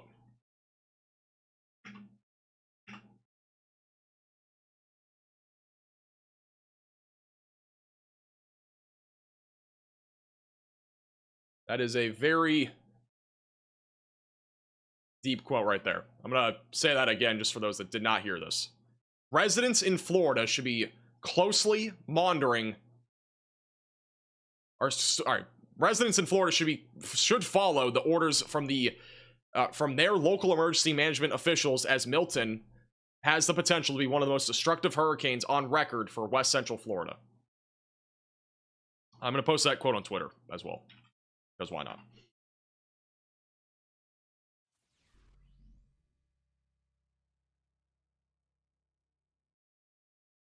Okay, now let's get into some of the graphic updates. And also, we'll go through the key messages as well, but we'll go first through the intensity and whatnot of this hurricane as it approaches land. We'll go to that first on the forecast, graphics and stuff like that. Storm surge forecast, we'll go to first. We'll do the storm surge forecast first. So this is the latest update on the storm surge map from the National Hurricane Center. And so there's no changes to this forecast as of right now that are major. I'm not seeing any major changes to our storm surge forecast in Florida. Still expected to be around 10 to 15 feet of storm surge in Tampa Bay. Charlotte Harbor is still expected to be 6 to 10 feet. Then back over in southwestern Florida in the Everglades, anywhere from 1 to 7 feet of storm surge will be possible. Florida Keys expected to be around 1 to 3 feet over there. Big Bend of Florida going to get a little bit of a break compared to Helene. Most of those areas are going to be anywhere from 1 to 5 feet of storm surge. So anywhere just between Yankeetown and the Indian Pass. And then the east coast of Florida between Sebastian Inlet, which is just to the south here of Cape Canaveral, all the way back through Edisto Beach will range from 2 to 5 feet of storm surge. So the entire east coast of Florida is still dealing with that. And then 1 to 3 feet of storm surge back up in South Carolina near the South Sante River, back through Edisto Beach. Now, next is the intensity forecast and the cone of uncertainty. We're going to go more into detail on this in a moment once we have the update on the Radar Omega app. So we're going to go into the cone of uncertainty on this here in a moment. Just kind of dive into that more in a moment. But here's what their latest thinking is, and it's actually interesting. A little bit interesting. I mean, it's pretty much the same as before, but there are some minor changes I'm going to go over here. So to begin with, on this particular forecast, I'm going to label every point on here with the wind speeds that they're forecasting. So that's 165, that's for wind. Again, this is in miles per hour. 165, that's 160 Tuesday night.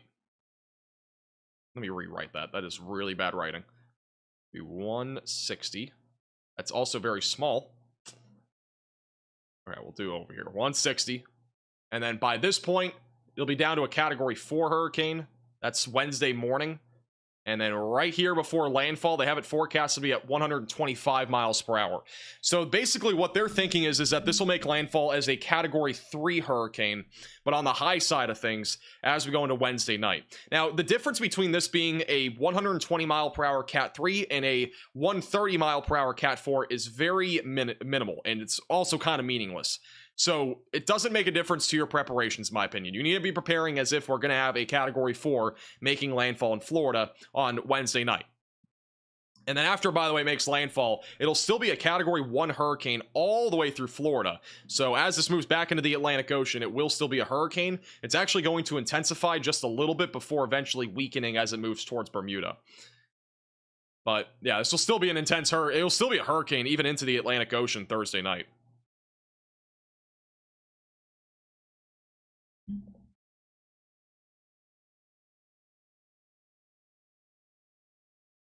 So that's the latest in terms of the intensity forecast. And then we'll dive into the cone of uncertainty as well. And we'll see if there's any new hurricane warnings or anything like that issued. Sorry. It's my background photo.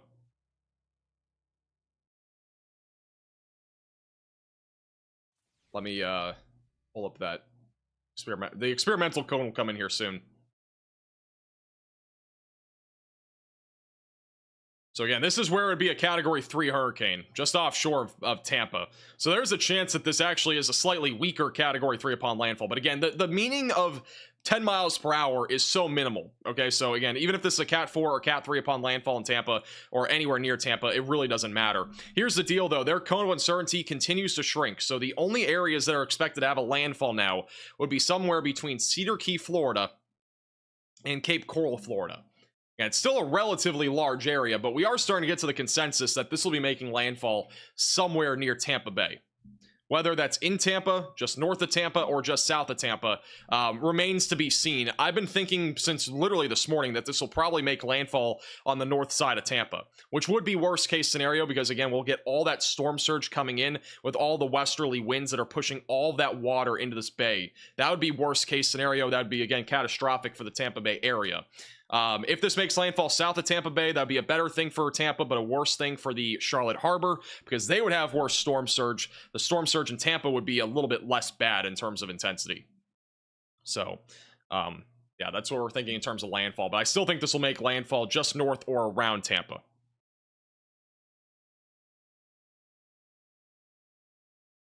And then again, category 1, even through just east of Orlando. Again, if the eye follows this exact track, it would still be a category 1, even through Titusville and Orlando. So this will still be a hurricane all the way through Florida. And that's why we have hurricane watches and warnings in effect across most of, actually all of Central Florida now. So it's the entire area.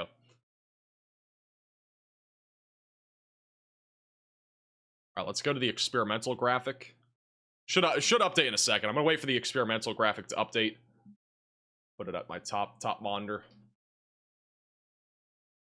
We'll just wait for that to update, and then I'll show you the new watches and warnings. As a reminder, if you are new to the channel, make sure to subscribe. Again, we'll have live updates and videos over the next several days, right around and also during the landfall of Hurricane Milton. So make sure you're subscribed.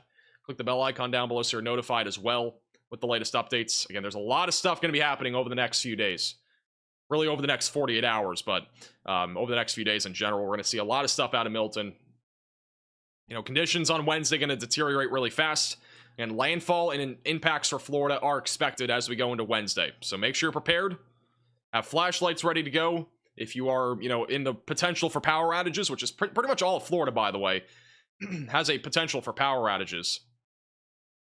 At least most of Central Florida has the potential for widespread power outages right now. But you should be prepared for power outages. Be prepared for the potential for flooding, because flooding is going to be a big concern, especially on the north side of this hurricane. That's where the bulk of the rain is going to fall. But the current power outage outlook here from James Pettis is the one that made this graphic, but this is, in my opinion, pretty accurate. The worst of the power outages, I think, will be in Central Florida. So anywhere from the west coast to the east coast, where hurricane force winds are expected. And we are currently about 500 subscribers from 450,000. So we're getting pretty close to that goal, which is pretty crazy.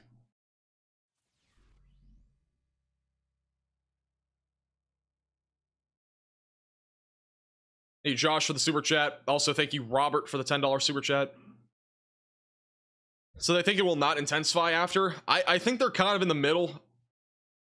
Because, I mean, like, the only chance that this intensifies would have to be sometime tomorrow morning or just around lunchtime. And if we go over to the HAFS-B model run, which this model's been very accurate thus far. This model on the most recent run, which was accurate before, we actually might have to go to the 12Z run because this one had a more accurate depiction of it. This model was spot on with pressure because our observed pressure was 897 millibars. And so spot on there, and it also shows it having eye wall replacement overnight. And then eventually, throughout the day, Tuesday, it actually intensifies again down to 884 millibars. So if what we saw today matches up with what we see tomorrow, this would actually be a very accurate model. With that said, it will still weaken before landfall, but nonetheless, it is still pretty interesting to see that this hurricane model is this accurate, thus far at least.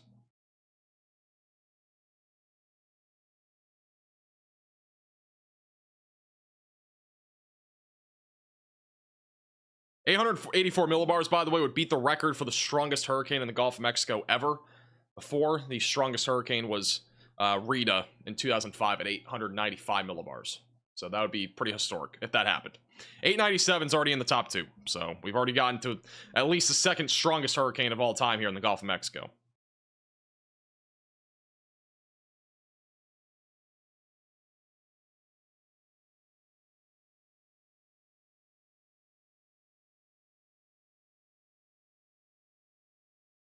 All right. Thank you, Diane, for the $20 super chat. Appreciate that. Put some W's in the chat for Diane. Appreciate the generosity. All right, we're now 300 subscribers from 450,000. We're getting very close.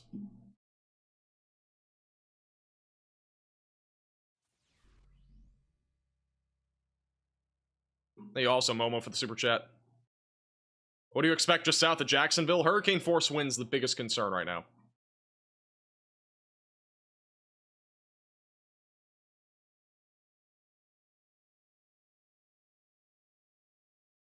Thank you, Robert, also for the generous $20 super chat. Appreciate that. What's the latest wind speed? It's now down to 165 miles per hour. Again, the reason why the wind speed is lower is because this hurricane is undergoing eye wall replacement, which usually does weaken hurricanes for a little bit, and then it usually will re-intensify afterwards. So the current thinking is that this will re-intensify, but the pressure has increased by 20 millibars, meaning it has weakened. But I do think it'll intensify again.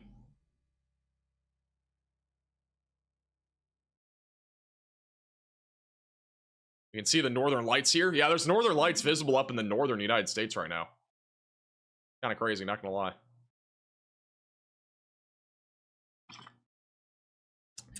All right, you guys are all gonna witness the potential for a historic moment here on the channel. We are within 80 subscribers right now of 450,000. So 80 people, 70 people have to subscribe for us to hit 450. What am I doing for 450? I have no clue. I don't think I'm doing anything.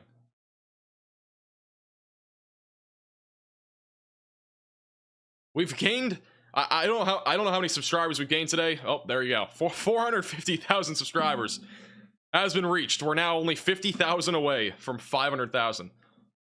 That is literally insane. We literally just hit 400,000 like 2 weeks ago.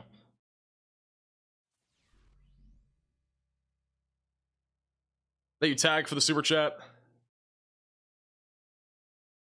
I think it'll cause a problem. I'll talk about that in a second. We almost gained 1,000 subscribers just by showing this. That's kind of crazy, I'm not gonna lie. We're on our way, I guess, to 500,000 subscribers this week. It is possible.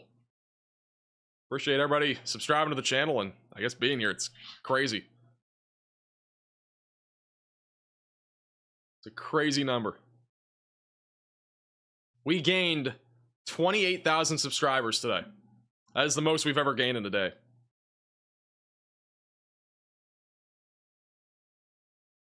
We might hit 451,000 in like a second.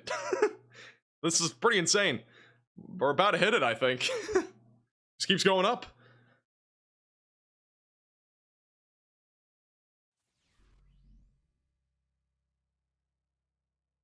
I'll put it back over here.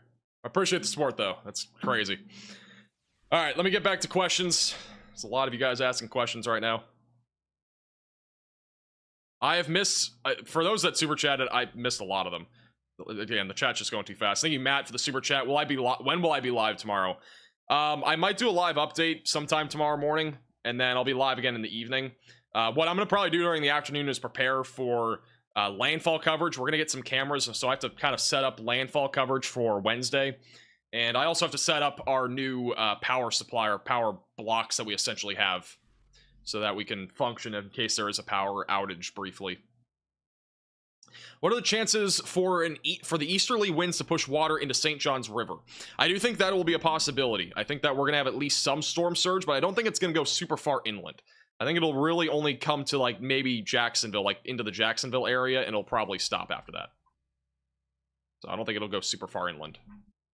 Thank you, Mary, for the $50 super chat. Put some W's in the chat for Mary. Appreciate the generosity. That super chat is almost out of here too. I can barely see it. Thank you, Doc, also for the super chat. Everyone, check your subscription standing. I thought I was subscribed, but YouTube said nah. I agree. Make sure you're subscribed to the channel. Yeah, I appreciate that, Mary. Old Denton days. Denton County weather. Those were the days. Those were the days. Thank you, Cassie, also for the $5 Venmo. Appreciate that. Thank you, Larry, for becoming a Maximum Velocity member. Thank you, Christmas, for the super chat. How long does eyewall replacement take? It usually it varies, but it can be anywhere from like 3 to 6 hours. It can also take as long as 12 to 18 hours. It's a pretty eyewall replacement's one of those things that is really hard to predict, and it's also it's something that's really being scientifically studied a lot. So it's still one of those things that we as meteorologists don't really have a great grasp of still. Thank you, Sarah, for the $20 super chat. How many storms form in the Gulf that then turn into a hurricane, let alone ones of this scale? This is only our 13th Category 5 hurricane, I think, in the Gulf of Mexico ever. So it's a 1 in like 8 to 10 year sort of event that we get something like this. Now, granted, Ian and Michael were both Cat 5s in the Gulf of Mexico, and they were within the last like 5 years. So it's definitely pretty rare. Thank you, Austin, also for the super chat. And Elizabeth for becoming a member. Archer, Florida in a mobile home. Back up near Gainesville. I mean, I would play it safe and just go somewhere else for the night, Wednesday night, because I do think there will be the potential for tropical storm, if not borderline hurricane force winds up there when this makes landfall. So I'd play it safe up there. Thank you, Matt, for the $10 super chat. How much to get a 450k gritty? If we gain another if we get to 455,000 subscribers tonight, I'll do a gritty. So we need 3,500 more people to subscribe for that. Thank you, Cindy, for becoming a member. Thank you, Greg, for the super chat. Thank you also, Dan, for the super chat. Yeah, I'm already pursuing it. I'm like 8 months from being done. So not too much further away.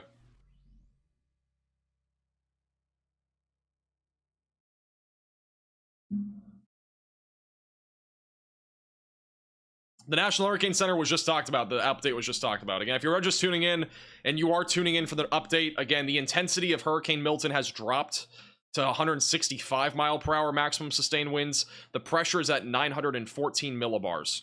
So that is a nearly 20 millibar increase of pressure, which means it's dropped. Again, that is because we are undergoing a process called eye wall replacement. It usually does weaken a hurricane temporarily, and then it'll usually strengthen again after that. So that's what's happening now. The latest forecast is that this will make landfall in Florida, still as a major Category 3, if not maybe a borderline Category 4 hurricane, Wednesday night, probably right around midnight, if not just before that. And this will still be a catastrophic hurricane that's going to impact much of Florida. And we are expected to see widespread power outages for most of western, central, and eastern Florida.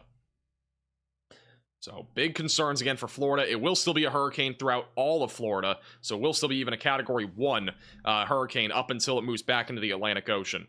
Areas like Miami, Port St. Lucie, Fort Lauderdale currently under a tropical storm watch. Main concern down there will be tropical storm force wind gusts. And then in the tropical storm warnings around the Lake Okeechobee area and then back south of Cape Coral, same thing goes down there. Tropical storm force wind gusts and maybe an isolated tornado or two on Wednesday and perhaps even tomorrow. And then hurricane warnings in effect anywhere in the red and hurricane watches in effect anywhere in the purple, which goes all the way up into Jacksonville. This entire area here should be prepared for a hurricane, and you should be prepared, if you're in this area, for the worst of the impacts. We are expecting potentially numerous to widespread power outages in the entire state, in the entire area that I just outlined. In addition to that, flooding rainfall will be a possibility. We could see 10 to 15 inches of rain, some spots even upwards of 20 inches of rain on the northern side of the eye. And if that ends up being right down the middle of I-4, the worst of the rain would be right along and north of I-4. So those are the biggest impacts. And then other than that, storm surge is really a pretty big concern, especially for the coastal regions and Tampa Bay, and as well as the Charlotte Harbor. In those areas, we could see some very significant storm surge.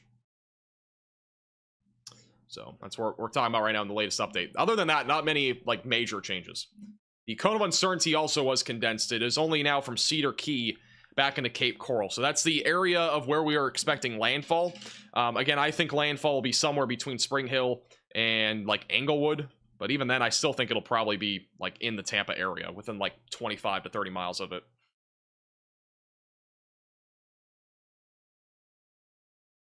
Thank you, Crown, for the super chat.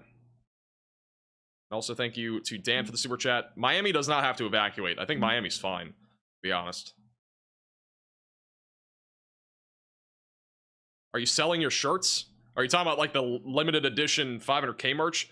Limited edition 500k merch at this point is probably gonna be something that comes out like after this hurricane, and it'll probably take a week or two.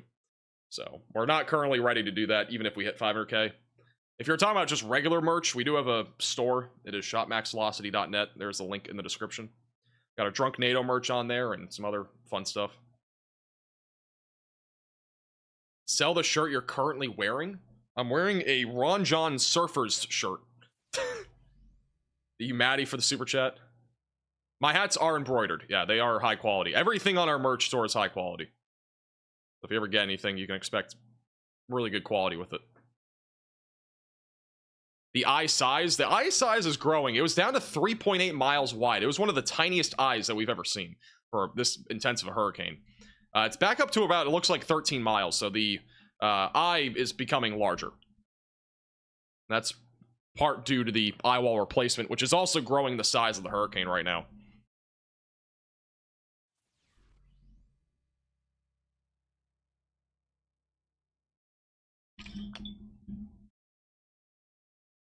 Hey, Jen for the super chat as well. No problem at all.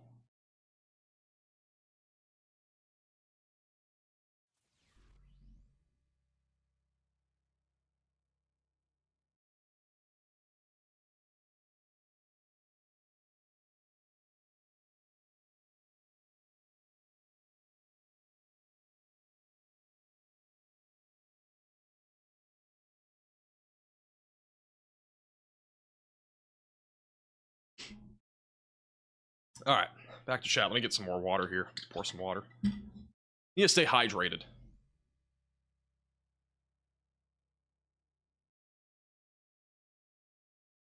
Englewood is not safe. Englewood's not really safe. I mean, Englewood's going to see major impacts too.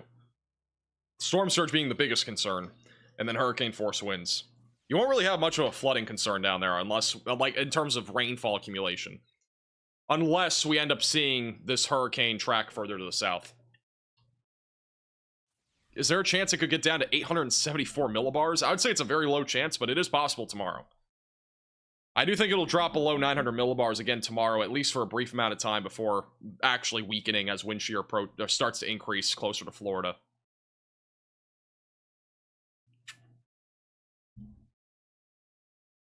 I gotta say, though, I am, pretty concerned about the state of Florida right now in terms of what we're gonna be seeing on Wednesday. Obviously, again, I know a lot of you guys have been trying to figure out what you're doing when it comes to, preparations and stuff like that, but I really can't stress it enough. This will more than likely be one of the most devastating hurricanes that we've seen this century, if not over the last 100 years in Florida. So you need to make sure that you are prepared for this. It's hard to compare this to any other hurricane because, like, the current landfall is expected to be near Tampa. We haven't had a hurricane landfall that's major in Tampa in like 100 years. So it's been a long time. So can't stress it enough. Again, this is a pretty unique situation that we've never, again, dealt with before here in the state of Florida. Last time we dealt with a major hurricane in Tampa was over 100 years ago. And you might think that's a bit dramatic. I just saw somebody post in the chat. It's a bit dramatic. It's really not. Again, we've not had something like this before. The National Hurricane Center has said this. The local weather offices have said this. Like, this is not something we've seen in over 100 years in the Tampa Bay area in particular. And so if the forecast stays on track as forecasted right now, this will be a catastrophic situation for Tampa Bay and those coastal regions. So I'm just telling you the facts here. This is not a joke. I mean, I'm not somebody that's dramatic. Like, if you guys have been watching my streams for a year or two, you know that we're not dramatic here unless it's a serious situation, and this is a serious situation. There's no way to sugarcoat what we're saying. You can go to some other channel and hear the, I don't know, the fun I don't know what you would hear from another channel, but like, you could possibly hear something about like, oh, you can go drink some beer on the beach and you'll be fine. Like, you might hear that from somewhere else or whatever, but that's not the case, guys. Like, this is a very serious situation. You need to be taking it seriously in Florida. Again, I'm just telling you guys, like, we've been doing live streams on hurricanes for 5 years now, all the way back from 2019 on Facebook, but most recently even, I don't think we've ever seen a hurricane do something like this recently. But even then, I don't think we're ever going to see a hurricane like this for a while that hits Tampa as hard as this one's probably going to hit. So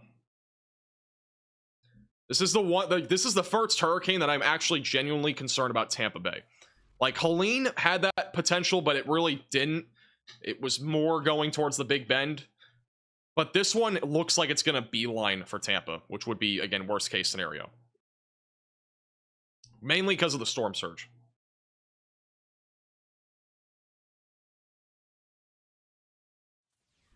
As a reminder, if you are new to the channel as well, make sure to follow me on Twitter and Facebook at MaxVelocityWX. The links to those are in the description. Join us on Discord. The link's in the description. That will keep you updated with the latest on new updates from, on other mediums that you might be using. So again, Facebook and Twitter are the ways to go for the latest updates at MaxVelocityWX, and then our Discord server as well.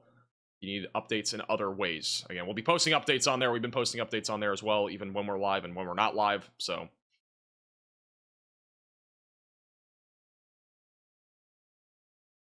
And we've just officially hit 452,000 subscribers. Wow. We're on the way to 500K apparently this week.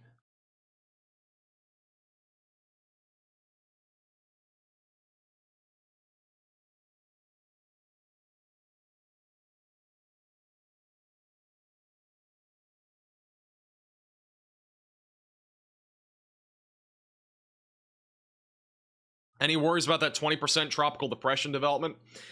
Not really, no. If you guys are just tuning in and might have not been here earlier, this might surprise you. There is currently a 20% chance of development of another tropical system forming just off the coast of Florida over the next 48 hours. It's a 20% chance. If it does develop, it's going away from the United States anyways, but a brief tropical depression or storm may form. So, yeah.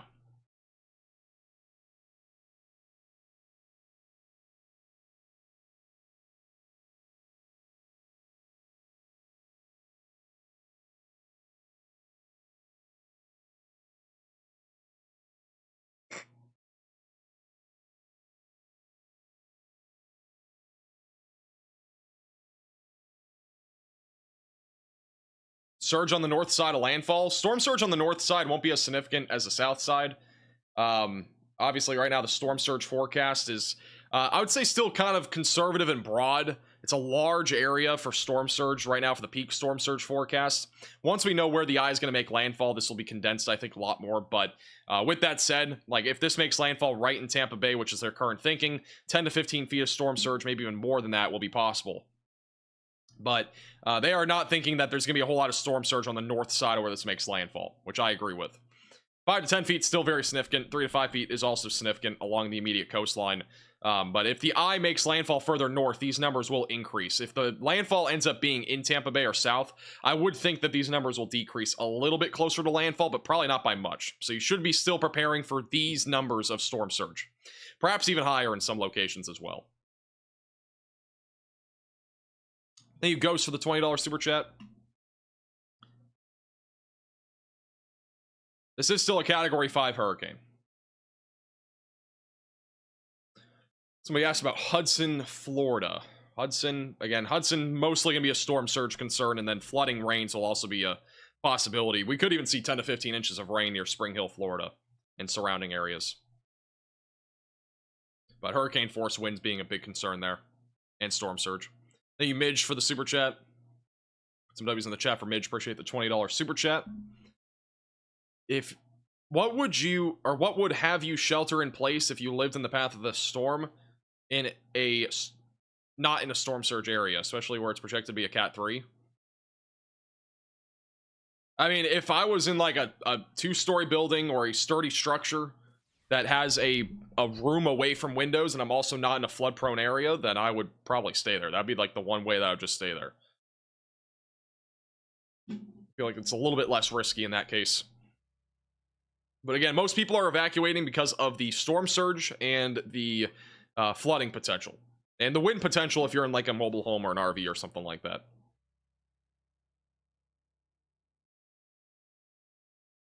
Lakewood Ranch, asks Matt with the $10 super chat. Let me look where that even is. Lakewood Ranch. I would look at the storm surge inundation map. I think you'll be right over there when it comes to storm surge. But go to the National Hurricane Center website and look at the storm surge inundation map. They have that for a reason. I will show you where the storm surge could reach. But that's like the biggest concern. Wind is still a concern there, though, so just keep that in mind. If you're in like a non-sturdy structure, you might want to leave as well. Thank you, Alex, for the super chat. Indian Harbor Beach. Back over near Satellite Beach, that's near Melbourne. I don't think there'll be much there other than like maybe a couple feet of storm surge will be like the main concern, and then hurricane force winds. Other than that, though, like it depends on where you are. If you're right along the coastline, you might have to evacuate for storm surge, but if you're on the 4th floor, I think you'll be okay. But again, listen to local officials on evacuation orders and stuff like that. It's a very situational, it's a situation by situation basis when it comes to, you know, evacuations.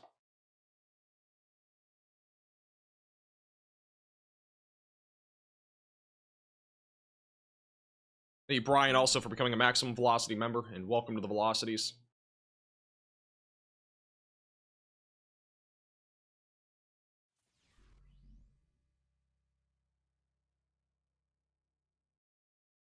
there a possibility this can be a Category 5 on landfall? I don't think so. I mean, I would say it's a low chance. I mean, there's technically a chance for anything. So, but yeah, I'd say it's a low chance. I think it'll be a Cat 4 or Cat 3. I'd say, in terms of probabilities of what it'll make landfall is, I'd say Cat 2 or lower is like a 10% chance. Cat 3 on landfall, I'd say is like a 45% chance. Cat 4 would be like a 35% chance. Is that the math? 45, 35? Yeah, 35. And then like maybe a 10% chance for a Cat 5. So I think it's a very low chance though, honestly.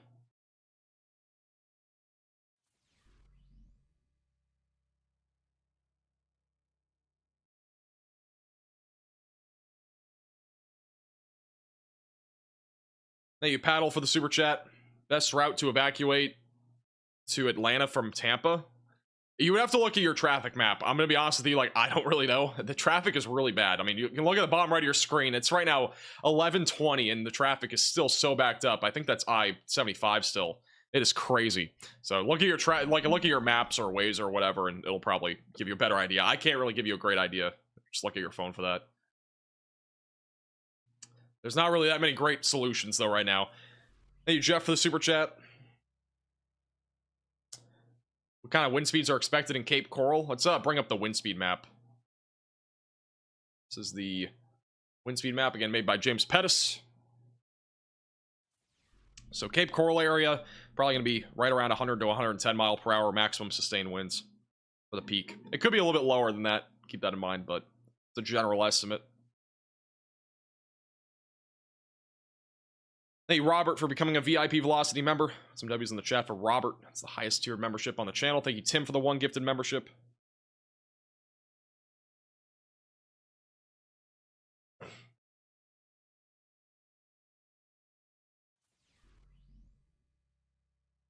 All right, thank you, Jonathan, also for the super chat.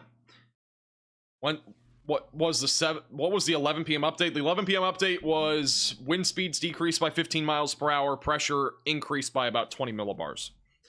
It is undergoing it's undergoing eyewall replacement, and so it is going to weaken temporarily, but it's expected to intensify again tomorrow.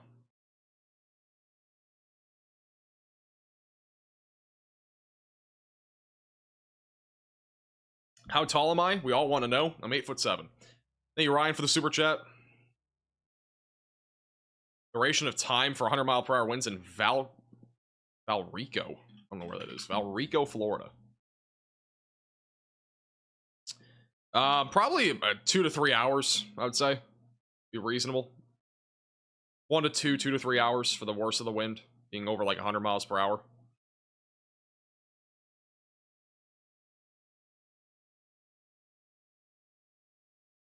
Thank you, Slappy, for the $20 super chat. Put some W's in the chat for Slappy.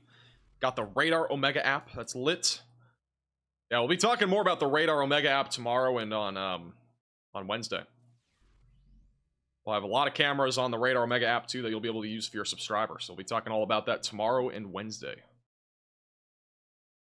Thank you, Maverick, for the super chat.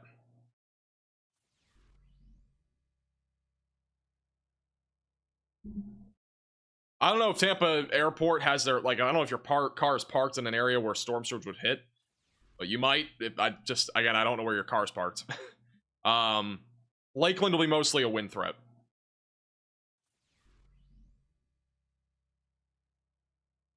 Again, 80 to 100 mile per hour winds will be possible there.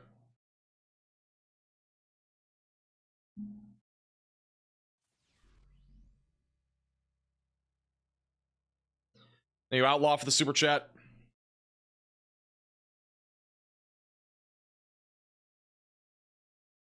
Bradenton, Florida, closing house on Thursday. I had somebody else come in chat earlier saying they were closing a house in, like, Cape Coral or something.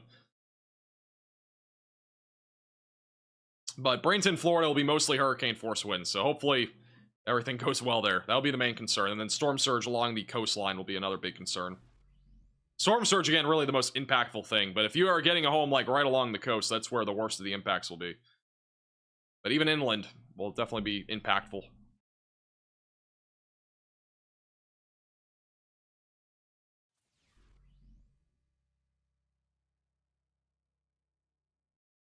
Should they add a Category 6 classification? No. It complicates things way too much. We don't need 6 categories. Not necessary.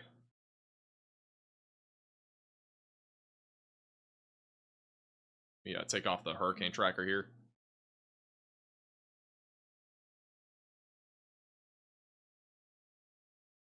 Here's what Hurricane Milton currently looks like. But undergoing eyewall replacement, so... see how long that lasts. There is a Hurricane Hunter aircraft, I think, still in this hurricane. Double check.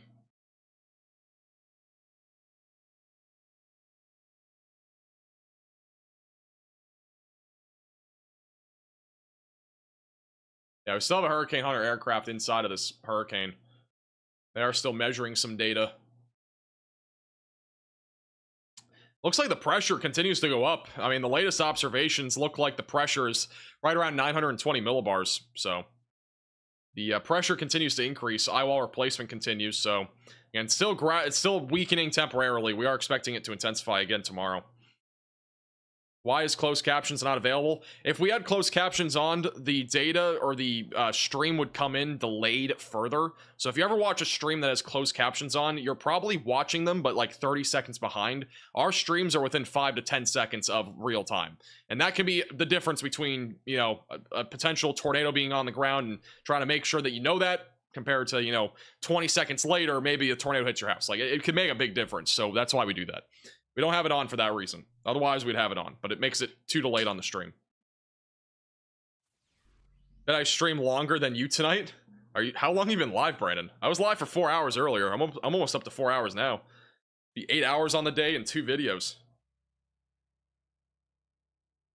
You're usually live longer than me, though. I usually only go live for a few hours for, like, big stuff. You know, Alania for the super chat. And evacuations are very situational. Situation by which situation basis. Live for 8 hours, 3 hours to go. Sheesh. 11-hour day. That's crazy.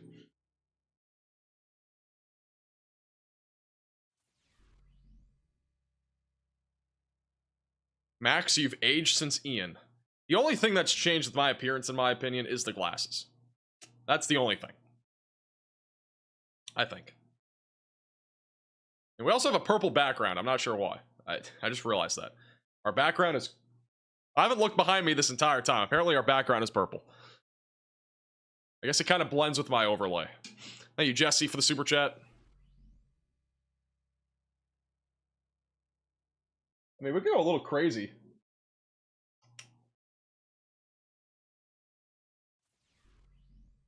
Do like a little...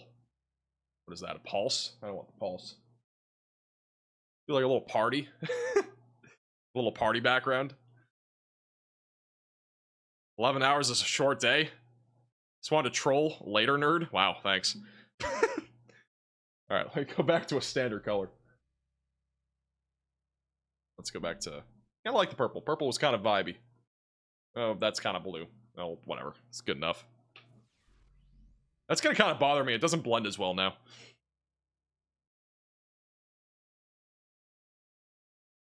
Not digging the changing colors. Imagine if we did that for, like, the entire stream. It'd be really bad. Thank you, Zinc, for the 555 super chat. I'm gonna be honest, I don't know what that means, but I appreciate the super chat. Thank you, Chelsea, also for the super chat, and also Nate for the super chat. Gainesville, Florida. Gainesville's gonna be mostly tropical storm to borderline hurricane force winds. Next update's at 2 a.m. for the National Hurricane Center. The update at 2 a.m. is not usually a major one, so don't expect anything really that crazy.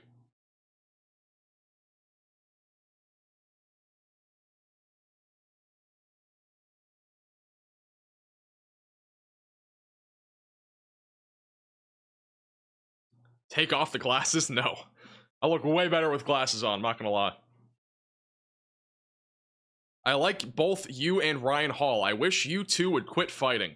Yeah, me and Ryan Hall fight a lot. I don't know why. It's crazy. I don't, collaborate with his charity or anything either, so it's weird. People make the craziest assumptions. I gotta be honest. Like, me and Ryan, we've talked before. We're like, we're chill. There's nothing between either of us. Like, we literally raise money for the Y'all Squad. Like, that's his thing.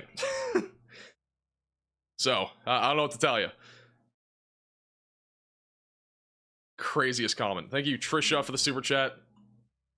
Sebring, Florida, wind speed.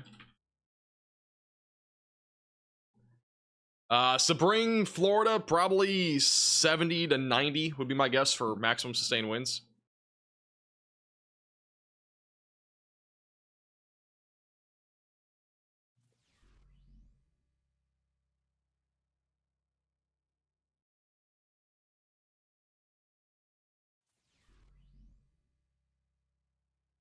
Thank you, Broman, also for the super chat.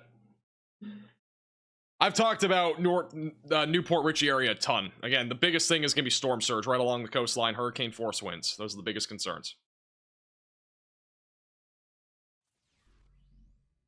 My biggest gripe about Ryan Hall is that he doesn't golf. It's like the one thing he does not do. He does not golf. He needs to become a professional golfer. Same thing with Freddie McKinney. He doesn't golf. I'm trying to get him into golf. He said he would start golfing, but he hasn't really taken a step yet for that.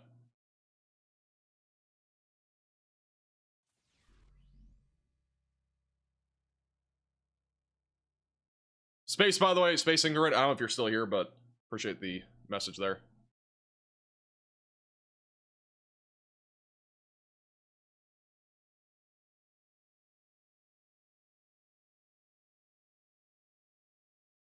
You and Ryan don't get along. No, that was sarcasm. Again, that was sarcasm. Somebody said in chat that we didn't get along or something. I don't know. Kind of crazy. Making crazy assumptions.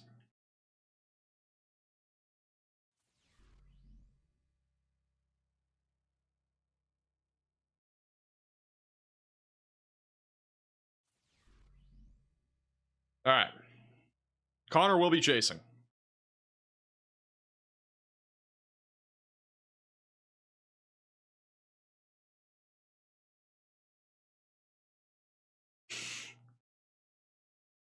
Big subscriber count. Oh, that's my Spotify playlist. That's pretty good, isn't it?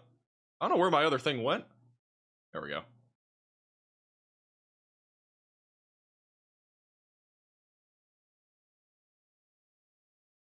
Where's the subscriber count? I just fixed it. Sorry. I didn't realize I went to Spotify, apparently. Hey, guys, I'm going to be honest with you. This is getting close to our most viewed stream of all time, which is crazy. Hurricane Helene making landfall is our most viewed of all time. This is getting pretty close to it. We're at like 750,000 views on this live stream, and it's only been 3.5 hours. I don't know what's going on with the last couple days, but it's kind of crazy. I went to work 10 hours ago, and you're still going? Well, we had a 4-hour stream earlier, and this is a different one. That's now 3.5 hours long. The 2 separate updates. As a reminder, if you are new to the channel, make sure to subscribe. Again, we're going to have live updates and videos over the next few days covering Hurricane Milton as it continues to move towards the state of Florida. So definitely recommend you subscribe. Click the bell icon down below so you're notified with the latest updates. We're going to continue to answer questions here, so if you have any questions, put them in the chat. We'll try to answer them. As long as it's something that's a little bit different from what I've answered. I've answered a lot of questions, but answer some more interesting ones here.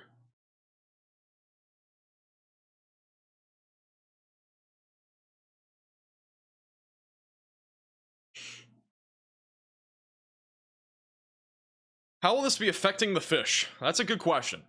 If you know any fish in the Gulf of Mexico, give them a call or text and make sure that they are, ready for this hurricane.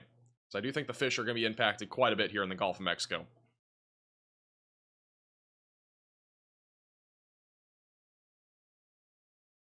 The Hurricane Hunter aircraft getting a new pressure reading. They haven't gotten a new pressure reading yet. Once I get a new pressure reading, we'll let you know.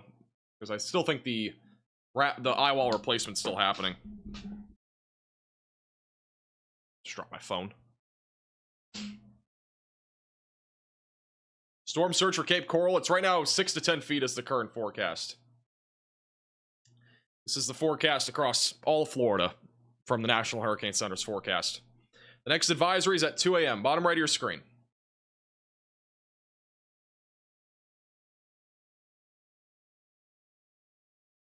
Port St. Lucie in any danger. My family is there. It should be mostly just tropical storm force winds there. Maybe low-end hurricane, but I don't think it'll get to hurricane force winds there. Mostly just tropical storm force winds. Thank you, Allie, for the super chat. Is Englewood area likely to get storm surge? Yeah, Englewood's is definitely going to get storm surge. Again, if you go to the National Hurricane Center website and go to their storm surge inundation map, you can actually check out the how far the storm surge will go inland. So I definitely recommend you check that out. I'll pull it up real quick just so you can see it. But this is the storm surge inundation map. That is not the map. But you can see how far inland it goes. I don't know where Englewood actually is. It's like somewhere in here. It's right here. So you can see how far inland it goes. It actually will basically impact the entire town, it looks like, of Englewood. That's Englewood. I think that is. The town's blocked out by the storm surge, but let me take down the map. There we go. This will be, yeah, there it is. So you can basically see almost all of Englewood's going to be dealing with storm surge. That could be as high as 9 feet in some cases, 6 feet above ground level. So Englewood's definitely at risk here for storm surge. Minnesota Beach in the same ballpark as well. But all that red is not a good sign. That's where we're looking at for the worst of the storm surge. And then Tampa Bay obviously going to be dealing with big storm surge as well.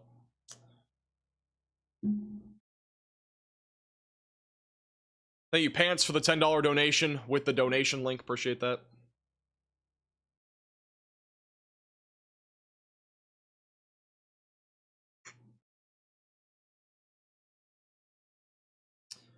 Let's go over to... By the way, this is... For those that have just tuning in now, again, this hurricane is making history. Again, this is now the second strongest hurricane that we've ever had in the Gulf of Mexico at 897 millibars as of a few hours ago, and it is undergoing a eye wall replacement, which has weakened it a little bit, but it could actually potentially beat Rita after it goes under that cycle tomorrow. So it's now the second strongest hurricane on record in the Gulf of Mexico. Thank you, Justin and Jacob, for the super chats as well. Thank you, Julia, for becoming a member. Thank you, Kay, for the super chat as well. And thank you, Soul, for becoming a member. And welcome to the Velocities. Thank you, Fire, also, for becoming a member.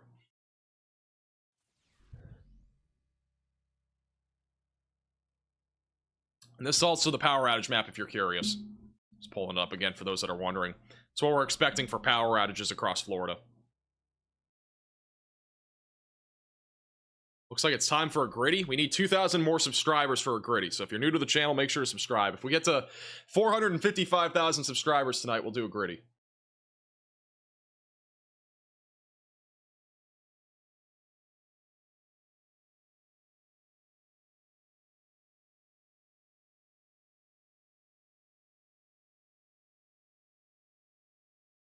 Storm surge and high tide, they're not usually that... I mean, if a high tide happens and storm surge happens at the same time, it's obviously going to be a big deal.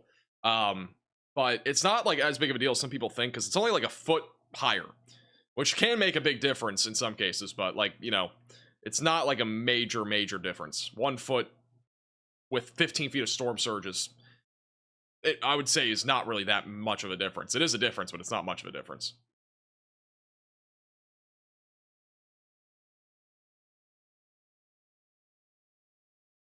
I'm not aware of any cameras in the Yucatan. No, we're not really covering what's happening there right now. Anyways, I mean, even if there's stuff happening, like the wind field is so small, so we're not even probably seeing hurricane force winds right now on the coast. We're watching probably more for storm surge right now, right along that immediate coastline. Again, the wind field with Hurricane Milton is tiny right now. Tomorrow it'll grow in size, and then by landfall in Florida, it's going to be basically double, if not triple, the size it is right now. So it's going to grow in size, but it's very tiny right now.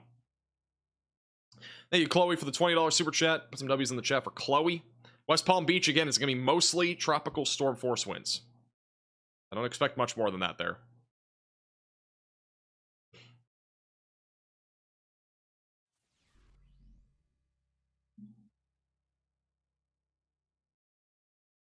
Hey, Justin, also for the super chat. Citrus Springs, Florida. I'm gonna know every town in Florida after this live stream.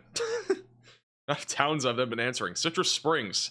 Hurricane force winds and flooding will be the biggest concerns. 10 to 15 inches of rain possible if the eye makes landfall right through Tampa. And then hurricane force winds as high as 100 miles per hour will be possible.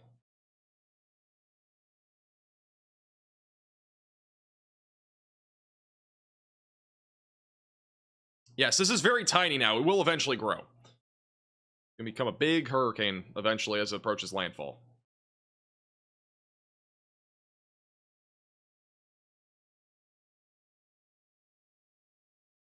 As a reminder, if you are new to the channel, subscribe down below. It's free to do. We'll keep you updated with the latest on Hurricane Milton coverage. In addition to that, make sure to follow us on Twitter and Facebook at MaxVelocityWX. The links are in the description. We're going to continue to have frequent updates on those platforms with the latest information on Hurricane Milton. Thank you, Abram, for also the $10 super chat. Thank you, Michael, for the $20 super chat. How do we get the radar site you're using on Radar Omega? You need to be a subscriber inside the app to get satellite data like what I'm looking at right now. This is all satellite data. Satellite and infrared.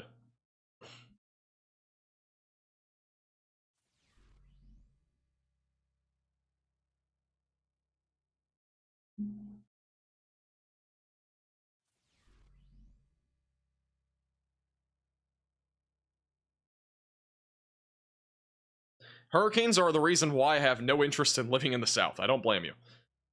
Will I be live tomorrow? I will be live tomorrow. Yeah, I'll be live at some point. I'm not sure when. We'll probably be live like late morning for like an hour or two. I'm not going to do a super long live stream tomorrow morning unless this thing is crazy.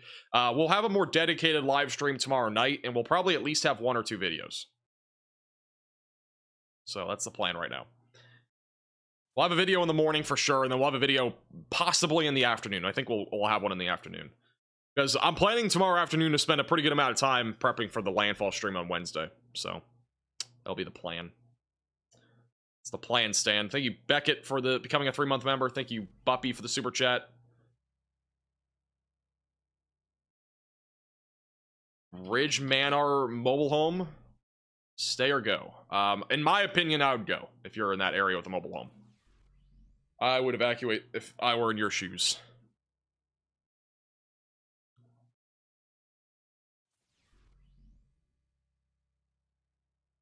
Check Twitter and see if we have missed anything else here.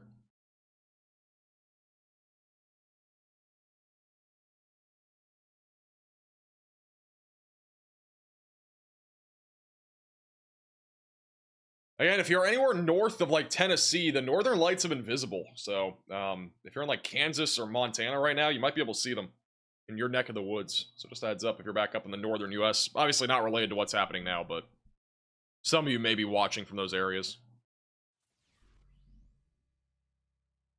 I gotta say, the eye is not looking very impressive right now, but that's sometimes what happens with eye wall replacement. It's gonna take some time.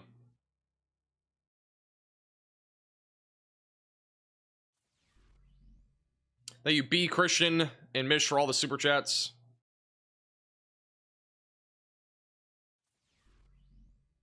You completely missed my super chat. Guys, I'm gonna be honest with you. I cannot guarantee answering your questions, even if you super chat.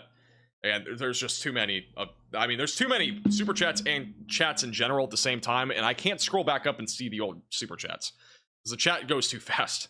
So I'm trying to like keep up, but there's a lot of you and only one of me. Thank you, Coffee, for becoming a member.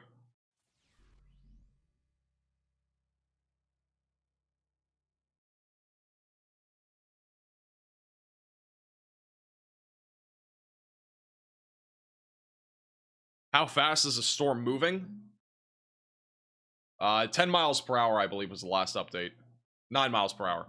It's 8 knots, 9 miles per hour to the east. It's going to speed up a little bit more as it goes towards Florida. It'll be moving around 15 miles per hour by landfall in Florida, so a little bit faster than Ian.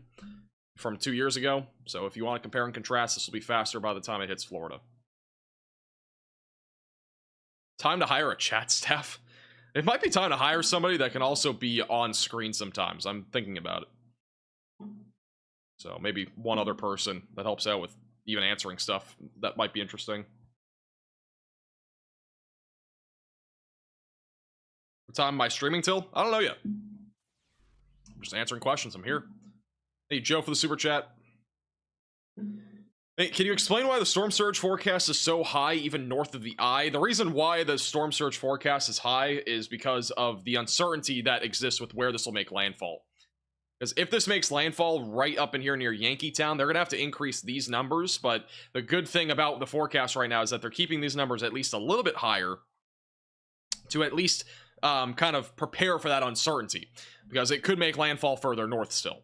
And same thing goes down here to the south. It could also make landfall further south. But even then, when the hurricane is offshore right here, there will be enough of a southerly push of that water for some of it to reach the Yankeetown and Anclote River. It probably won't be 10 feet if the landfall is down in Tampa Bay, but it will still be up there. It'll still be at least some storm surge. So the uncertainty is the reason why these numbers are still relatively broad and across a large area.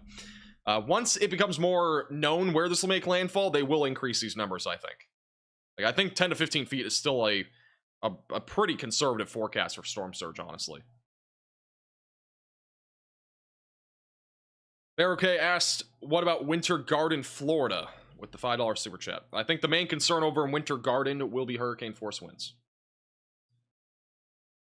Anyone perfectly also for the super chat. Put some W's in the chat for imperfectly with the $20 super chat.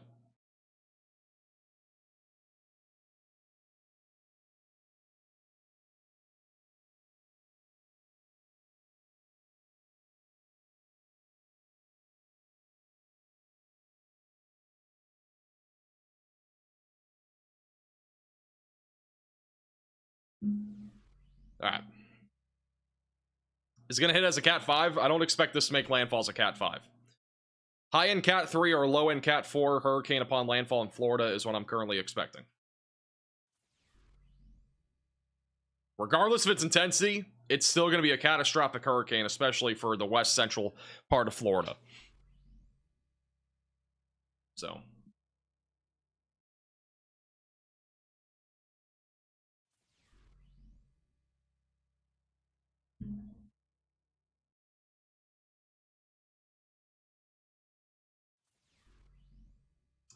a little interesting note that I want to go over. A lot of people are asking about storm surge. I do want to touch on that just real quickly. So, or did I say storm surge? I meant to say eye wall replacement. A lot of people are talking about eye wall replacement. I want to talk a little bit more about it because a lot of people are asking exactly what's happening with the eye wall replacement. Because again, this hurricane is weakened by nearly 20 millibars over the last 3 hours. It's a bit. I mean, it literally has. It's weakened by 22 millibars over the last 3 hours. It is still a Cat 5 hurricane, but it is obviously weakened from being at 180 mile per hour winds. And so, small hurricanes like this, they can rapidly intensify and weaken, but in this case, it's more because of the eye wall replacement. But with that said, I want to talk about this because a lot of people are asking what will actually happen here long term. So the pressure and maximum winds of Milton are very similar to what Rita in 2005 was at its peak. For the record, Rita made landfall in Louisiana. Rita underwent eye wall replacement and encountered shear, coming ashore a couple of days later. Same thing that's happening here, by the way. Barely as a Category 3 hurricane by wind, but still produced devastating 15-foot storm surge that went miles inland. So, to put that into perspective, we are about 2 days from landfall right now. And this is a Category 5 hurricane. It's undergoing eye wall replacement, and it will eventually encounter shear in the eastern Gulf of Mexico. We could see something just like that here in western Florida, where 15 plus feet of storm surge is impacting the west coast of Florida. And that's why I keep saying storm surge is the biggest concern out of this, especially for the coastal regions, because that will go inland for sure, wherever it decides to make landfall, and it'll mostly be south and right around where that eye is. So if this makes landfall in Tampa Bay, this will be catastrophic. Almost no matter what, even if it's a Cat 2 on landfall or Cat 3. So, thank you easily for the super chat as well. This is not interacting with the Yucatan. If I take off satellite imagery, you'll see this is the eye. It's right here. It's not interacting with the Yucatan at all. And actually, it's quite a ways away from the Yucatan. It's like almost 100 miles to the north of the Yucatan. It's kind of deceiving because the hurricane is just so small. But this is like the border right here. And that's the eye. So it's actually pretty far to the north. But it's such a small hurricane, it's pretty deceiving. With that said, the eye has become pretty disorganized as it undergoes this eye wall replacement. Thank you, Kyle, for the super chat as well.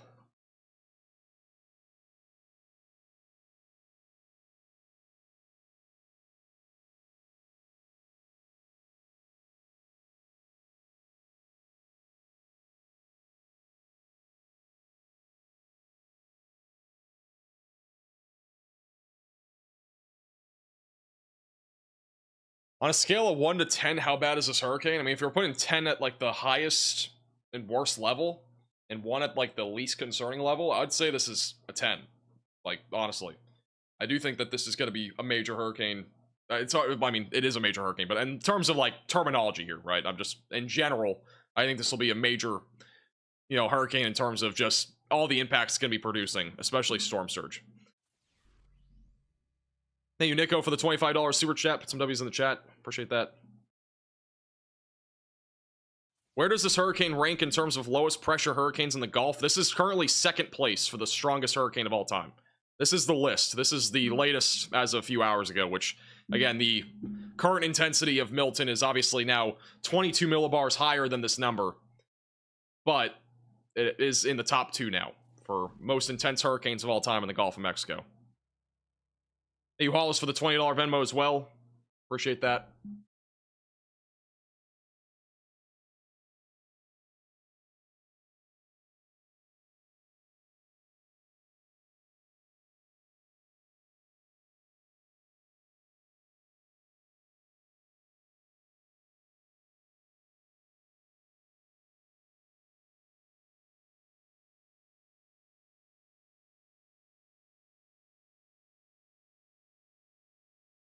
All right.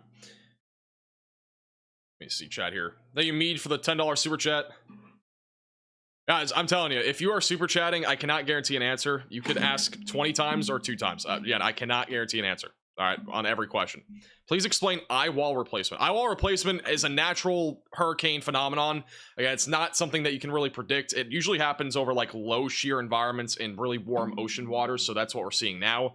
And it typically happens when an eye is really small, and that's where we're at. We're at a very small eye. And then typically it starts to go under the cycle where it'll, temporarily weaken. And then eventually we usually see it intensify again unless wind shear picks up down the road or dry air or something like that. So this is a very natural weather phenomena. It's very hard to predict, by the way. So, this sort of stuff, like you can predict maybe an hour or 2 in advance, but you can't predict like 2 days in advance. With that said, the HFSB model, the hurricane model, has predicted this very well. So, but essentially, it's basically forming a new eye. That's essentially what it is. That's like the easiest way to put it. So it's just it's basically transferring its old eye that's aged to a new eye. I guess that's a simple way to put it. Appreciate the super chat, by the way. But again, I'm sorry, I cannot answer every question, even if you super chat. There's too many of you. There's 27,000 people.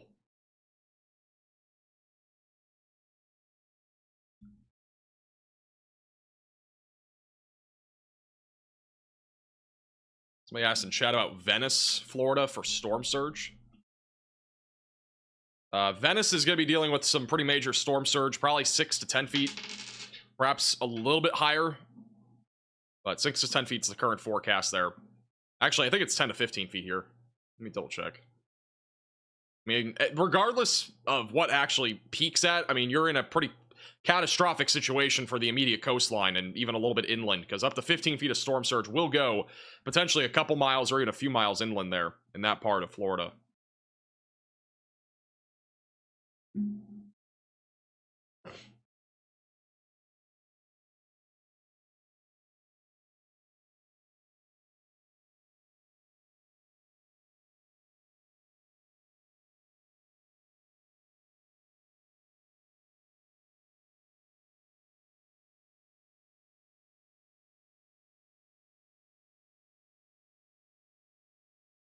What kind guys, I have a penny that I'm fidgeting with. I'm sorry. There's a pet. If you heard that, it's not a dice, it is a penny.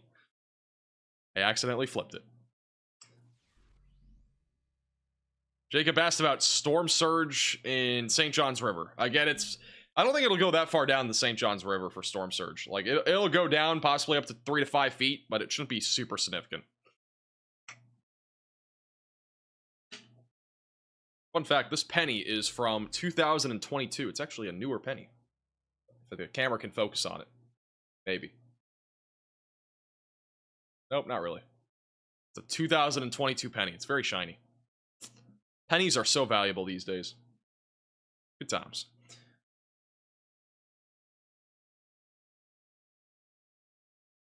Rolling the dice to predict the weather, imagine. Be kind of crazy.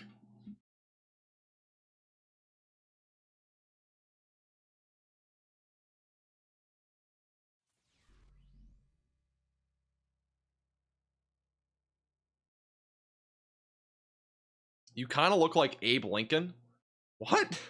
You do not look like Abe Lincoln whatsoever. I'll look up what Abe Lincoln even looks like. I do not look like Abe Lincoln at all. Yeah, big nose too. I don't have a nose that's that large.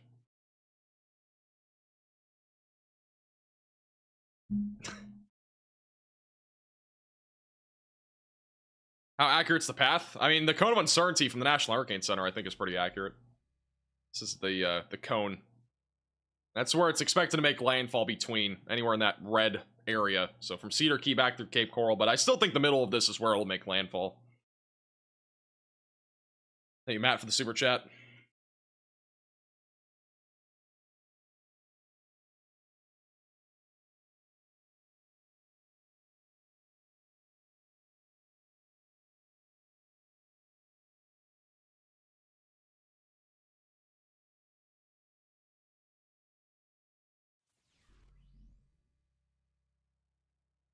Thank you, Shannon, also for the super chat. Safety Harbor, Florida. Sounds safe. Safety Harbor, I would evacuate too, but if you're a little bit further inland, you might be okay from the storm surge, but if you're right along that coastline, that's probably an area that you don't want to be staying in. Especially if the surge comes right into that bay, which it probably will.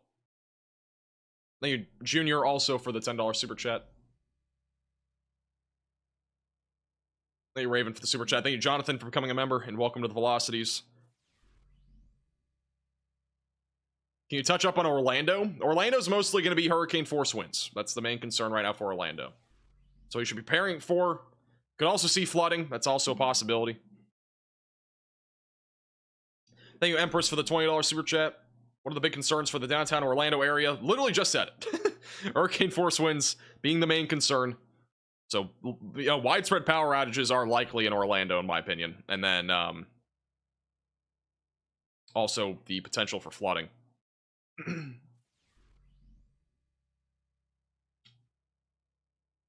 But flooding will be, again, on the north side of the eye. So if the eye ends up making landfall and goes just north of Orlando, then the worst of the rain would be to your north. But if it even goes along I-4 just south of I-4, there will be some flooding.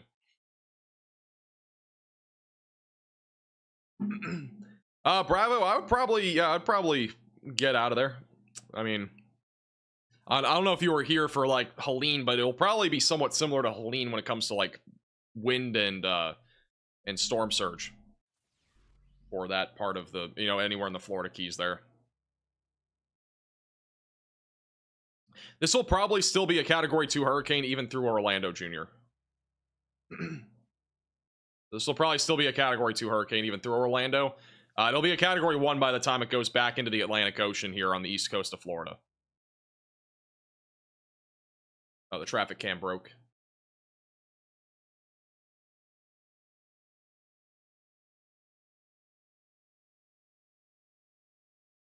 We are currently 50 subscribers away from 454,000. Again, if you are new to the channel, make sure to subscribe down below. It's the red button down below. We'll keep you posted with the latest on Hurricane Milton. Counters at the bottom right of your screen.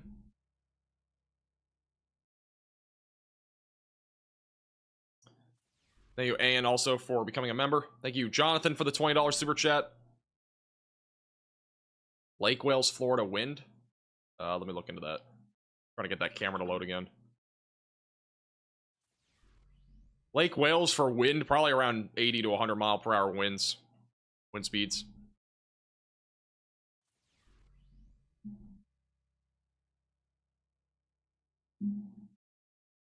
Bravo, and honestly err on the safe side of caution when it comes to, you know, evacuating and stuff like that. So I would definitely evacuate if you are feeling concerned at all.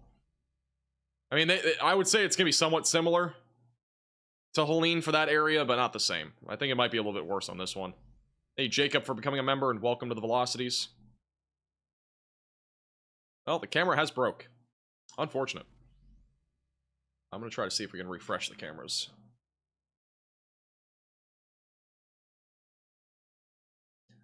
If we get another 800 subscribers in this live stream, we will do a gritty at the end. If you are new to the channel and you want to see that, which I don't know why you would, but if you do, subscribe to the channel.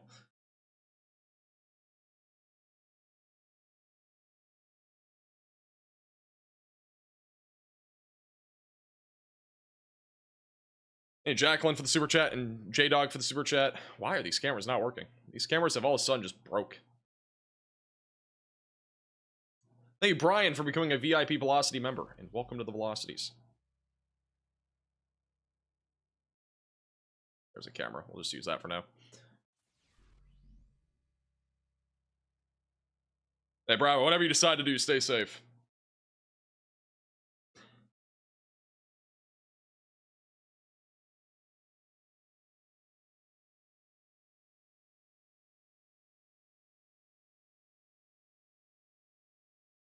Thank you, Auto Coder, for the $5 super chat as well. Thank you, DBT, for the $10 super chat. Well, NATO. Wow, okay.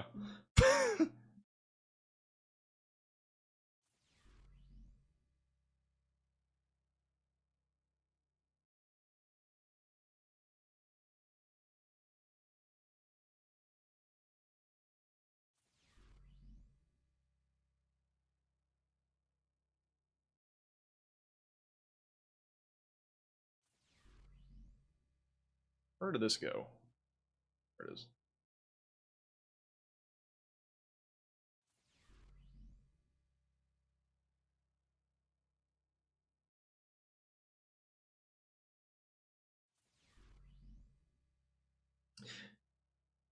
Main concerns for Lakeland. Hurricane force winds, the biggest concern for Lakeland, Florida. Thank you for the Kyle for the super chat.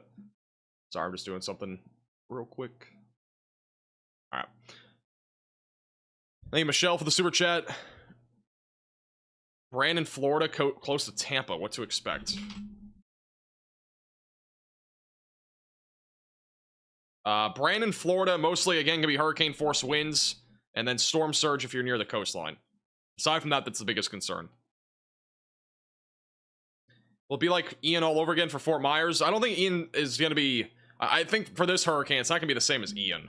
But I think that the biggest concern down there will still be storm surge. I just don't think it'll be nearly as high as last time.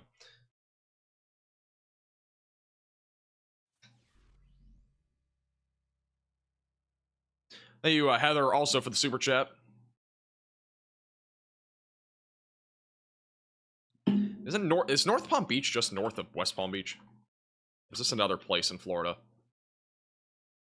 Yeah, I mean, this part of Florida, you're basically talking about tropical storm force winds, and that's it. Like, I'm not expecting much here in Southeast Florida, to be honest with you. So, I'm not really that concerned about that part of Florida at this point.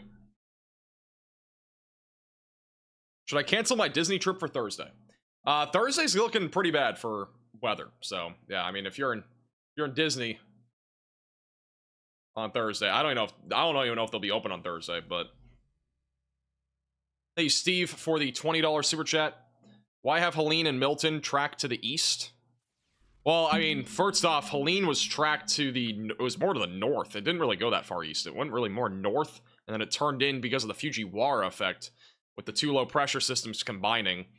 This one's going to be absorbed a little bit by a jet stream that's going to dip down, and that'll be able to kind of steer it more to the north, and then eventually it'll move east as that trough moves east. So, mostly to do with the upper level patterns that we have in the atmosphere. Hey, good news for the super chat. Hey, Rennie, also for the super chat. Storm surge in the Fort Myers area currently forecasted to be around 6 to 10 feet of storm surge. And if you were wondering about if your area could flood because of storm surge, go to the National Hurricane Center website, look at the hurricane, go to the storm surge inundation map, and you can look really in detail on that for specific areas.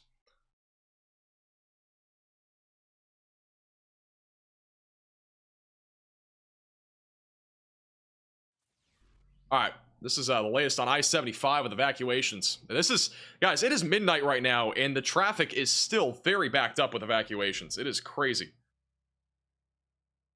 This is live, and it's 12 o'clock at night. Evacuations just continue to roll on. I'm going to keep this on. I'll be back in 60 seconds. Stay tuned.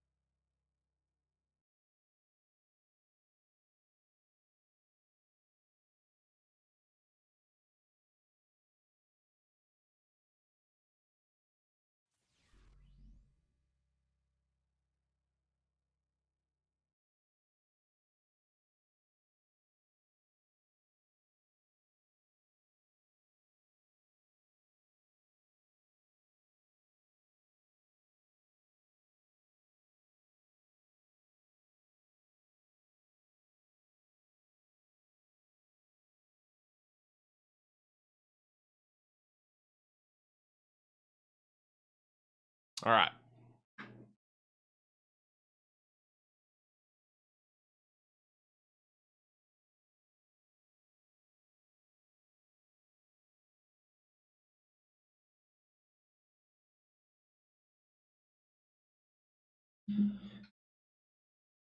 And this is live on I-75. Evacuation still underway. Traffic is very backed up. Pretty crazy out here. As a reminder, if you are new to the channel, make sure to subscribe down below. Make sure to also like the stream. It does help get this out to more people.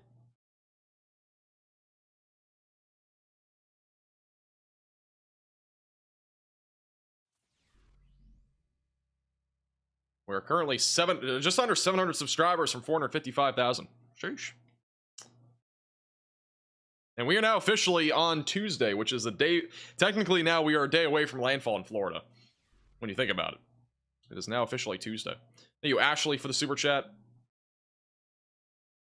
Hey, stay safe. Mobile homes are dangerous. I'm gonna be honest. Like, even if you're in St. Petersburg, like, I don't know. I wouldn't. If it was me, I would not be riding this hurricane out in a mobile home, to be honest. But again, that is completely your decision. I think it's pretty dangerous, especially with the wind that we're gonna be seeing out of this.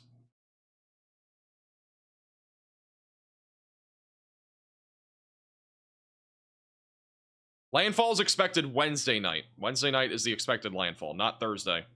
Wednesday night. If it makes landfall Thursday, it'd be during, like, the early morning.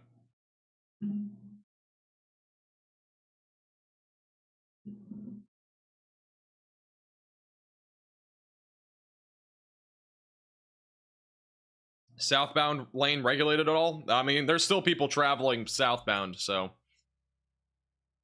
we'll see what tomorrow looks like. They might end up closing the southbound lane and turning it northbound, but it's too hard to tell right now. Thank you, Paul, for the super chat. Thank you, Steve, for the 20 gifted members. Put some W's in the chat for Steve. Appreciate the generosity. You got to get to membership. Make sure to thank Steve in the chat. Do appreciate it.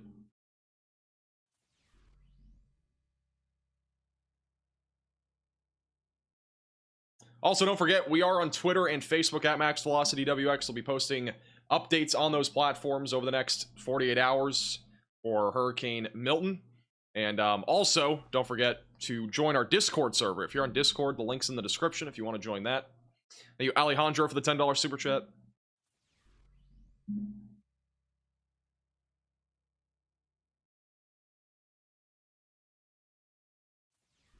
I know Brandon Kopic, I think, is on one of these roads right now. Might actually... I think Brandon Kopic, yeah. Brandon Kopic's on I-75 right now. He's on the Radar Omega app. If he goes back to his live cam on the road, we'll go to him. But that camera that we're looking at is on I-75, and that's looking northbound. Pretty crazy.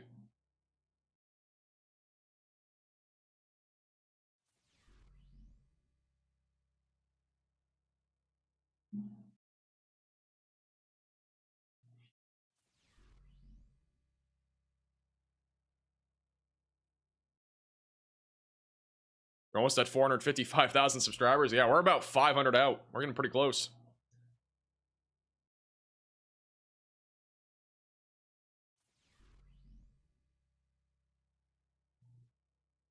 How's it going, Animal? Tomorrow will be crazy for sure. Tomorrow won't be really crazy. I mean, if you're talking about as in Tuesday, Tuesday won't really be that crazy. I mean, the hurricane's going to be over the Gulf of Mexico. Even if it becomes the stronger Category 5, it would still be, you know, over open waters. Wednesday is really the day, though, that will be crazy. Wednesday will be a very busy day. Here on this channel, we'll have a video Wednesday, and then... you know, we'll be live probably sometime during the morning, I think, or late, or either that or the early afternoon for like a few hours, similar to what we did with Helene, and then we'll go live when the impacts are starting to be felt in Florida during the mid to late afternoon. So we'll kind of plan it out that way for landfall coverage. So that's the current plan. Thank you, RJ, for the super chat. Thank you, Nikki, also for the super chat. Florida Keys, 1 to 3 feet of storm surges in the forecast.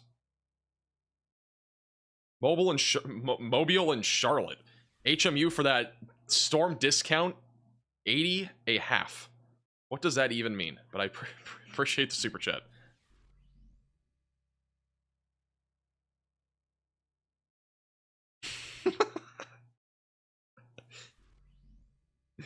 Oh man, somebody put a message in another streamer's chat and said, like, in all like weird letters, "Hey everybody, and welcome back to another Max Velocity weather forecast." So iconic. If you're an OG of the channel, you know.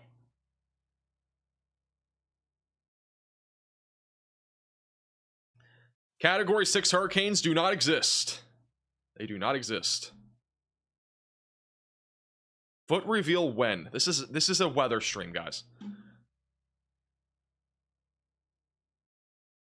Although slow, at least the traffic is moving. Yeah, I mean, it is starting to move a little bit more. It wasn't really moving much before. It is starting to move a bit more now.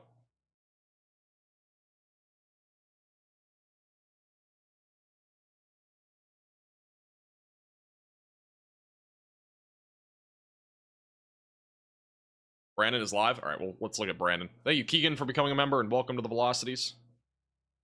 Yeah, this is Brandon on I-75. He's going southbound. And again, you can watch Brandon Kopic on Radar Omega and on YouTube. Again, all that traffic on the left side of your screen, that's all going northbound. It is still bumper to bumper, basically, for miles. I mean, he's further up I-75 compared to where that camera is. Hey, C-Sharp for the super chat. No, I don't think Jamaica's going to really get much there out of this. Why don't you do that intro anymore? I like to kind of get more into the point. I'll bring back the intro when we have like less weather stuff happening. But like when we're talking about like a major hurricane, I just want to jump right into it more than anything. I like just jumping right into it instead of having this whole spiel for 30 seconds.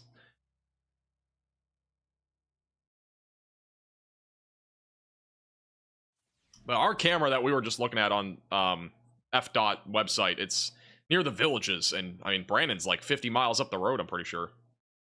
Yeah, it's about 45 miles up the road, so yeah, this traffic goes forever.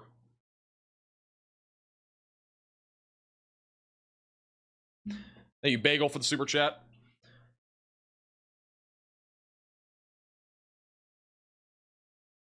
Thank you, Lexi, for becoming a Maximum Velocity member. Welcome to the Velocities. Trampoline forecast. We're at a gone forever stage for flying trampolines. Thank you, Matt, for the super chat. I think it'll make landfall right around Tampa. I mean, again, the odds are pretty equidistant between, you know, making landfall right in the center of that line and north and south. So, oh, your location wasn't accurate? Oh, okay, never mind. Brandon is catching up to the traffic. He's now 23 miles away. Brandon Kopic just teleported. He just teleported on the map. He is in an airplane on the roadway. This might be the fastest car I've ever seen in Florida. Typical Florida activity. Thank you, Nia, for the super chat. What will it look like in Disney or Orlando? I think it'll be mostly wind. Again, 80 to 100 mile per hour wind gusts possible overnight Wednesday night and Thursday morning. Thank you, Muck Goose, also for the $20 super chat. Appreciate that. Yeah, so Brandon's approaching the camera that we have here. And again, this is all pretty much backed up along I-75 northbound. All the evacuations happening. And again, we're after midnight. I'm surprised how many people are evacuating right now. But this is the best time to do it, really, is overnight. 4, 5 a.m. Like, there's not really going to be anybody on the roadways, at least compared to what it's like during the peak of the day. So this is like a typical, pretty good time to evacuate. Thank you, Carolyn, for becoming a member, and welcome to the Velocities. Thank you, Ciro, also for the super chat. Or, yeah, super chat. Thank you, Jenny, for the super chat. I don't think it'll get whipped that far up to the north, Jenny, compared to, like, Helene.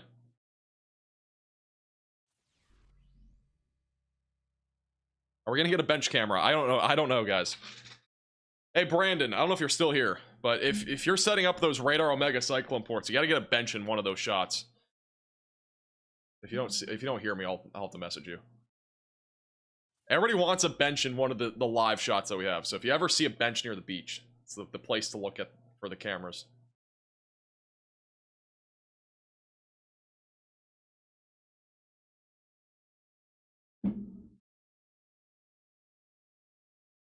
We are now under 300 subscribers from 455,000. Again, if you are new to the channel, make sure to subscribe. Red button down below. Again, we're going to have frequent updates on Hurricane Milton as it approaches landfall in Florida.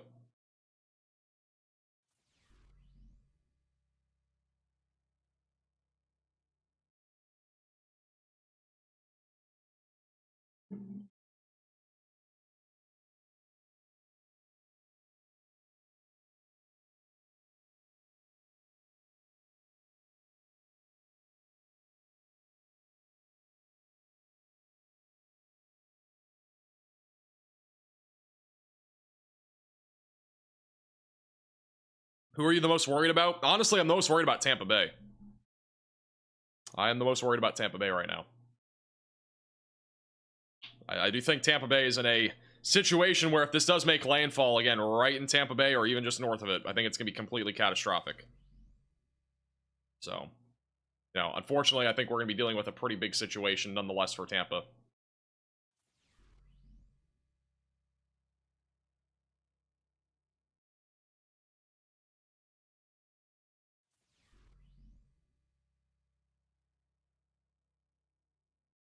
You unbiased potato for the $10 super chat.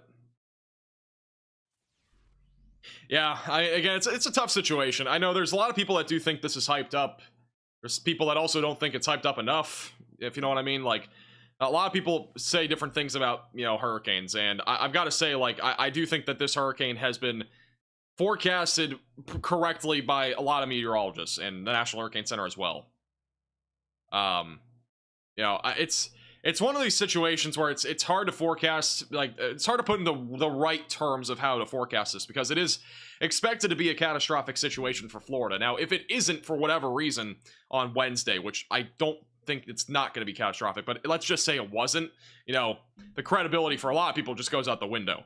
So, but I truly am standing by that. I do think that this will be a catastrophic hurricane. Now, not everybody is going to be dealing with leveled homes or, storm surge that goes 20 feet inland into your home. I'm not saying that's going to happen for everybody, right?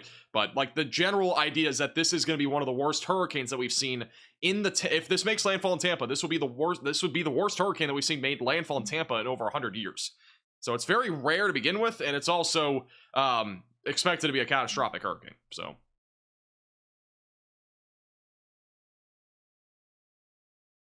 he's trying to find his earphone so he can hear your stream. Oh, okay. I mean, I could just message him. It's not that big of a deal. Let me know when he's listening. I'll tell him what I was saying. I'm not sure if he's doing the cameras tomorrow, but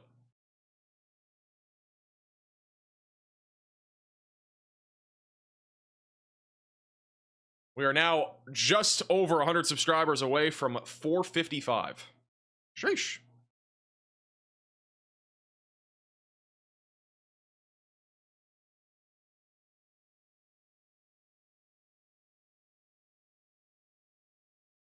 Oh, thank you, by the way, Cletus, for the $20 super chat. Put some W's in the chat for Cletus. South Clay County? I don't know where that is. Clay County, Florida. Hurricane force winds, the biggest concern there. And also, if the eye does make landfall here near Tampa, I do think flooding upwards of 10 to 15 inches of rainfall will be possible. The other problem on top of what has already happened here is that, like, all of Florida has been seeing rain the last few days, so it's very saturated soil. So essentially what I'm saying is that the flooding is going to be way easier to happen.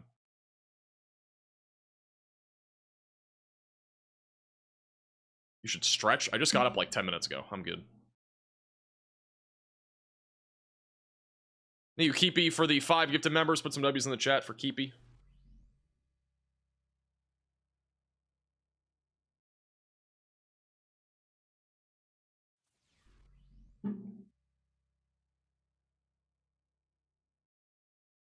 Tornado threat inland. It's a relatively low risk. As of right now, there is a 5% or 5% tornado risk in place across central and southern Florida for Wednesday, which is Wacky Weather Wednesday. Main concern will just be a few tornadoes on Wednesday. It shouldn't be an outbreak, but we'll at least have a few tornadoes, I think. Thank you, Gumshore, also for the super chat.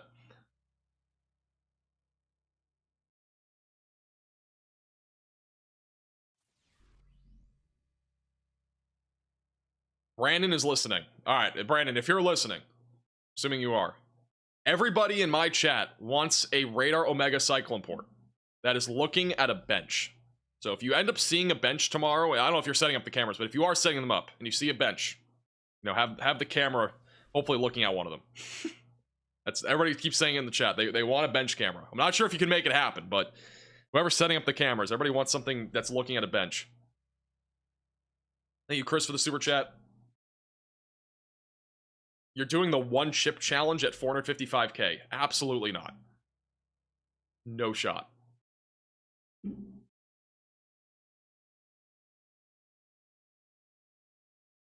I don't think Brandon understands the bench thing. I don't know. I mean, maybe you do, maybe you don't. But back on Debbie, everybody loved the bench. And somebody actually sent me an engraved max velocity bench. Home of the official weather forecasting bench. It is quite literally unbelievable that somebody mailed me a bench that's engraved. So, yeah, it's pretty crazy. Oh, we just hit 455k. I didn't even realize. We just officially hit 455,000 subscribers. I guess we're doing a gritty today. Thank you, Larica, for becoming a Maximum Velocity member. Sheesh. I was not even paying attention. I was too busy yapping about the bench.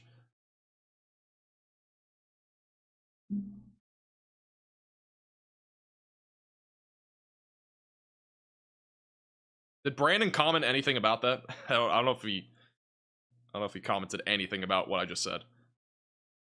Thank you, Chris, for the super chat. You're kissing me? Kissing me is mostly gonna be hurricane force winds. That's Wednesday night and early Thursday morning. Oh, I don't think Brandon could hear me. Okay, I'll just message him.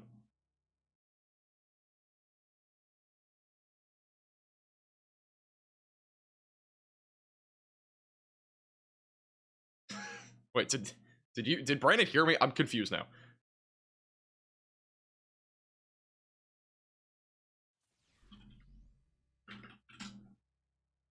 All right, I'll see what he says. Thank you, Doggo, for the super chat. No problem at all. Appreciate you tuning in. From Hunter, Texas. Yeah, Chris, I mean, I'm pretty concerned, too, about the storm surge. Again, the storm surge is really the biggest concern with this hurricane, the Tampa Bay area. So, we've been saying it all stream, but that's the biggest concern. And if this forecast does actually happen, if this goes right into Tampa Bay or just stays north of Tampa Bay, this will be catastrophic.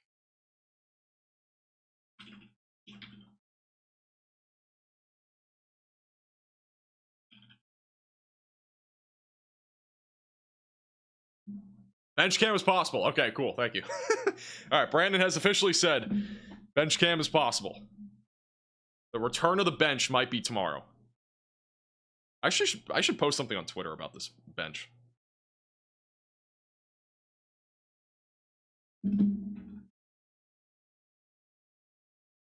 Yeah, turn off the hurricane track again.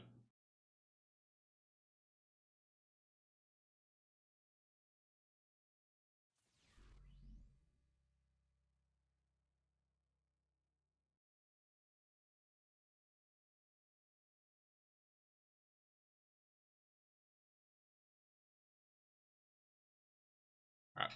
Posted something on Twitter. Please go like, retweet, comment on the tweet. It's at Max Velocity WX on Twitter. Let's get some hype for the bench cam if it actually comes back. That'd be so hype.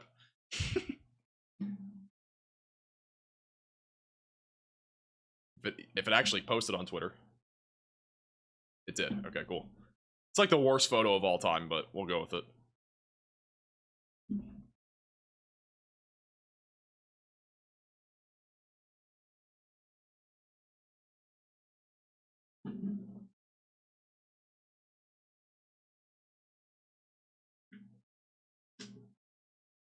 He thinks it's funny? It's not funny. This is a serious matter. We need a bench cam. We need a bench, and we need a camera. And we need it to be both corresponding to each other. We need the bench cam. It'll be a historic moment if we have a bench camera tomorrow. Thank you, Andrew, for the super chat. Wind damage expected for Bradenton. Along the immediate coastline of Bradenton, we could have some catastrophic damage, but it'll still be significant even right in, like, inland. Especially if we get the hurricane force winds that are forecasted. And again, the winds that are expected there are still in the ballpark of category 2, category 3 winds. So the most historic thing that might happen tomorrow and Wednesday will be the bench cam. might be the most historic thing that happens.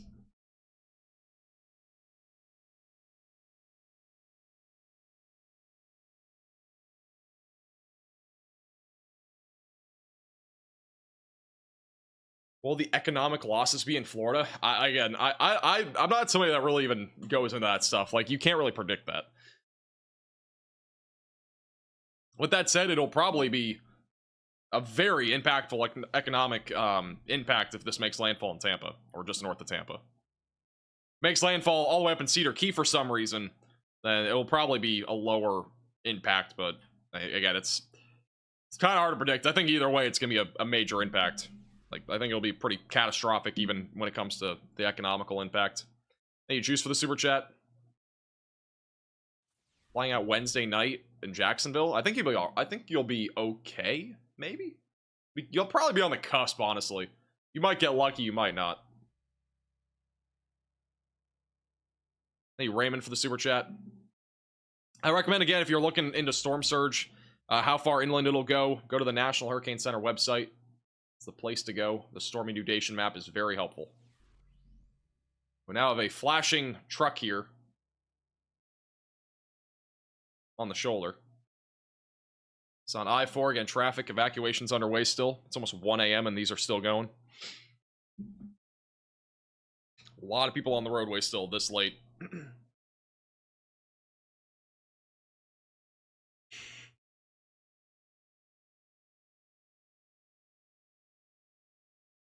Alright, while this is on, we're going to do the gritty, because I'm going to forget if I don't do it now. So we'll do the gritty real quick for 455,000 subscribers being hit today.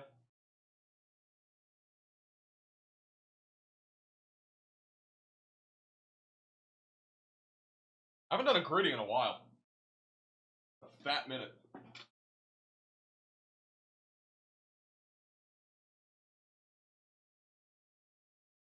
Still people going southbound? Yeah, there's plenty of people going southbound. Some of those are storm chasers. Some of them are bringing supplies and stuff. Varies.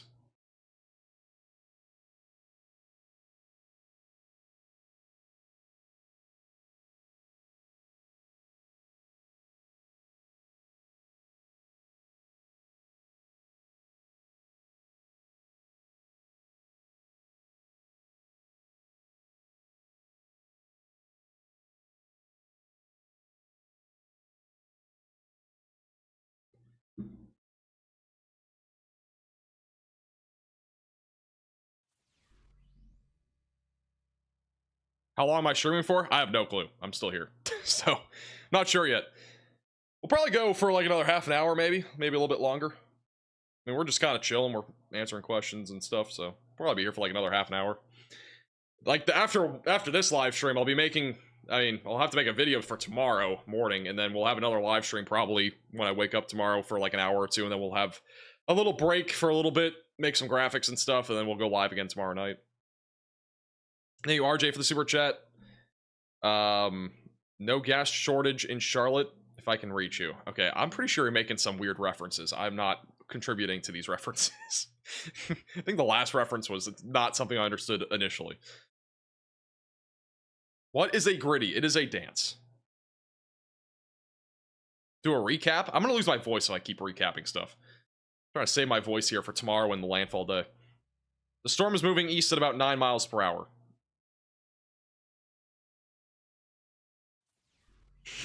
I know, Potato, I know. Appreciate the 14 months. Thank you, Jacob, for the super chat. You pull up the power outage map again? Yeah, I'll pull it up.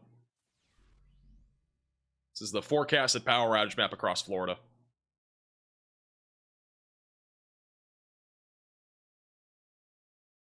Do I have a voice routine? A routine? What routine are we talking about? Like singing? Like do mi fa sol la ti do or something?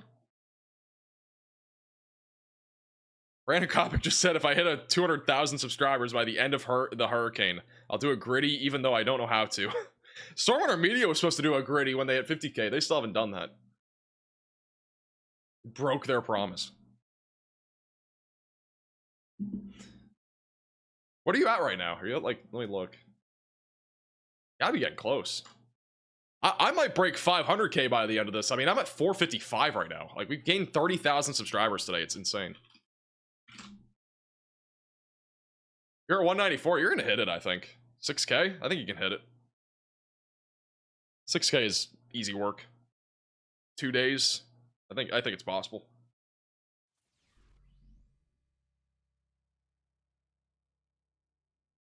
Yeah, 30k is insane. I mean, this is our highest viewed day of all time, and this is like 2 days before landfall. Highest subscribed day of all time too. I mean, it's insane.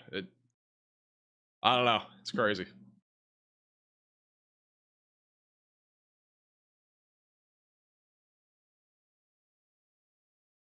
Wow. Dibble just messaged me after that gritty. That gritty was terrible, and get a new wardrobe. It's not 2016 anymore. What's that even mean?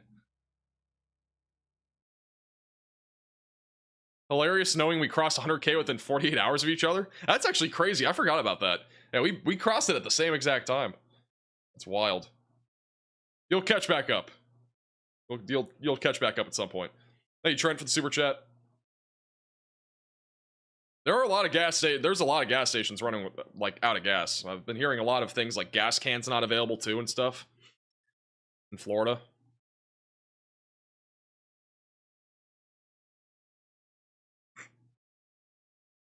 Thank you, Judith. Appreciate that. Yeah, appreciate anybody sharing the stream. Again, we're going to do live coverage the next couple of days for Milton. So if you have any friends or family in the track of this that you want, you know, to give weather coverage, that's, again, free. We don't have ads on this channel other than when you watch like the first 2 seconds or whatever. Like, there will be an ad before you actually watch it. But aside from that, there's no ads. So it's ad free. Definitely recommend you share this with your friends and family. 72-hour live stream, imagine. That'd be kind of crazy. And the camera has broke for a second. Let's see if there's any other traffic views here. Been looking at I-75 a lot. Not sure if there's traffic elsewhere. Been mostly I-75 here tonight. A lot of people just trying to travel inland.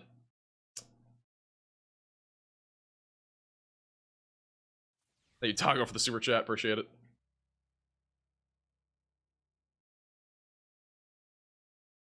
I mean, by far, the most significant traffic is literally I-75. Just walled, bumper-to-bumper traffic.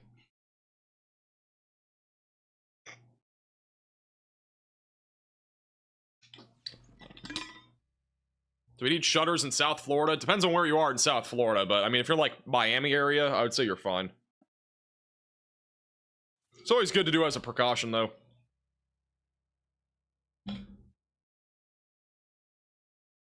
But South Florida is very vague.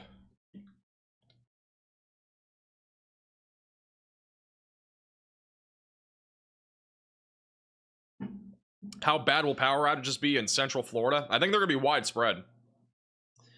And I really agree with this forecast in terms of power outages. I do think they'll be widespread across all of the pink area. Now, that doesn't mean everybody's going to see it. It just means like almost everybody's going to probably see power outages in this area. I'd say greater than like 70% of this area with power outages on by Thursday is pretty realistic.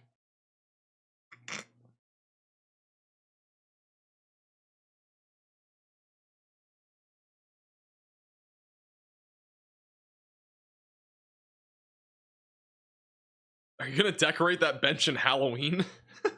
Imagine. Got some Halloween decorations, Christmas decorations. Thank you, Genie, for becoming a member, and welcome to the Velocities.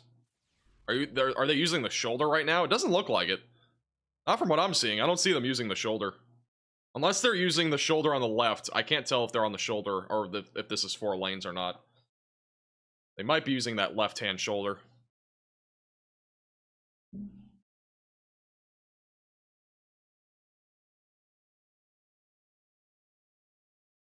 Thank you, Rachel, for the 5 gifted memberships. Got a gifted member. Make sure to thank Rachel in the chat. They're using the shoulder where I'm at? Okay, yeah. So Brandon just said he's on the road. They're using the left shoulder. So there, it is 4 lanes. And then there's this one person that's using the right shoulder right now. There's this one person. The only person that is using the right shoulder right now. I don't think they're supposed to be doing that. Thank you, Rex, for the super chat.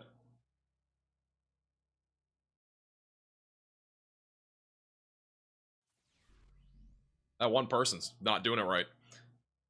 They didn't get the memo. Thank you, Reed, for the 2-month membership. This is all moving north. I mean, this is I-75. It's moving more inland from Tampa, so this kind of starts down near Tampa and moves like towards Ocala and Gainesville. That's where a lot of people are currently heading. So yeah, this would not be fun. Honestly, I would not want to be in this traffic at all. This traffic's not going to improve. I mean, it's almost 2 a.m. now, or it's 12:35. I mean, by 2 a.m. it's probably going to still look like this. So by tomorrow, it's probably going to be even worse. Everybody evacuating. Brandon's at mile marker 322. Oh shoot, you're actually getting pretty close to that camera. We might see you pass by on the camera, not gonna lie. Might see you pass by. How many miles are you away? About 7 miles or so. I end up seeing Brandon on the camera. I don't know how we're gonna be able to do that though, because like every car looks the same. Coming at least towards the camera here. When southbound.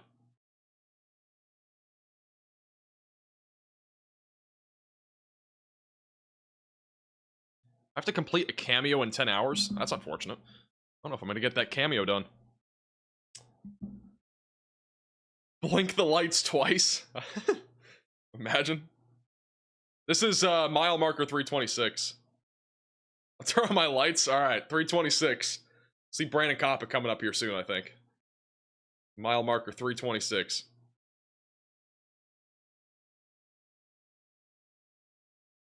Still a couple miles out, I think. This tracker is correct. You'll be... I think it's just... I mean, it's just like around this like intersection. I don't know what you even call it, but there's like 2 highways that merge.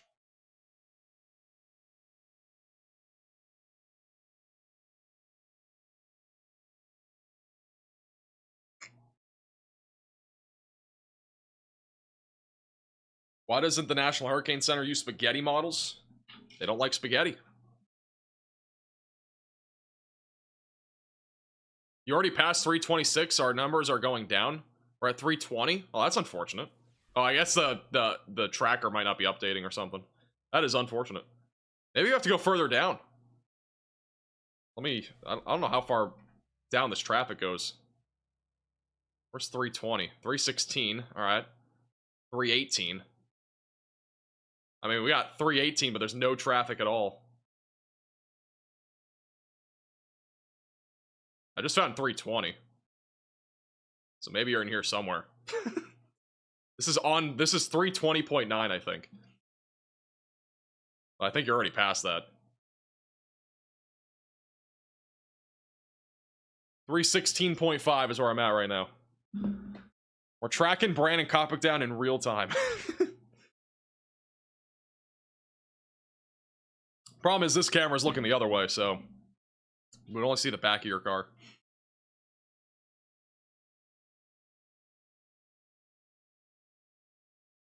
Timing of the worst impacts for Lakeland, Florida. Probably like between like midnight and like 4 a.m. Thursday, so like early morning.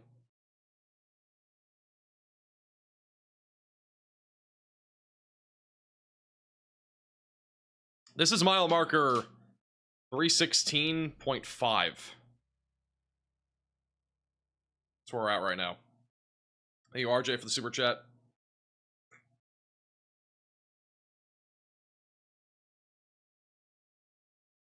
Dano, I mean, if you're on the edge about evacuating, I would evacuate. So if you're in Tampa Bay, I would recommend evacuating. Yeah, it's very situational, though. Depends on where you're at.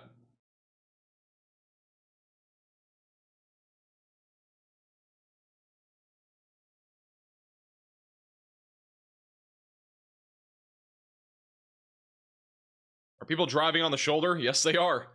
Yes, it is allowed. It is legal as of right now on the left shoulder, from what I know.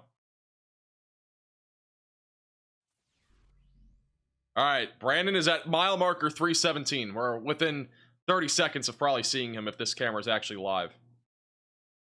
Thank you, Gibby, for the super chat. All right, he's at 317. We should see him. I don't know if this is actually live. I think it's pretty close to it, though. There? Did we just miss it? I don't think we missed it. I feel like I'd see it. Was that it? I'm not very good at identifying cars on blurry cameras. Thank you, Emily, for the $10 super chat. Oh, right there. There it is. All the orange bright lights. That's him. Had to have been. That's the lights that he was talking about. I was like, what lights is he talking about? I thought he was meaning like high beams or something.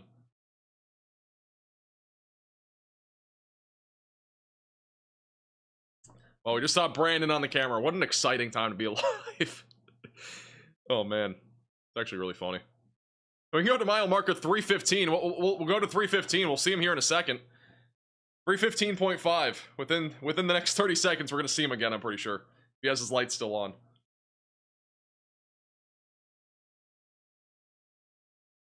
People on the road are probably like, what is this guy doing? That might have been it. Unless his lights were off. A couple of different cars right there. They both kind of look similar.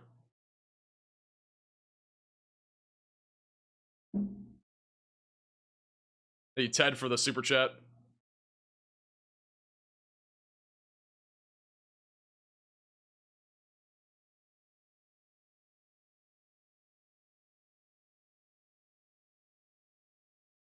I just passed the 314. Man, you're flying. 314. I can't keep up. Where are we going here? 313. That's not looking at it. Thank you, Marty, for the $10 super chat. 311. 311 is our next opportunity. Or actually, no, 312.3. All right, 312.3 is our next opportunity to catch him.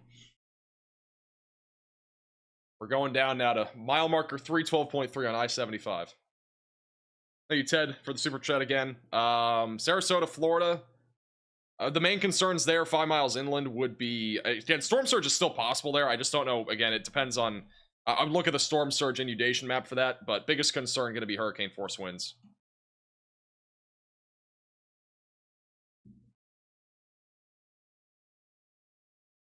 Why are we stalking? I have no clue. That's what happens at 1 in the morning, I guess.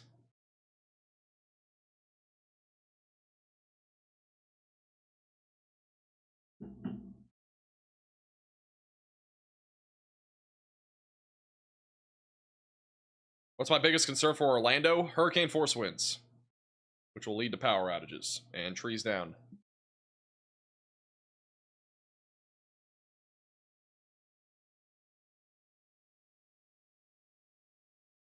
Thank you, Andrew, for the super chat.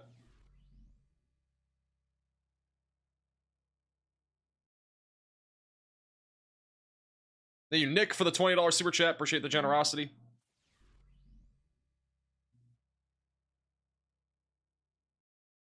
I mean, I would recommend, you know, leaving, but again, you can't really change the decision of somebody. Like, I mean, I've already kind of given my 2 cents into it. You know, I think that you should leave if you are near the coastline.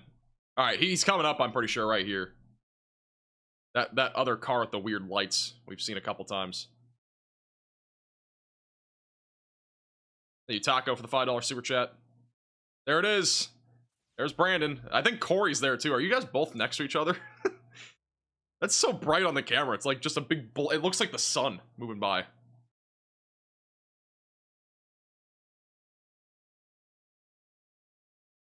There was 2 of them. That had to have been Brandon and Corey. It's both of them? Alright. That's Corey and I. Alright, I got it right. Cool. Funny. Can't believe we saw him twice on the highway. We could probably see him again coming up. There's another one at mile marker 311. I'll keep a close eye on it. If they keep doing it, we're gonna see them at 311. I mean, like, it's gonna be within, like, the next 30 seconds. I just saw the other car go by.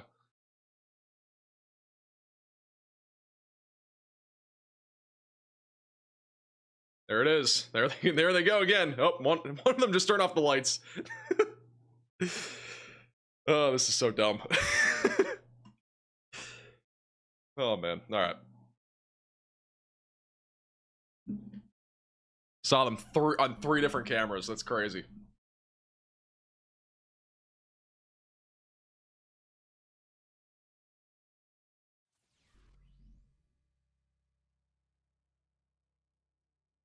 All right. Let me get back to chat here. My friend lives in Kissimmee. What kind of impacts are expected? Hurricane force winds again, the main concern, Adam, for Kissimmee, Florida.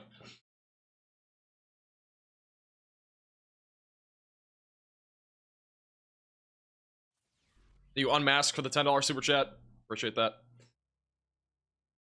We're chasing Brandon. Yeah, we're not even chasing the hurricane anymore. We're just chasing Brandon on the road. That's all we're doing. Nothing weird. Completely normal.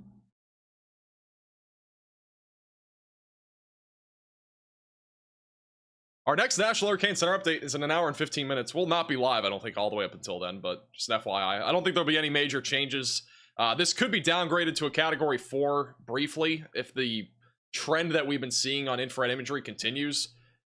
They are going through the hurricane again, so we're going to see what they're looking at. But pressure is now up to 919 millibars, so it has been weakening. But we'll see. And it is undergoing eye wall replacement, and so this could be a weaker hurricane temporarily until it forms its new eye. Thank you, Avery, for becoming a member. Avery is the 200th new member today on the channel. W's in the chat. 200 members today. Sheesh. A lot of those were gifted, but W's in the chat.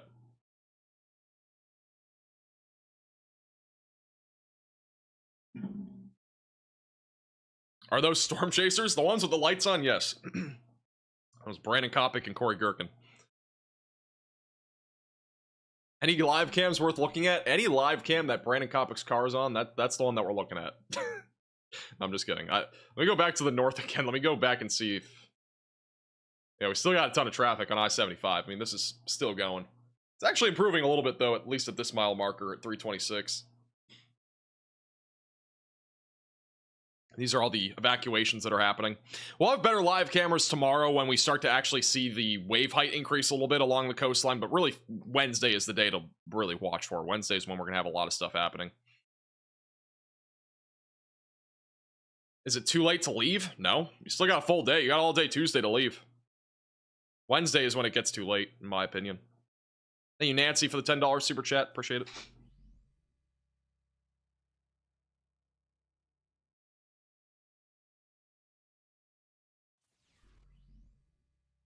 From Merritt Island, Florida. How's it going? Mad Mike. I don't know where that is, but it sounds like a fancy place. Yeah, it's not too late to leave if you're evacuating, but I mean, again, after Wednesday morning, it becomes too late. Thank you, Unmask, for the becoming a member. Thank you, RJ, for the $10 super chat. Yeah, no politics in the chat. I don't care if you super chat or not. No politics. Hey, Thomas, for the super chat. Thomas, it's going to be kind of on the edge there again. Hurricane force wind gusts are going to be possible up in Jacksonville, so I kind of compare this to like Helene when it comes to winds. It'll be kind of close to that up there in Jacksonville, so that's what I could compare it to. Oh yeah, the new hurricane models are coming out. Let's check that out. We got the new hurricane models coming out. HAFSB model run is coming in as we speak.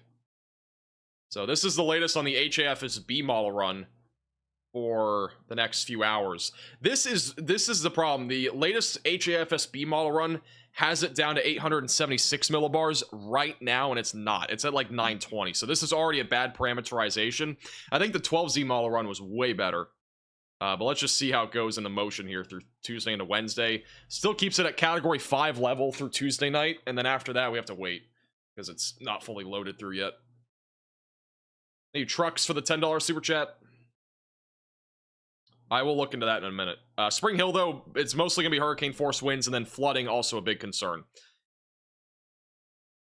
If you want to check if you're in an evacuation zone, you can go to, there's a website that you can look up for evacuation zones. If you look up Florida evacuation zones on Google, you'll probably find it. Thank you, Logo, for the $5 super chat. Thank you, Kimber, also for the super chat. If your neighbors are boarding up, I mean, it might be a good idea to board up yourself, honestly.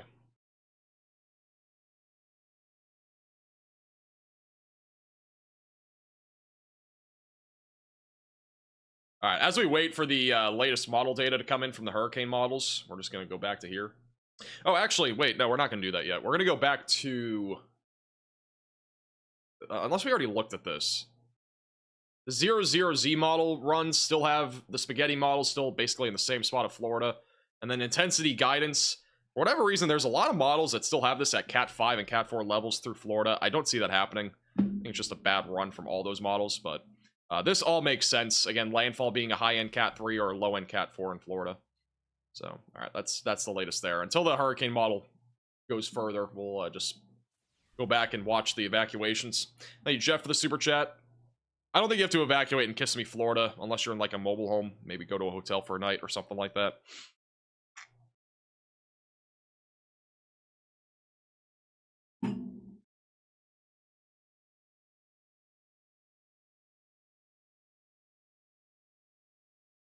The amount of red lights on this highway tonight. Crazy. Kind of looked like the traffic was starting to get a little bit better, and it's just not. Thank you, RJ, for the super chat. Oh, Josh Jacobs for Brandon Ayuk. Brandon Ayuk isn't even that good. He's fallen off. Got that new contract, and he just can't play anymore. I don't know what's going on with Josh Jacobs, to be honest. I haven't really been paying attention to him this season.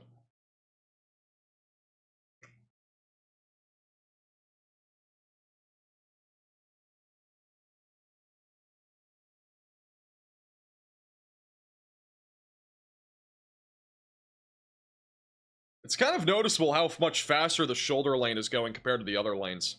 The left shoulder, a lot more people are moving a bit quicker than all the middle 3 lanes. The left lane is definitely the slowest out of any lane. It's a standstill. Thank you, Kevin, for the super chat. We are only 250 subscribers from 456,000. Again, if you are new to the channel, make sure to subscribe down below. We won't have any word on the bird flock probably until tomorrow when there's daylight. I don't think the hurricane hunters are really going to be able to see them.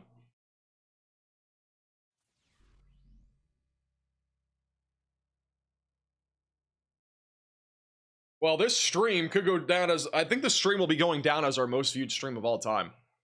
Which is kind of bonkers. Thank you, Joel, for the super chat. Indian Town should be mostly just tropical storm force winds. This is on I-75, mile marker 326, looking northbound. Oh, here's the latest hurricane hunter. Wow. That eyewall replacement really weakening this hurricane. 927 millibars. I think this is back to a Cat 4, honestly. It's still a very intense hurricane, but I think it's down to a Category 4 hurricane now. It has been weakening quite a bit.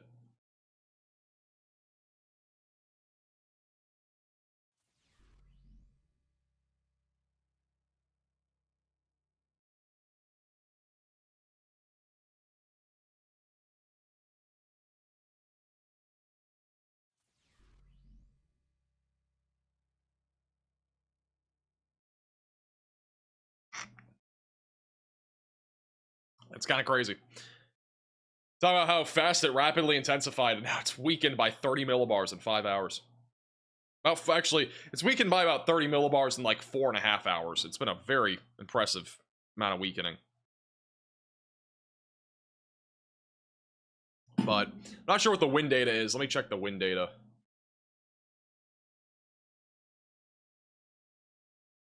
See what the wind is being observed at. They're observing winds now at 125 knots. Which, if that's true, this is a middle grade Cat 4. Man, I wouldn't be surprised. I mean, it is a small hurricane. I'm not going to stay up until the 2 a.m. advisory, but I would not be surprised if this hurricane just went from a 180 mile per hour Cat 5 to a 135 mile per hour Cat 4 or something crazy. Now, our next update won't be until 2 a.m., I don't think, unless they do an update sooner, a special update, but that's quite the drop. If that's the case, that is quite the decrease. Again, there is an eye wall replacement happening, which is why this is happening, but it is expected to intensify again tomorrow for the record. But still, this is crazy roller coaster ride when it comes to the intensity.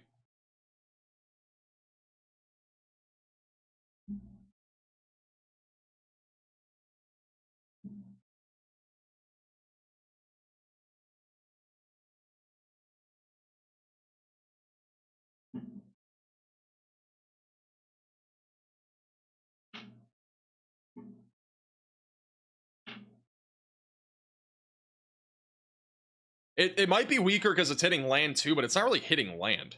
Like, there is like, if we put the eye right here, right, that's where the eye is.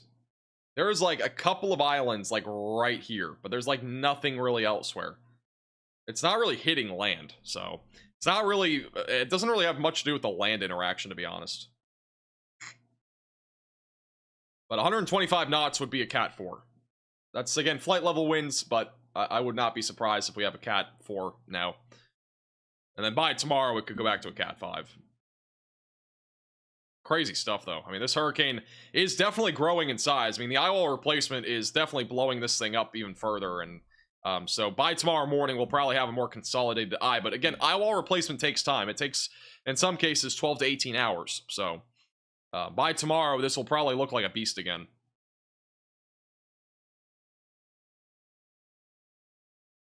Thank you, Nash, for the super chat. I don't know about street cams in Meridia. I'm not really looking into that tonight. I'm guessing it's just really windy though.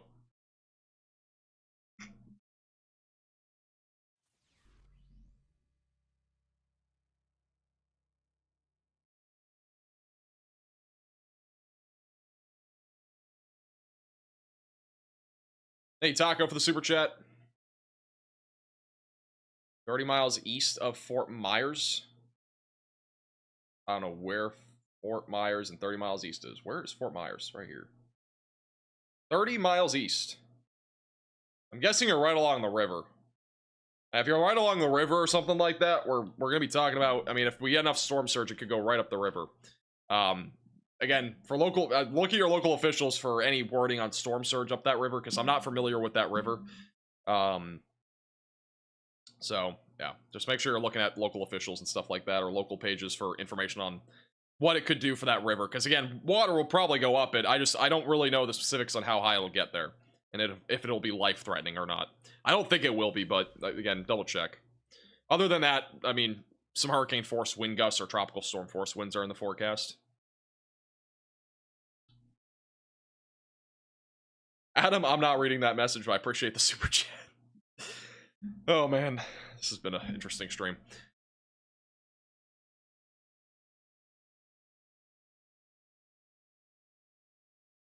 Can someone tell me about Florida? Florida is a beautiful state. Lots of things to do. You can go to Disney World. You can go to the beach. You can talk to some friends and family. Go to the bar. Get a drink. Get a cold sarsaparilla.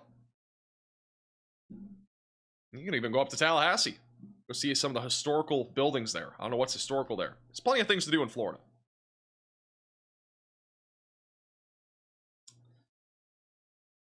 You know, there's 20,000 of you watching. There's probably at least 1,000 people that are watching this that are sleeping. That fell asleep to watching the stream.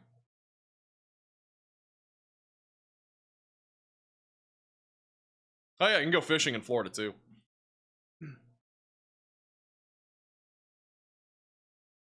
Somebody just said sweat your butt off. It's pretty true. In Florida in the summer, you're definitely sweating.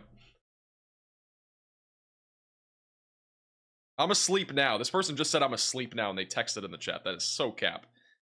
Unless you got one of those new Elon Musk like devices that goes into your brain. I don't even know what they're called. Neuralinks. Thank you, James, for the super chat. Thank you, Drew, for the super chat. Appreciate that. Thank you. Thank you, Michelle, for the super chat.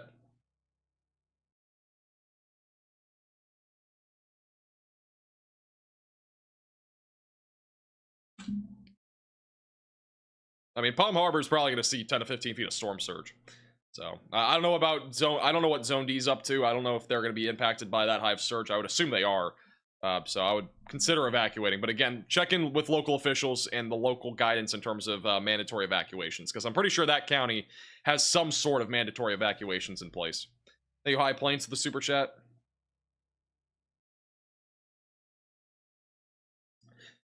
Atlanta Motor Speedway in Hampton, Georgia is opening up campgrounds for free with restrooms. Please share. That's what he just said in the chat. Thank you, Customer Service, for the $10 super chat. Customer Service. Very interesting name. Models seem to be keeping it landing further and further south. I'm in Miami. The models really aren't going south. They've been pretty consistent on Tampa. We'll see what the HAFSB model run shows as it approaches Florida. This model's been pretty accurate in the past, so see what this looks like for landfall and whatnot. We are now 50 subscribers away from 456,000. If you are new to the channel, make sure to subscribe down below. Keep you updated with the latest on Hurricane Milton as it approaches Florida.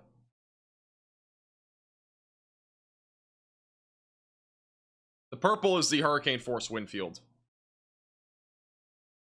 The latest model data will continue to come in here over the next few minutes. How's it going, Freddy? I have to leave for the airport in 3 hours. Why are you still awake, dude? Are you still awake? Have you even slept yet? Thank you, Greg, for becoming a member. Dude, go to bed. This man's been up, like, all day. You're gonna be so chalked tomorrow. You know that? If you don't go to bed, like, you're gonna be so cooked.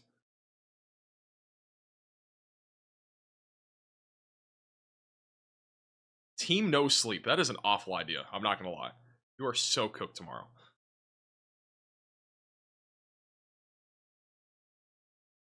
I'm already cooked, I can tell. I mean, you're up at 12 a.m. You have to get up at like 2 hours. That does not sound fun. Like, that sounds awful. Might be time to cancel the flight. Just not go chasing at all, you know? The bust. It's already a bust with no sleep. Hey, Michelle, for the super chat. Appreciate it.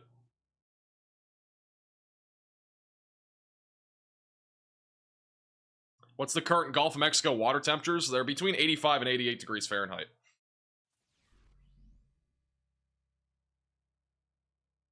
Hey, Freddy, for becoming a 1-month member. Wow, how time flies. As a 1-month member, this man just said it. Time flies. Wow. Appreciate you becoming a 1-month member. W's in the chat for Freddy. Sheesh.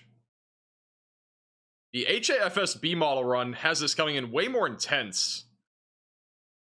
And actually has it more as like a Cat 4 in landfall in Florida. Wednesday night.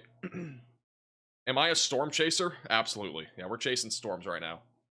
See that truck on the bottom right of your screen? That's me right now. We're chasing. Freddy, we were storm sniping. We were stream sniping Brandon Kopic and Corey Gherkin on the road on the interstate. It's pretty funny. Stream sniping them with the traffic cameras. It's pretty funny.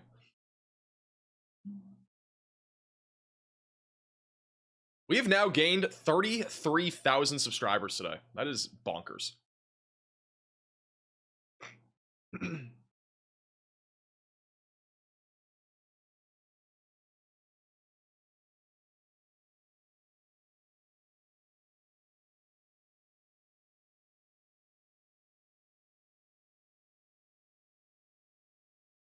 Hey, Jesse, for the super chat. Where is UCF? I have no clue where UCF is. Thank you, Michael, for becoming a VIP Velocity member. Welcome to the Velocities. How much do I trust this model? I don't know about intensity. I think this is coming in too hot, but I think in terms of the track, I still think I agree with the track still. As of making landfall is still like a Cat 4 hurricane or a high-end Cat 3 in Tampa on the most recent run. I don't agree with intensity. I think it's the parameterizations that it has beginning on this model is just way too low of an intensity, because again, it's at 900 and it's like 920 millibars now. I mean, the pressure is increased substantially. This model, in my opinion, is the closest to that accuracy. I think this is more realistic for landfall. So I think this is a much more realistic model run for right now. Thank you, Adrian, for the super chat. Cancun isn't really expecting many impacts. Just be some wind gusts overnight tonight and tomorrow morning. We also do the HFSA model run, which is still a little bit behind. See what the HFSA shows.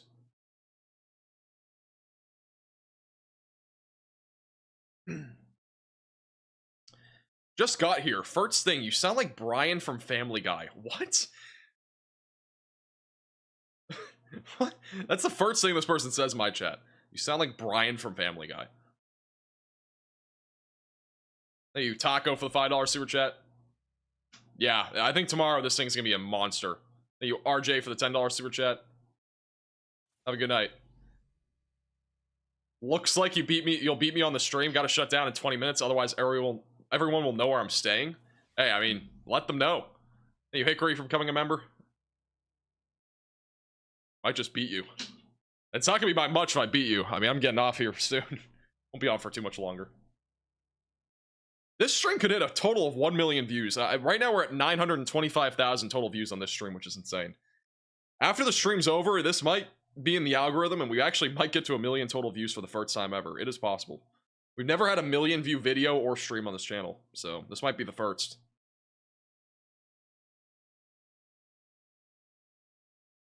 Just need 75,000 people to watch this after the stream is over.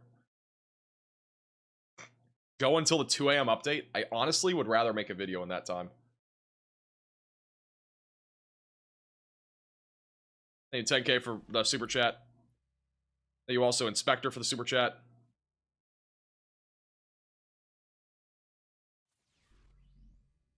Thank you, Interesting, as well, for the super chat. And thank you, S, for the super chat. Appreciate the generosity. I already did the gritty. I already did it.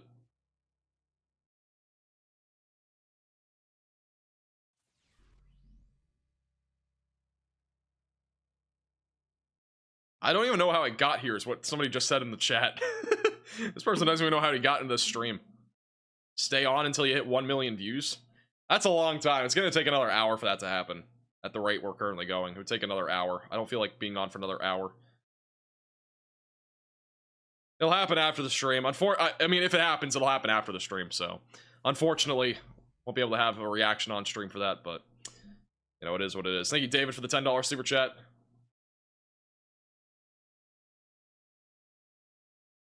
I appreciate that. Thank you, David. Yeah, feel free to reach out.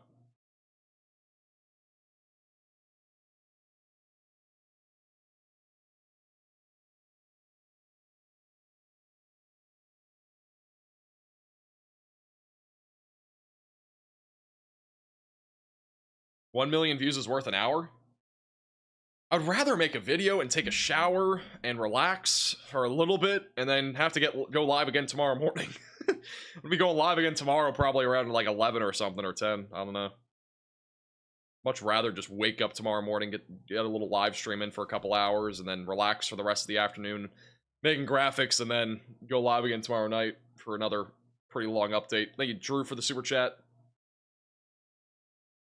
I think the tornado risk is going to be low. It's mostly going to be on Wednesday for the Orlando area.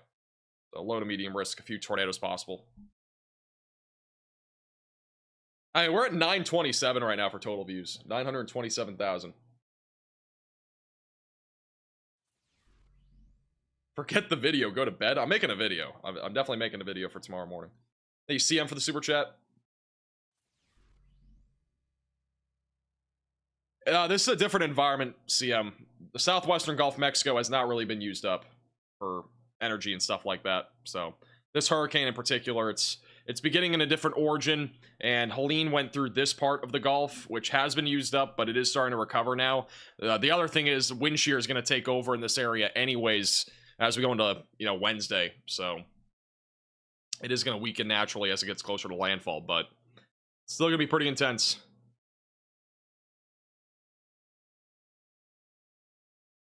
Thank you, CC for CD, excuse me, for becoming a member, and welcome to the Velocities. Hurricane models are still coming in. Where'd the eye go? It's undergoing eye wall replacement, so it'll have a new eye probably tomorrow. It's a Cat 4 more than likely right now, but it'll probably come back to a Cat 5 level.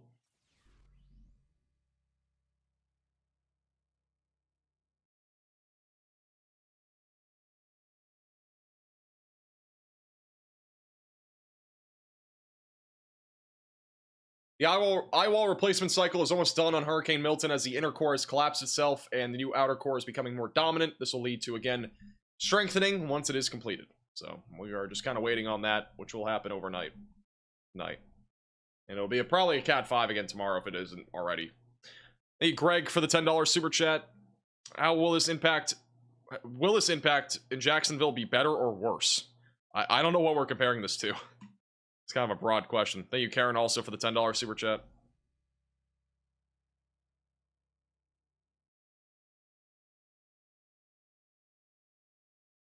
Stay live until a new eye. That new eye might be 5 hours from now. Like it's hard to predict when we'll actually have an eye again. That's definitive.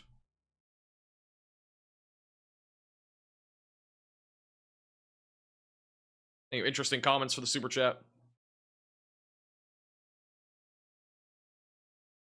Yeah, you should be fine. I mean, there's gonna be a lot of traffic, but you should be able to make it out fine.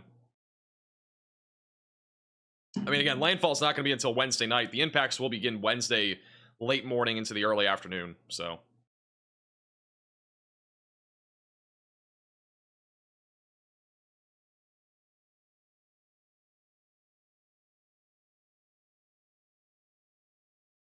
Stay live until landfall. Yeah, let me stay live for the next 48 hours.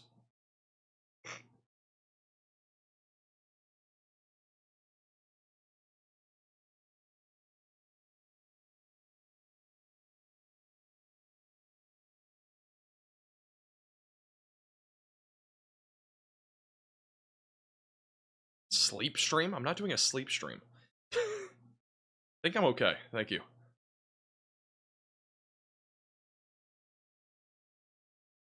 Will I be on all night? No, I'm not. I'm not gonna be on all night. Because we're gonna make a video, take a shower, go to bed, get up tomorrow, repeat, live streams, other stuff.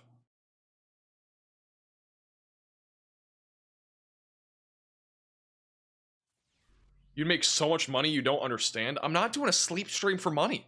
Like, there's no way. You, Idaho, for the $5 super chat.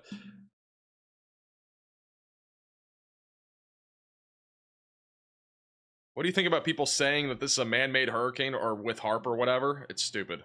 Next question, please. Thank you, James, for the super chat. It could make another run at peak intensity tomorrow. Yeah, I think it's very possible. I mean, this is going to be a more intense hurricane tomorrow, so. Oh, I got you, Brandon. That makes sense. Okay. It's kind of wondering. It's usually not delayed. Thank you, Aaron, as well, and CD for the super chats. Go Cowboys. Go Patriots. My Patriots suck. They are doing abysmal this year. They had a good start, and they can't do anything after that. Thank you, Kodos, for the super chat.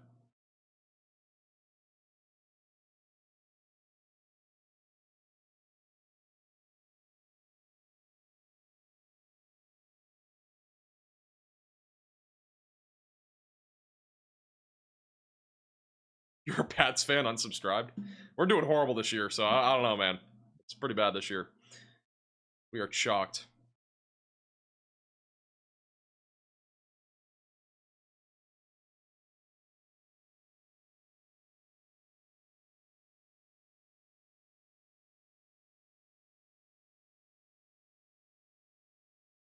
At least you're not a Bills fan where you just get let down every year. That's true. I mean, Patriots have already been let down after losing to the Seahawks. I kind of just accepted that we're not going to be good this year. So, yeah, like I was like, oh, we might be good this year, and then the Bengals are now like 1-4. I'm pretty sure. So, Patriots and Bengals are the same record. It looked really good on paper initially. Now it looks pretty bad.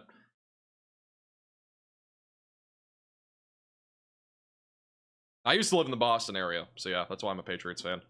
Hey, James, to the super chat.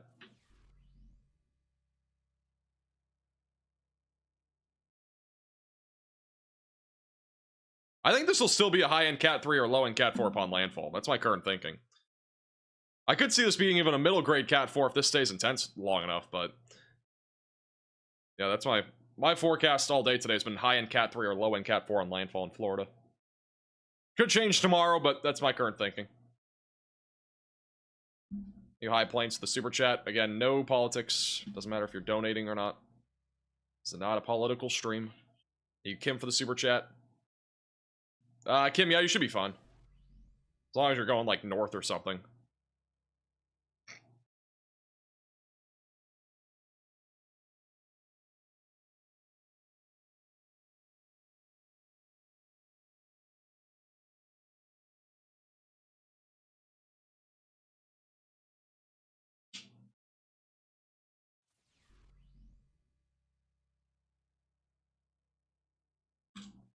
If we wanted to get to 1 million views on this stream, it would take another 42 minutes right now at the current pace we're going. Not sure if it's worth it. 42 minutes. I would rather make a video still. I think we'll just end up hitting 1 million views after the stream. Hey, you Gribe up for the super chat. There's a lot of you guys still in here and asking questions. It's kind of crazy. For being 1 a.m. Mostly gonna be hurricane force winds and storm surge near the coastline, Gribo.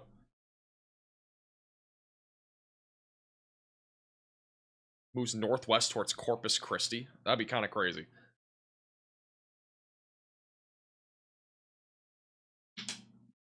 We need our info. I know, but it's pretty late. I like your glasses, big dog. Appreciate that. Thank you.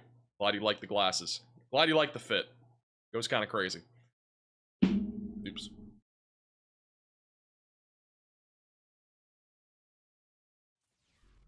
Thank you, Aaron, for becoming a moderate velocity member. Thank you, Kodos, for the $9.99.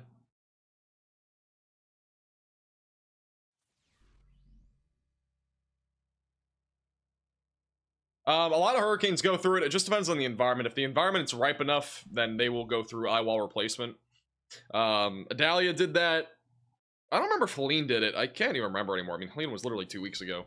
I don't think Helene went through it. I think Ian went through it.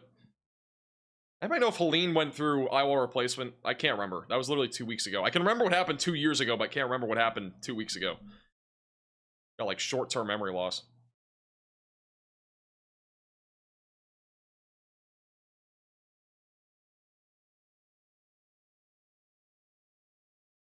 C1, I don't know what you're talking about. I don't know what you're talking about there. Don't comprehend the question or comment.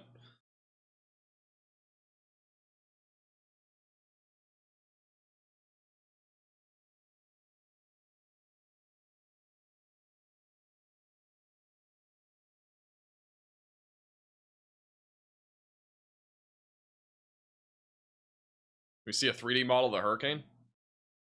This is the 3D view now.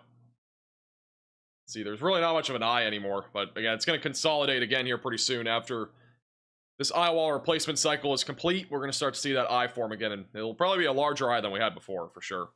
Best way to reach out? Facebook Messenger or email. Both of those linked in the description. I don't really check Twitter DMs, to be honest. Discord also a good place to reach out. Thank you, Kyle, for the super chat. I mean, again, it's possible that tomorrow, this is the most intense part of the hurricane, you know, is possibly going to happen tomorrow. So.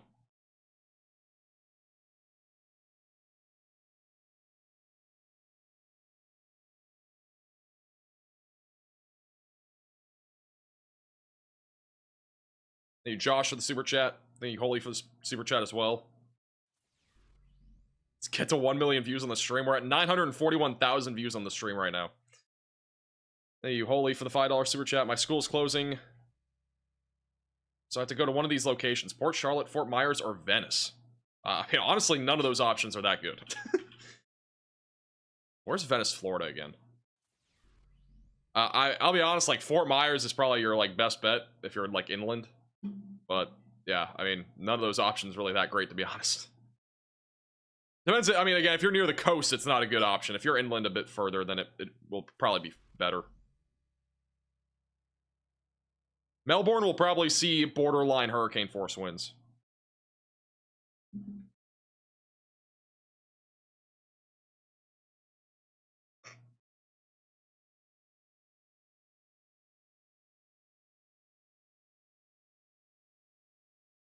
Thank you, Matt, also for the super chat. Can't wait for 7 hours of commercial-free storm coverage here on the Max Velocity channel.